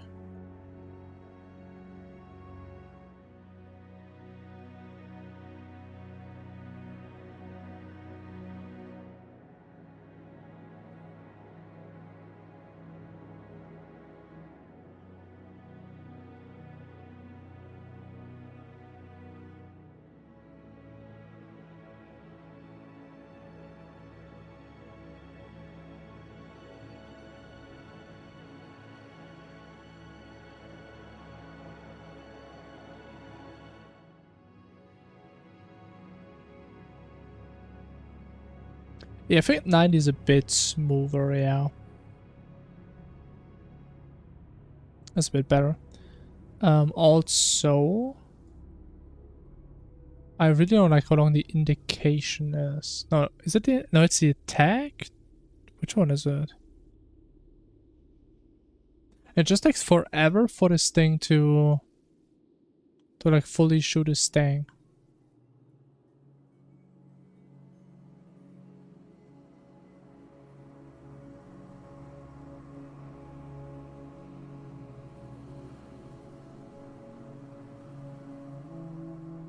There is no way that it's only 60 frames.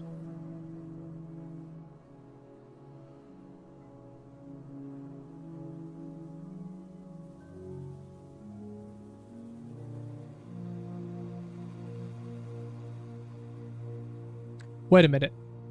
Does the laser despawn the second it's like full max size? That could be it, actually. That would explain a lot. Let me just casually wait for half a minute again.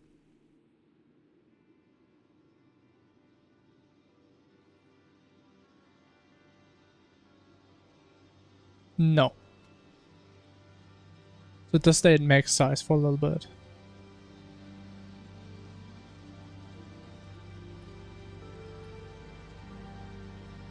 Also wait, this is the laser curve, right? Kind of. The width. I think this thing has to be way wider.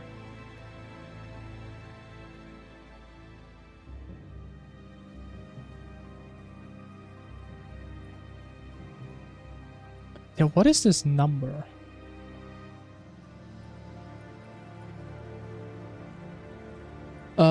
So 1 divided by something is this, so to figure this something out,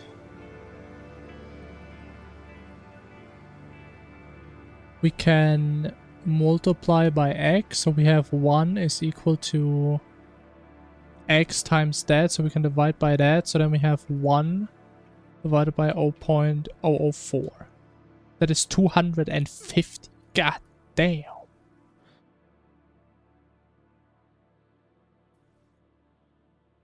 So what if we make this like 2 seconds?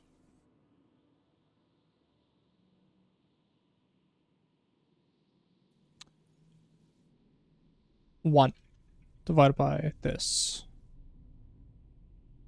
Okay.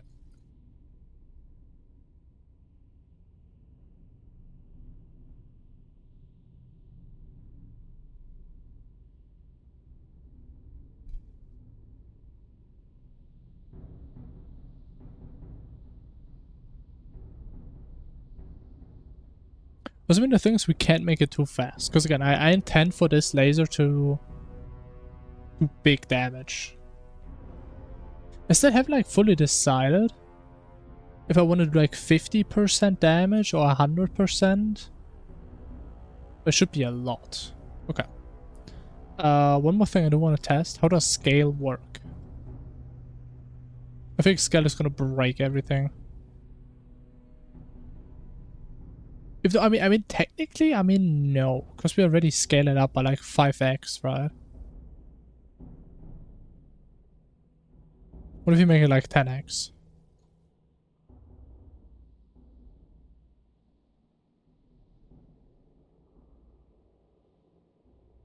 Honestly, man, wait.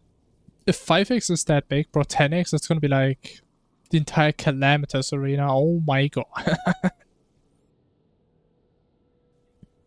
It's a chunky little portal.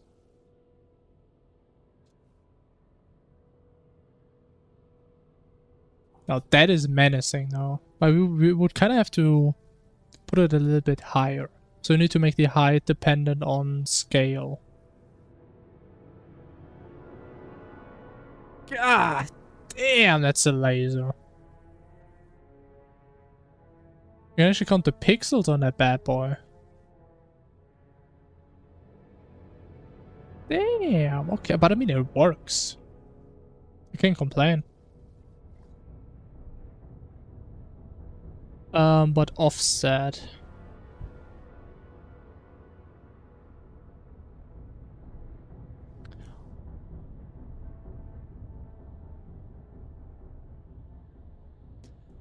What if we say the offset?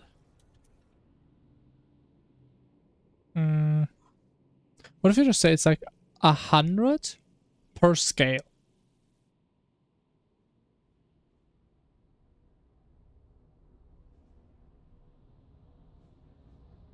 That seems reasonable. And we actually would need Maybe I just put this in as a random parameter already, so we can like see a bunch of different sizes and see how that plays out.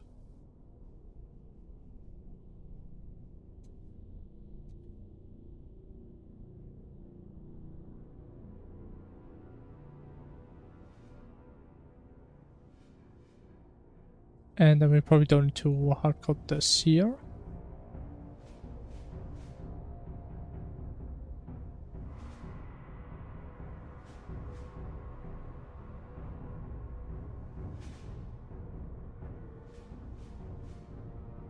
Then we go from 1 to 50. Why not? Just make it unreasonably massive. Make it so massive that I can't even see it on my screen. Because it doesn't even render. That's the type of scale I want to see. Oh, actually I also want to... Okay, I already saw it was way too low. But I also want to make the attack duration a bit shorter, so we don't have to sit there for 5.5 decades. What do we do, like 200?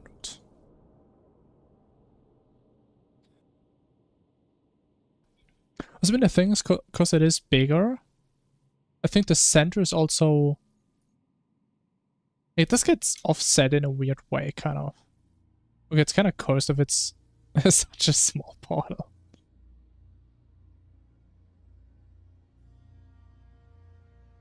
Hey, we also should change the duration. The hover duration. Let's make it really short. Because we don't really care about the scale right now. But it should definitely be way higher. Maybe more like 400.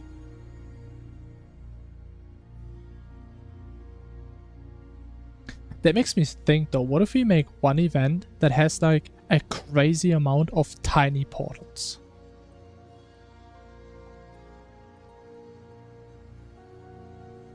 Okay, that is still not high enough. I mean, this one is okay, but it could still be higher.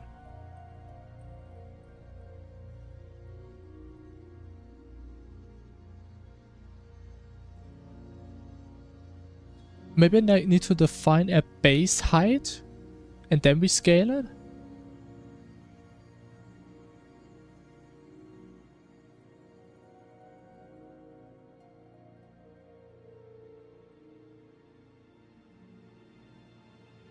What if we do something like 500 plus 100 times scale?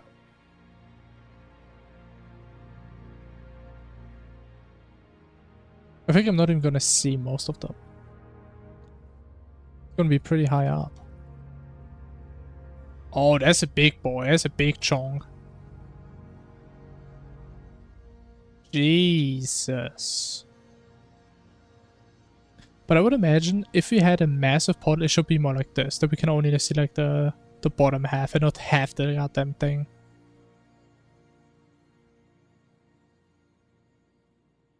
Okay, the issue is small portals are too high up and big portals are too close.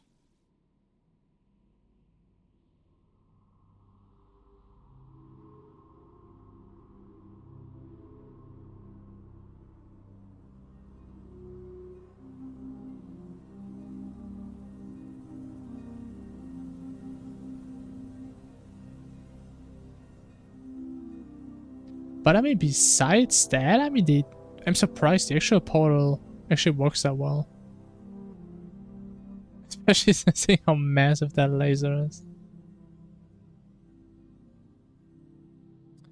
Okay, we need to kind of invert this. How like bigger scale is smaller and smaller scale is bigger.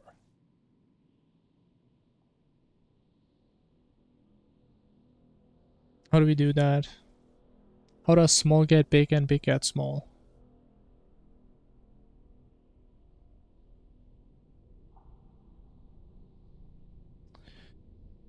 I mean, could we maybe do 1 divided by the scale So we have a value. Let me actually do some examples. So if you have, for example, 1 divided by, I don't know, scale 5, right? Let's use the numbers. 1 divided by 4, right, would be 0.25. If you have scale 8, would be this, which would be even smaller. Now, if we square that, this one would become this, right? Or, I mean, both of them would become smaller. So it doesn't really make sense.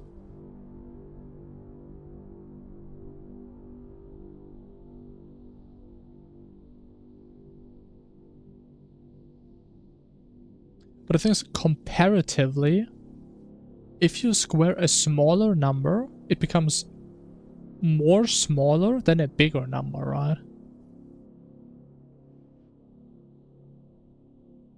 This means this one becomes 1 over 8, this one becomes 1 over 16. I mean, both, actually no, both of them shrink by a factor of 2.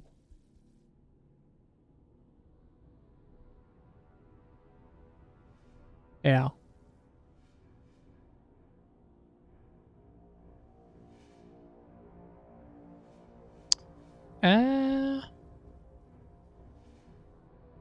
I mean, I guess what we could do, we could do something like a hard cap, and we just say, we kind of like invert them, so we have like a constant, like 20, minus our scale, and that gives us then like a fake scalar value, kind of, not a scalar value, but a fake scale value that we can use for calculation. You know, that is really janky. So if you put in a scale of 4, we get 16. And I mean, if you put in 8, I mean, we do get 12. So if you put in a smaller number, we get a bigger number. If you put in a bigger, we get a smaller.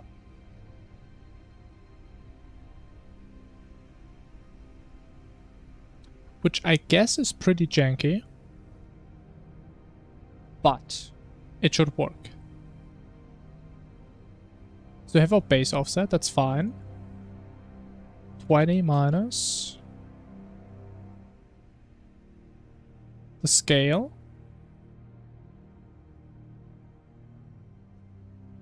And this then gets some value to it, pretty much. Something like that. Huh?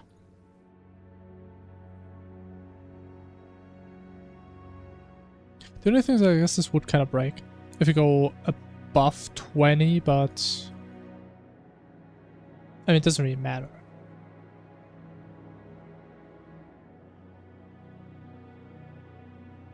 I think it spawned very high up. Maybe 100 is a bit too much. What if you just go like 10? But 10 is probably too little.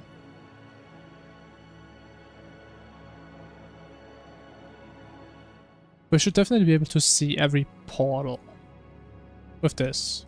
Because we get a maximum of 700.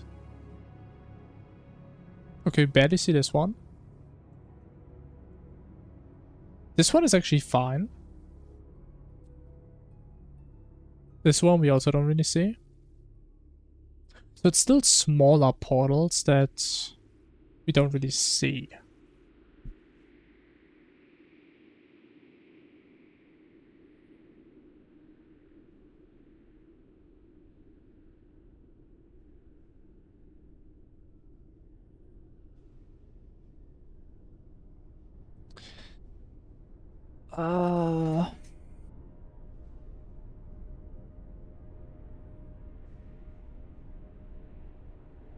So smaller portals are too high up.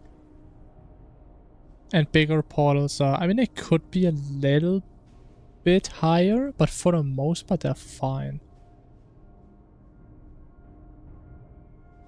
What if you just don't use 20 but like 15?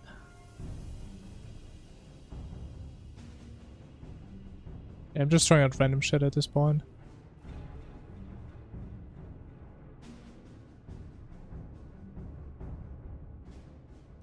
Okay, that's fine. And we don't see it.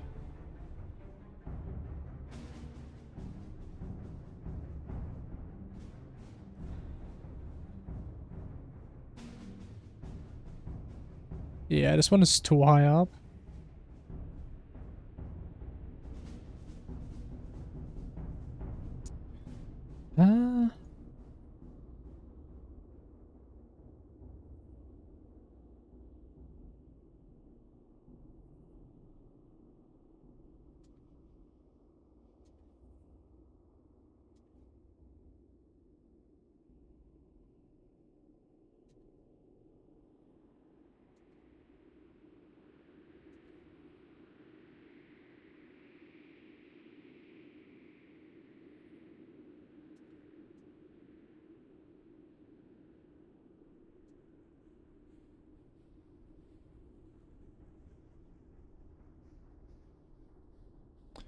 Okay.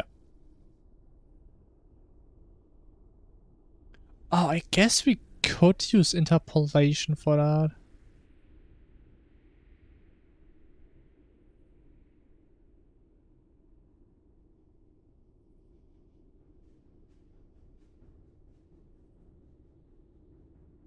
That is a lot more code, but honestly, if it works, I would take that. Oop.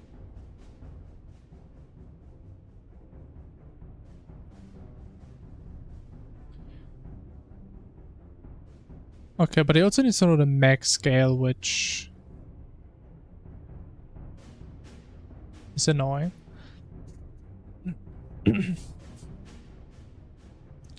So wait, we interpolate from min to max, so in this case from 1 to 10, based on our current portal. Makes sense.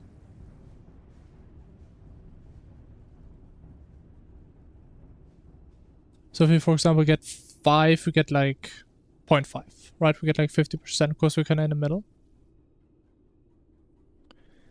And based on that, get the offset. Which I mean seems like a reasonable approach. Even though I feel like fine-tuning this is gonna be real annoying.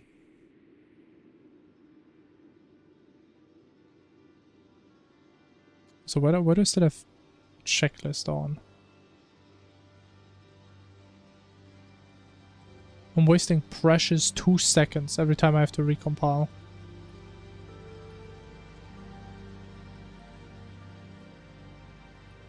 Okay, this one is not too bad. This one's fine. Big one should be a little bit further.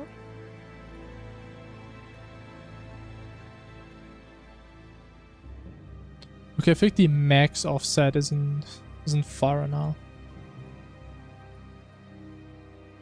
How about like 1,000? 1,500, yeah.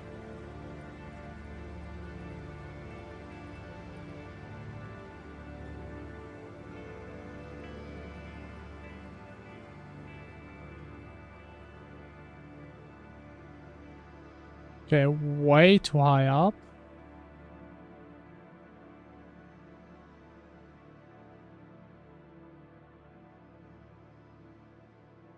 Okay, maybe 1,000 is too much, but it's going in the right direction.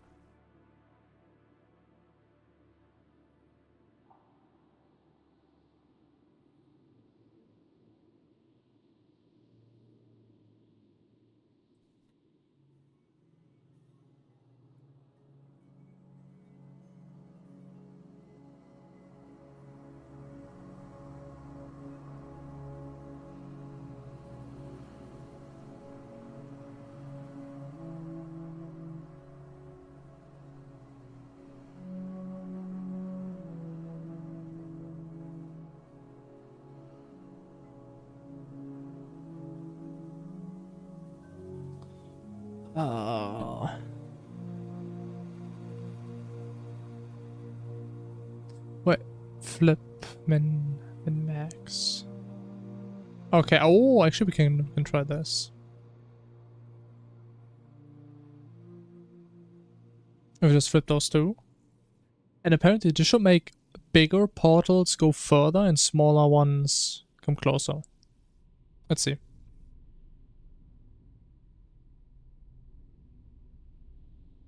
Okay. Looks fine. Okay. It's okay.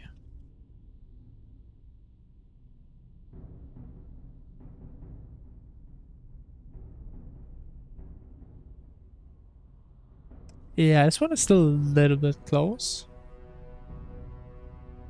But the smaller ones are definitely better.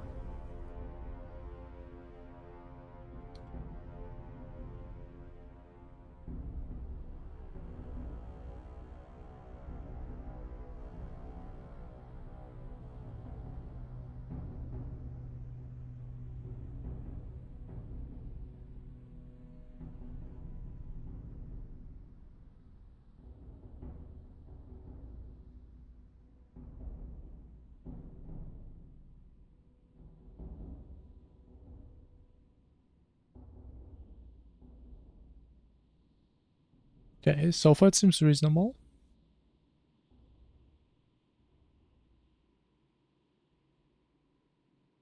Okay, that is not reasonable. I guess I kind of dragged it down by lowering the min offset as well.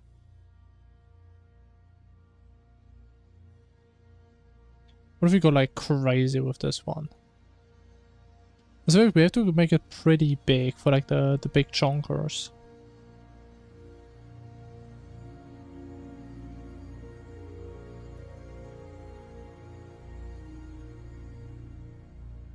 Yeah, it didn't help at all.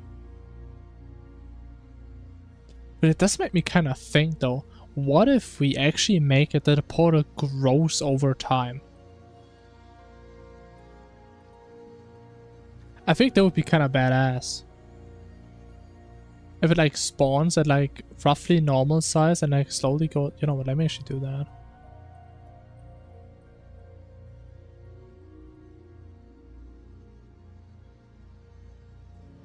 I mean, in theory, it shouldn't be too bad.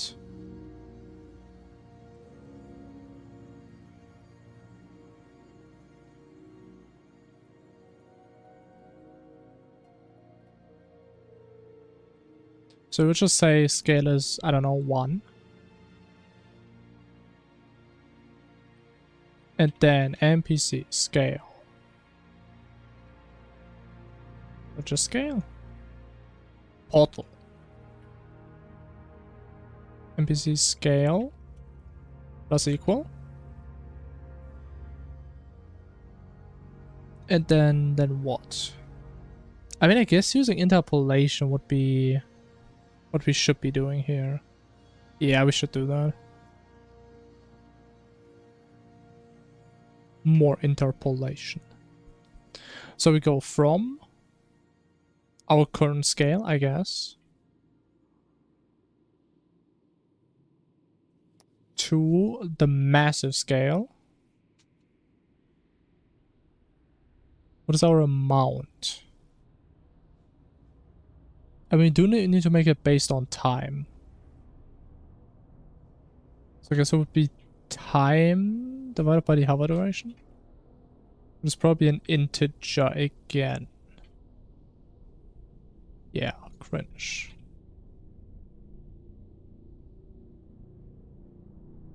How'd that look? I think that could be cool. I mean, we probably don't want to start at 1. At a scale of 1.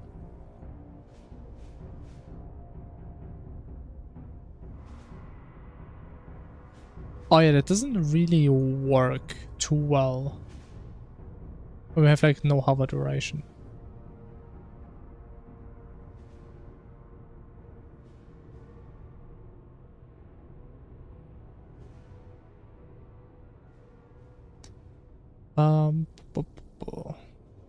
Wait, actually, I just realized my calculation was kind of wrong here. Well, not my calculation, but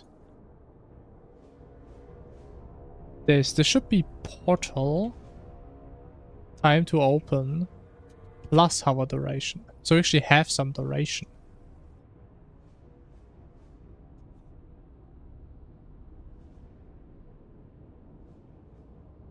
So I've been wondering what if portals just never really move. Okay, now it should slowly get bigger. Okay. Maybe not that slow. Oh my god. Jesus. Okay, I think our scaling may be a little bit off. Oh my god.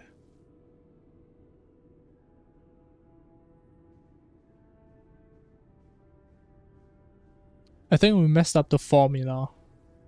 I'm not too sure, but I have a feeling about that.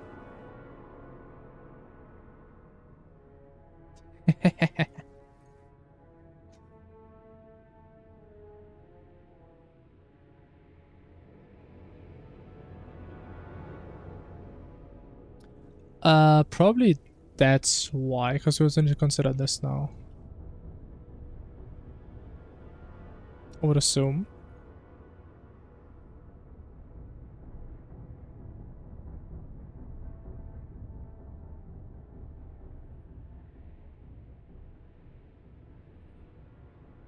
Am I assuming correctly? I am not.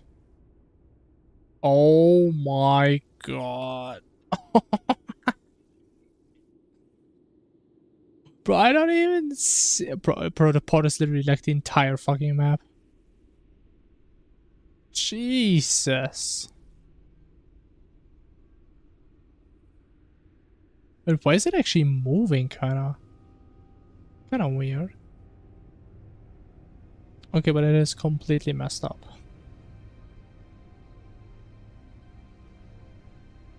Oh, there should be an equal here, not a plus equal. Maybe that's why.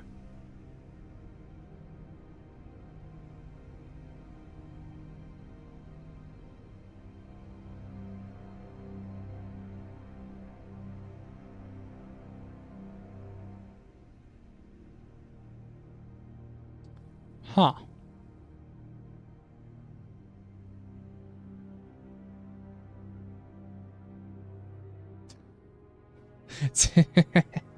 How is it so broken now?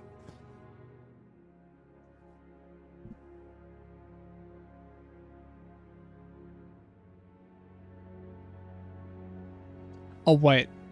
Oh wait. We say if portal? Wait. If time is less than portal, time to open. We pretty much don't do anything. Else?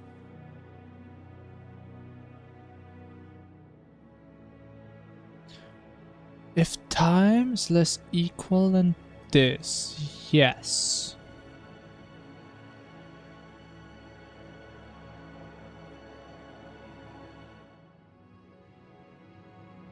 I'm confused. Wait, we scale. Wait. This one, yeah.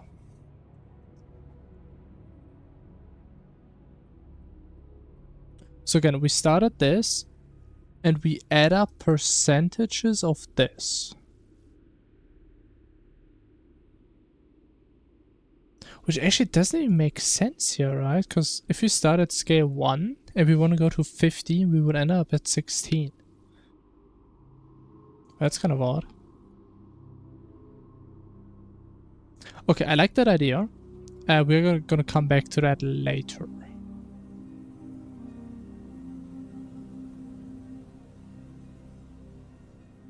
Yeah, I think so.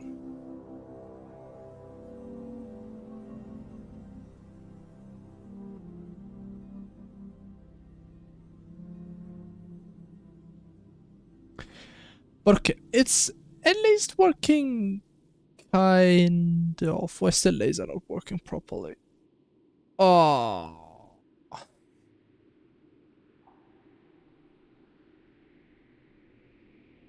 What did the laser break?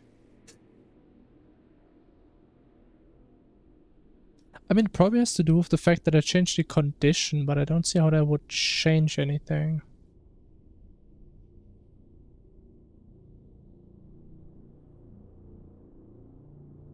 So we only increased like the upper bound.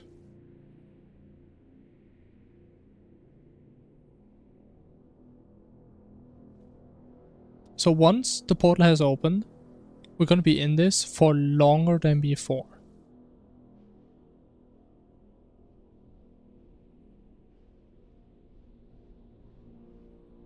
Oh, because we don't consider this here.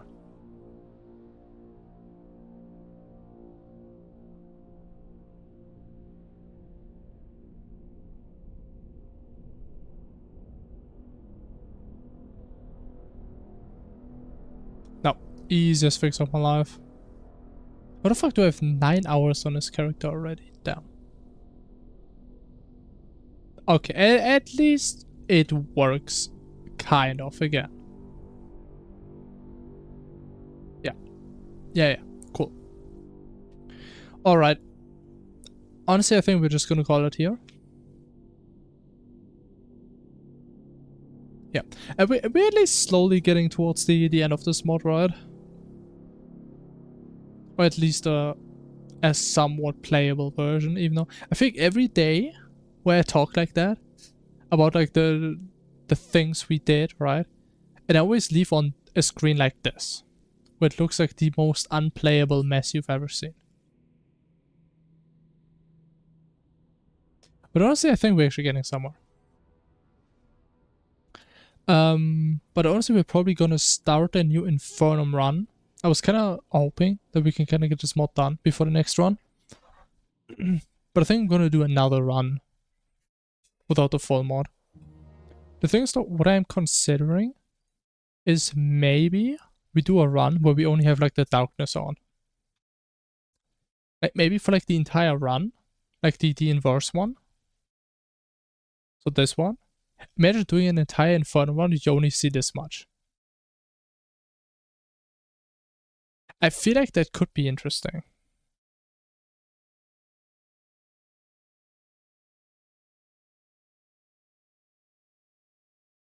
But yeah, I'm not too sure yet. Maybe we're just gonna do a normal run.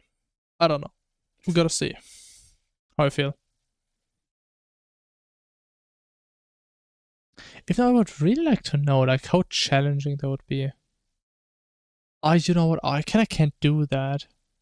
Not for the entire run, cause I mean I can't open my inventory. I mean I can, but I mean it goes over the inventory. Which I still think is kind of cool, that it goes over stuff. But it doesn't go over tooltips. Interesting.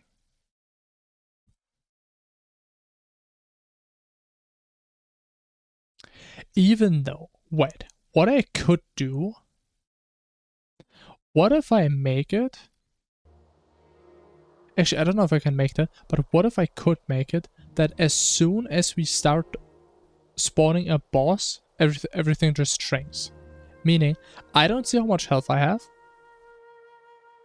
And I can't really quick swap items in like a consistent way because I can't see them.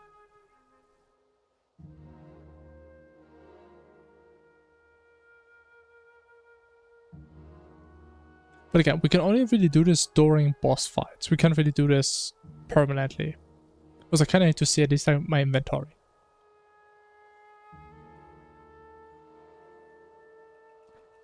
But yeah, that would be really interesting. Actually, can I see if a boss is alive? Is that a thing I can do? Can we do like NPC spawn boss? I'm pretty sure there was like an easy method to figure out if a boss was alive. I think I've seen it before.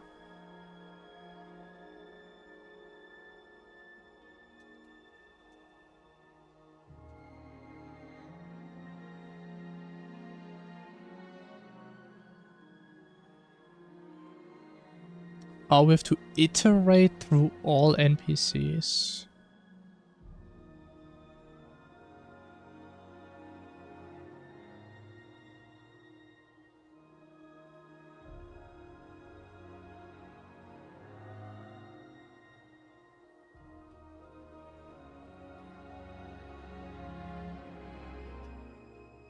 So we can do this.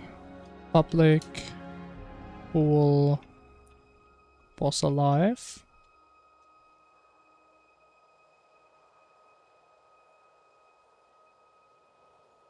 Okay, so we just loop through all NPCs. And I mean, if there's a boss, we say there's a boss. Seems easy enough.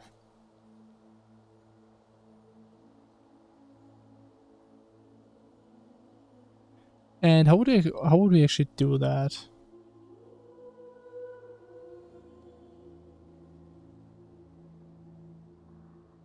So we would need to say if we have this and darkness event draw or active. If it's not active,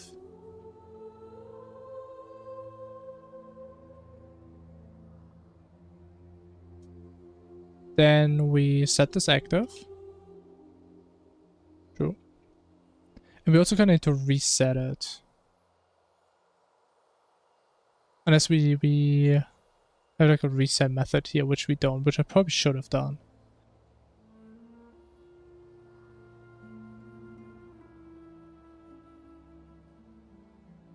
Other things we need to manually... Actually, do we need to update the time?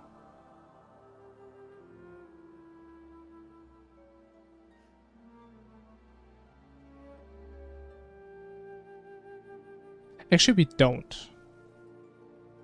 So what we can do, we can say set the time. Set the total time to 2. Right? Set the current time to 1.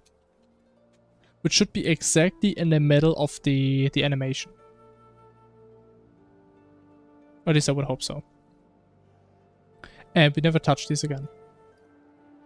And we're also going to do the inverse. True. And as well, can also do the radius.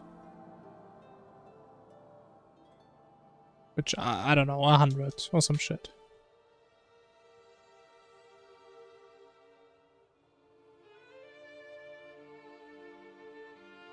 And we also need to set the target player.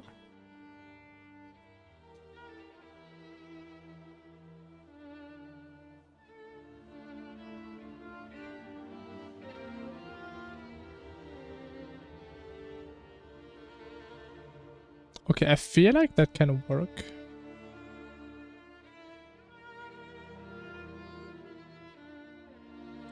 Now, if we...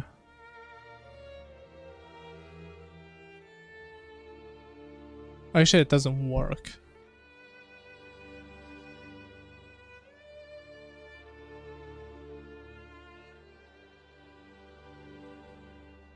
We need to say if it is already active, we get the fuck out of here. Otherwise, we do this. Wait. So if you have a boss, we go in here. If it's already active, we don't do anything. Otherwise, we do all the stuff. If we don't have a boss, then we can reset it. So don't care about the time. Don't care about this. We should just set active false.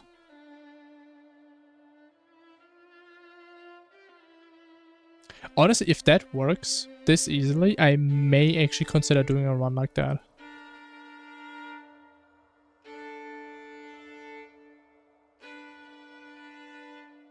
What is this music? How's... That is still WoW? Damn. Okay, so...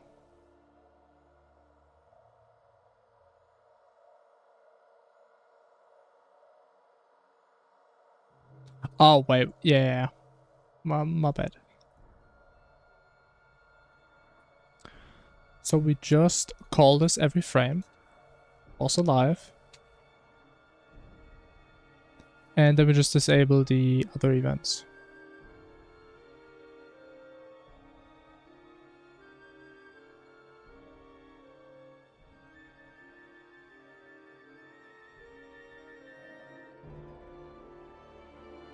Okay, so nothing's gonna happen.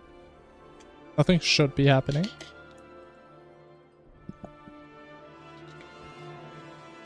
Now, if you spawn a boss, or if that actually works. So if you just spawn normal enemies, nothing's happening.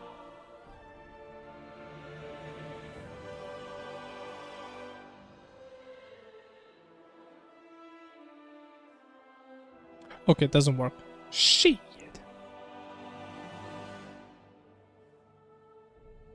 We'll just make sure.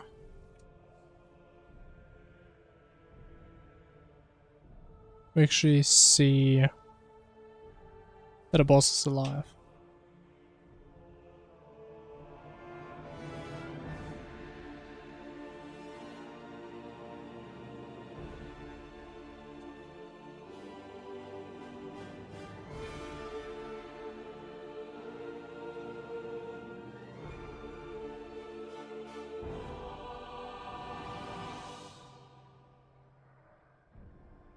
Okay, we have no boss. That's fair.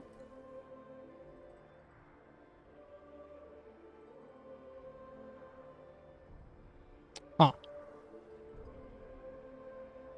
I mean, I wouldn't really call King Slime not a boss, so that's a bit of an issue.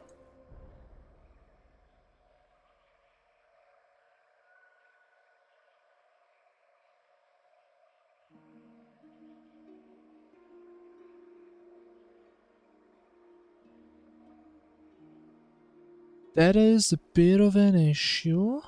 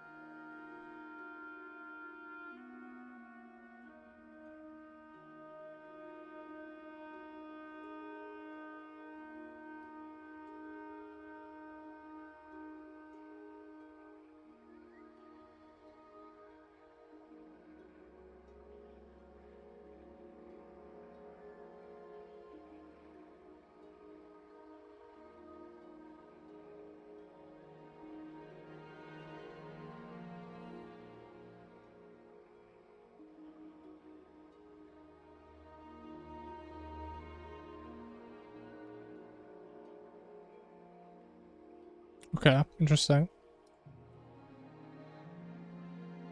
What's it even printing NPCs if there's no NPCs alive?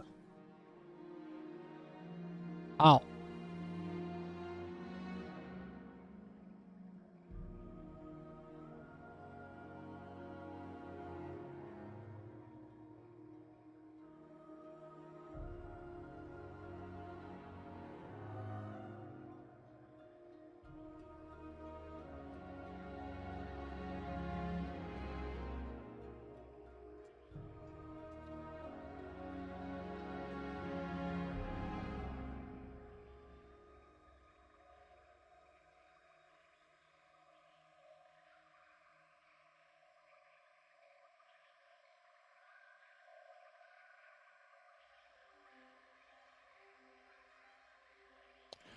Oh. But that is actually a good point.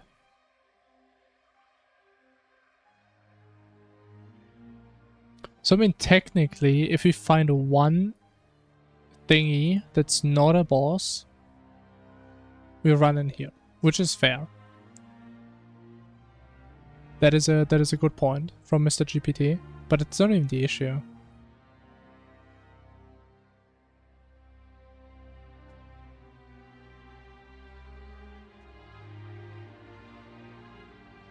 Which I mean should still happen.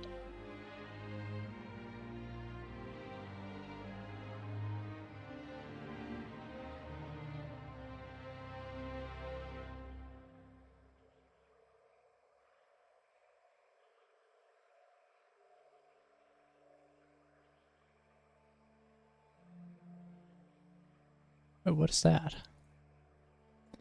May not NPC boss? Shit doesn't even exist, man.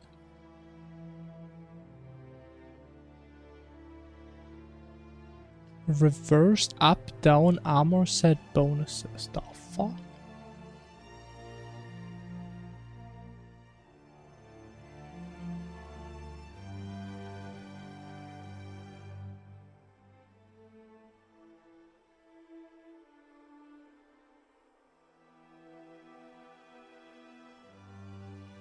I mean, how does it just... Hey?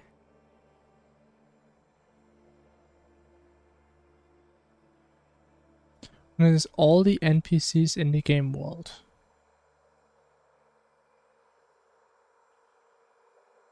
I think that's a freaking lie, man. Okay, but it's just we need bull, boss alive.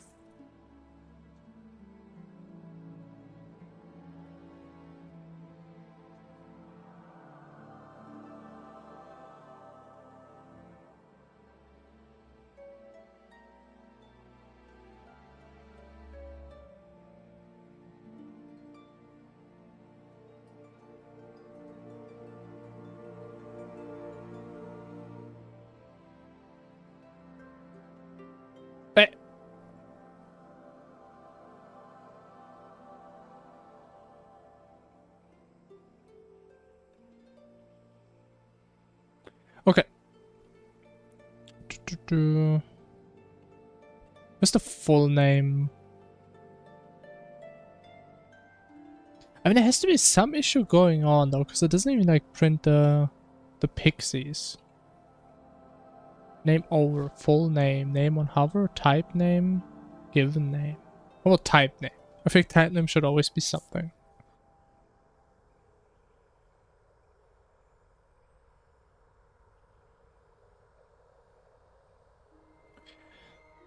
Oh, but just work.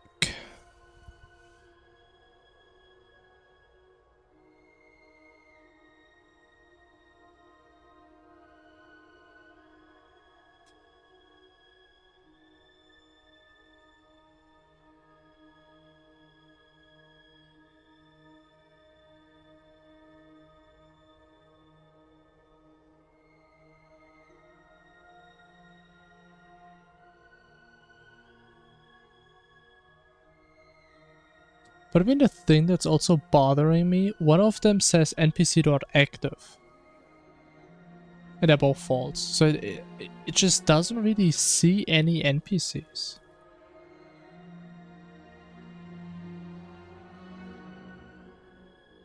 Wait, now it works? Oh shit. Why does it work now? Wait, now it also sees the meteor heads. Okay, can I have the issue of not really knowing how to kill this guy now? Oh my god. Okay, I guess that kind of works.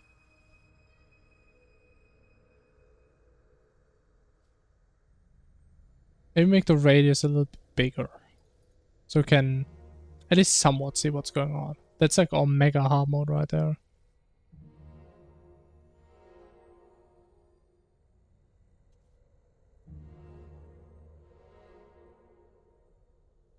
But why doesn't it print the pinkies, for example?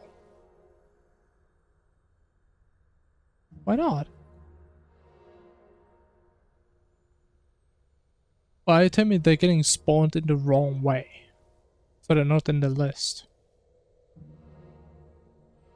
But I mean, the King's Time seems to work now. As soon as I get the King's Time, the rest also works.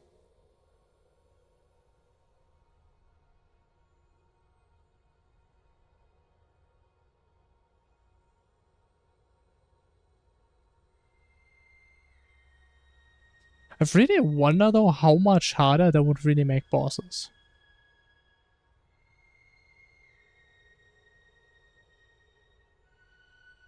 Like, how much does this little bit of vision actually make a difference? That's what we could also do if we actually do a run like that. We should probably also do mods content.config. Hit content.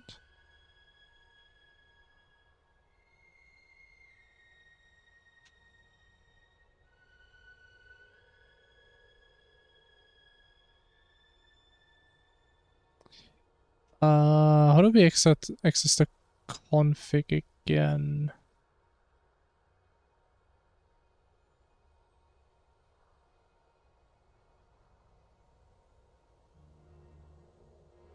I mean, I guess we could also just do it in the config directly. I guess that would make it easier because it's like global.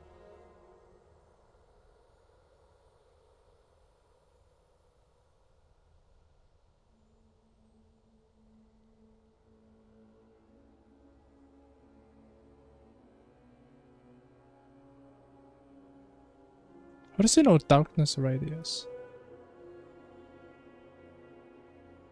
I mean, as I used it before, I suppose. Okay, darkness radius from 1 to... I mean, what do I know? 2000. Like 1000.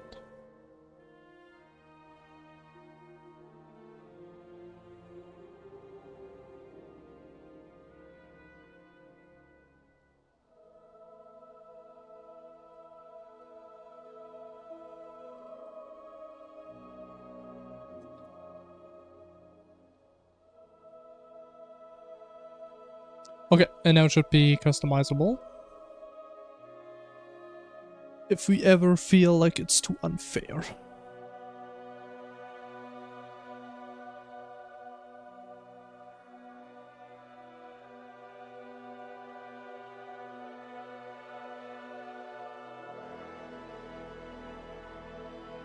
At least I would hope that it updates in real time. I'm pretty sure it does, yeah. Okay, I think 800 is a little bit too much. Actually, I kind of want to know what happens if we put it at like 1. Wow.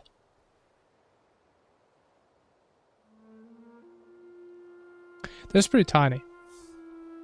So 1 breaks it completely. What 10? Then also breaks it. 100?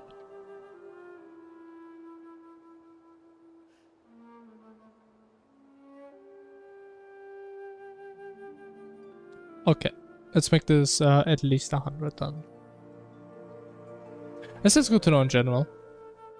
What is like the point where it breaks?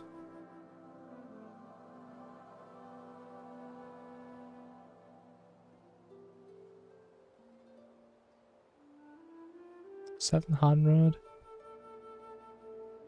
I mean, I think I don't want to see my inventory if I actually do that.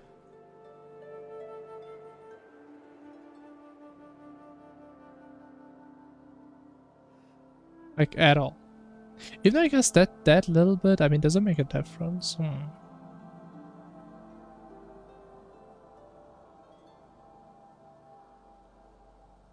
Okay, I feel like going any less than that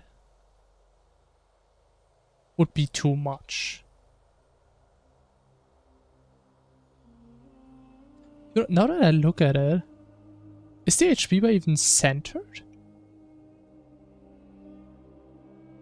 Actually, yeah, it is centered because of like the little bump in the middle. But I guess we would actually need to play with like vanilla settings or like vanilla HP bars because we can't even see them otherwise.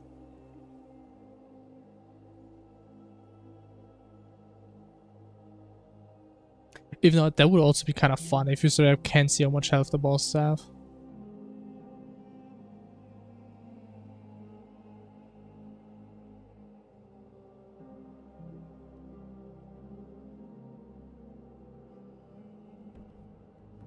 Okay, I mean, it works.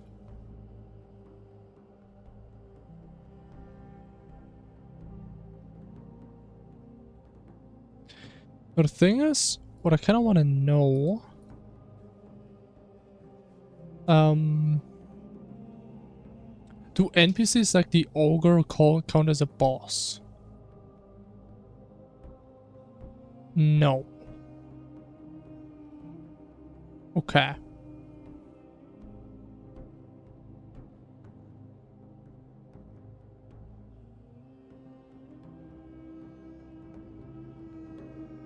Yeah, honestly, I'm gonna think about it if you do that.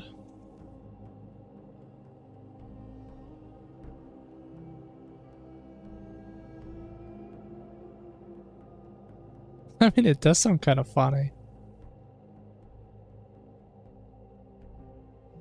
And again, I think most of the bosses should be fine. I mean, Wall of Flesh is gonna be annoying.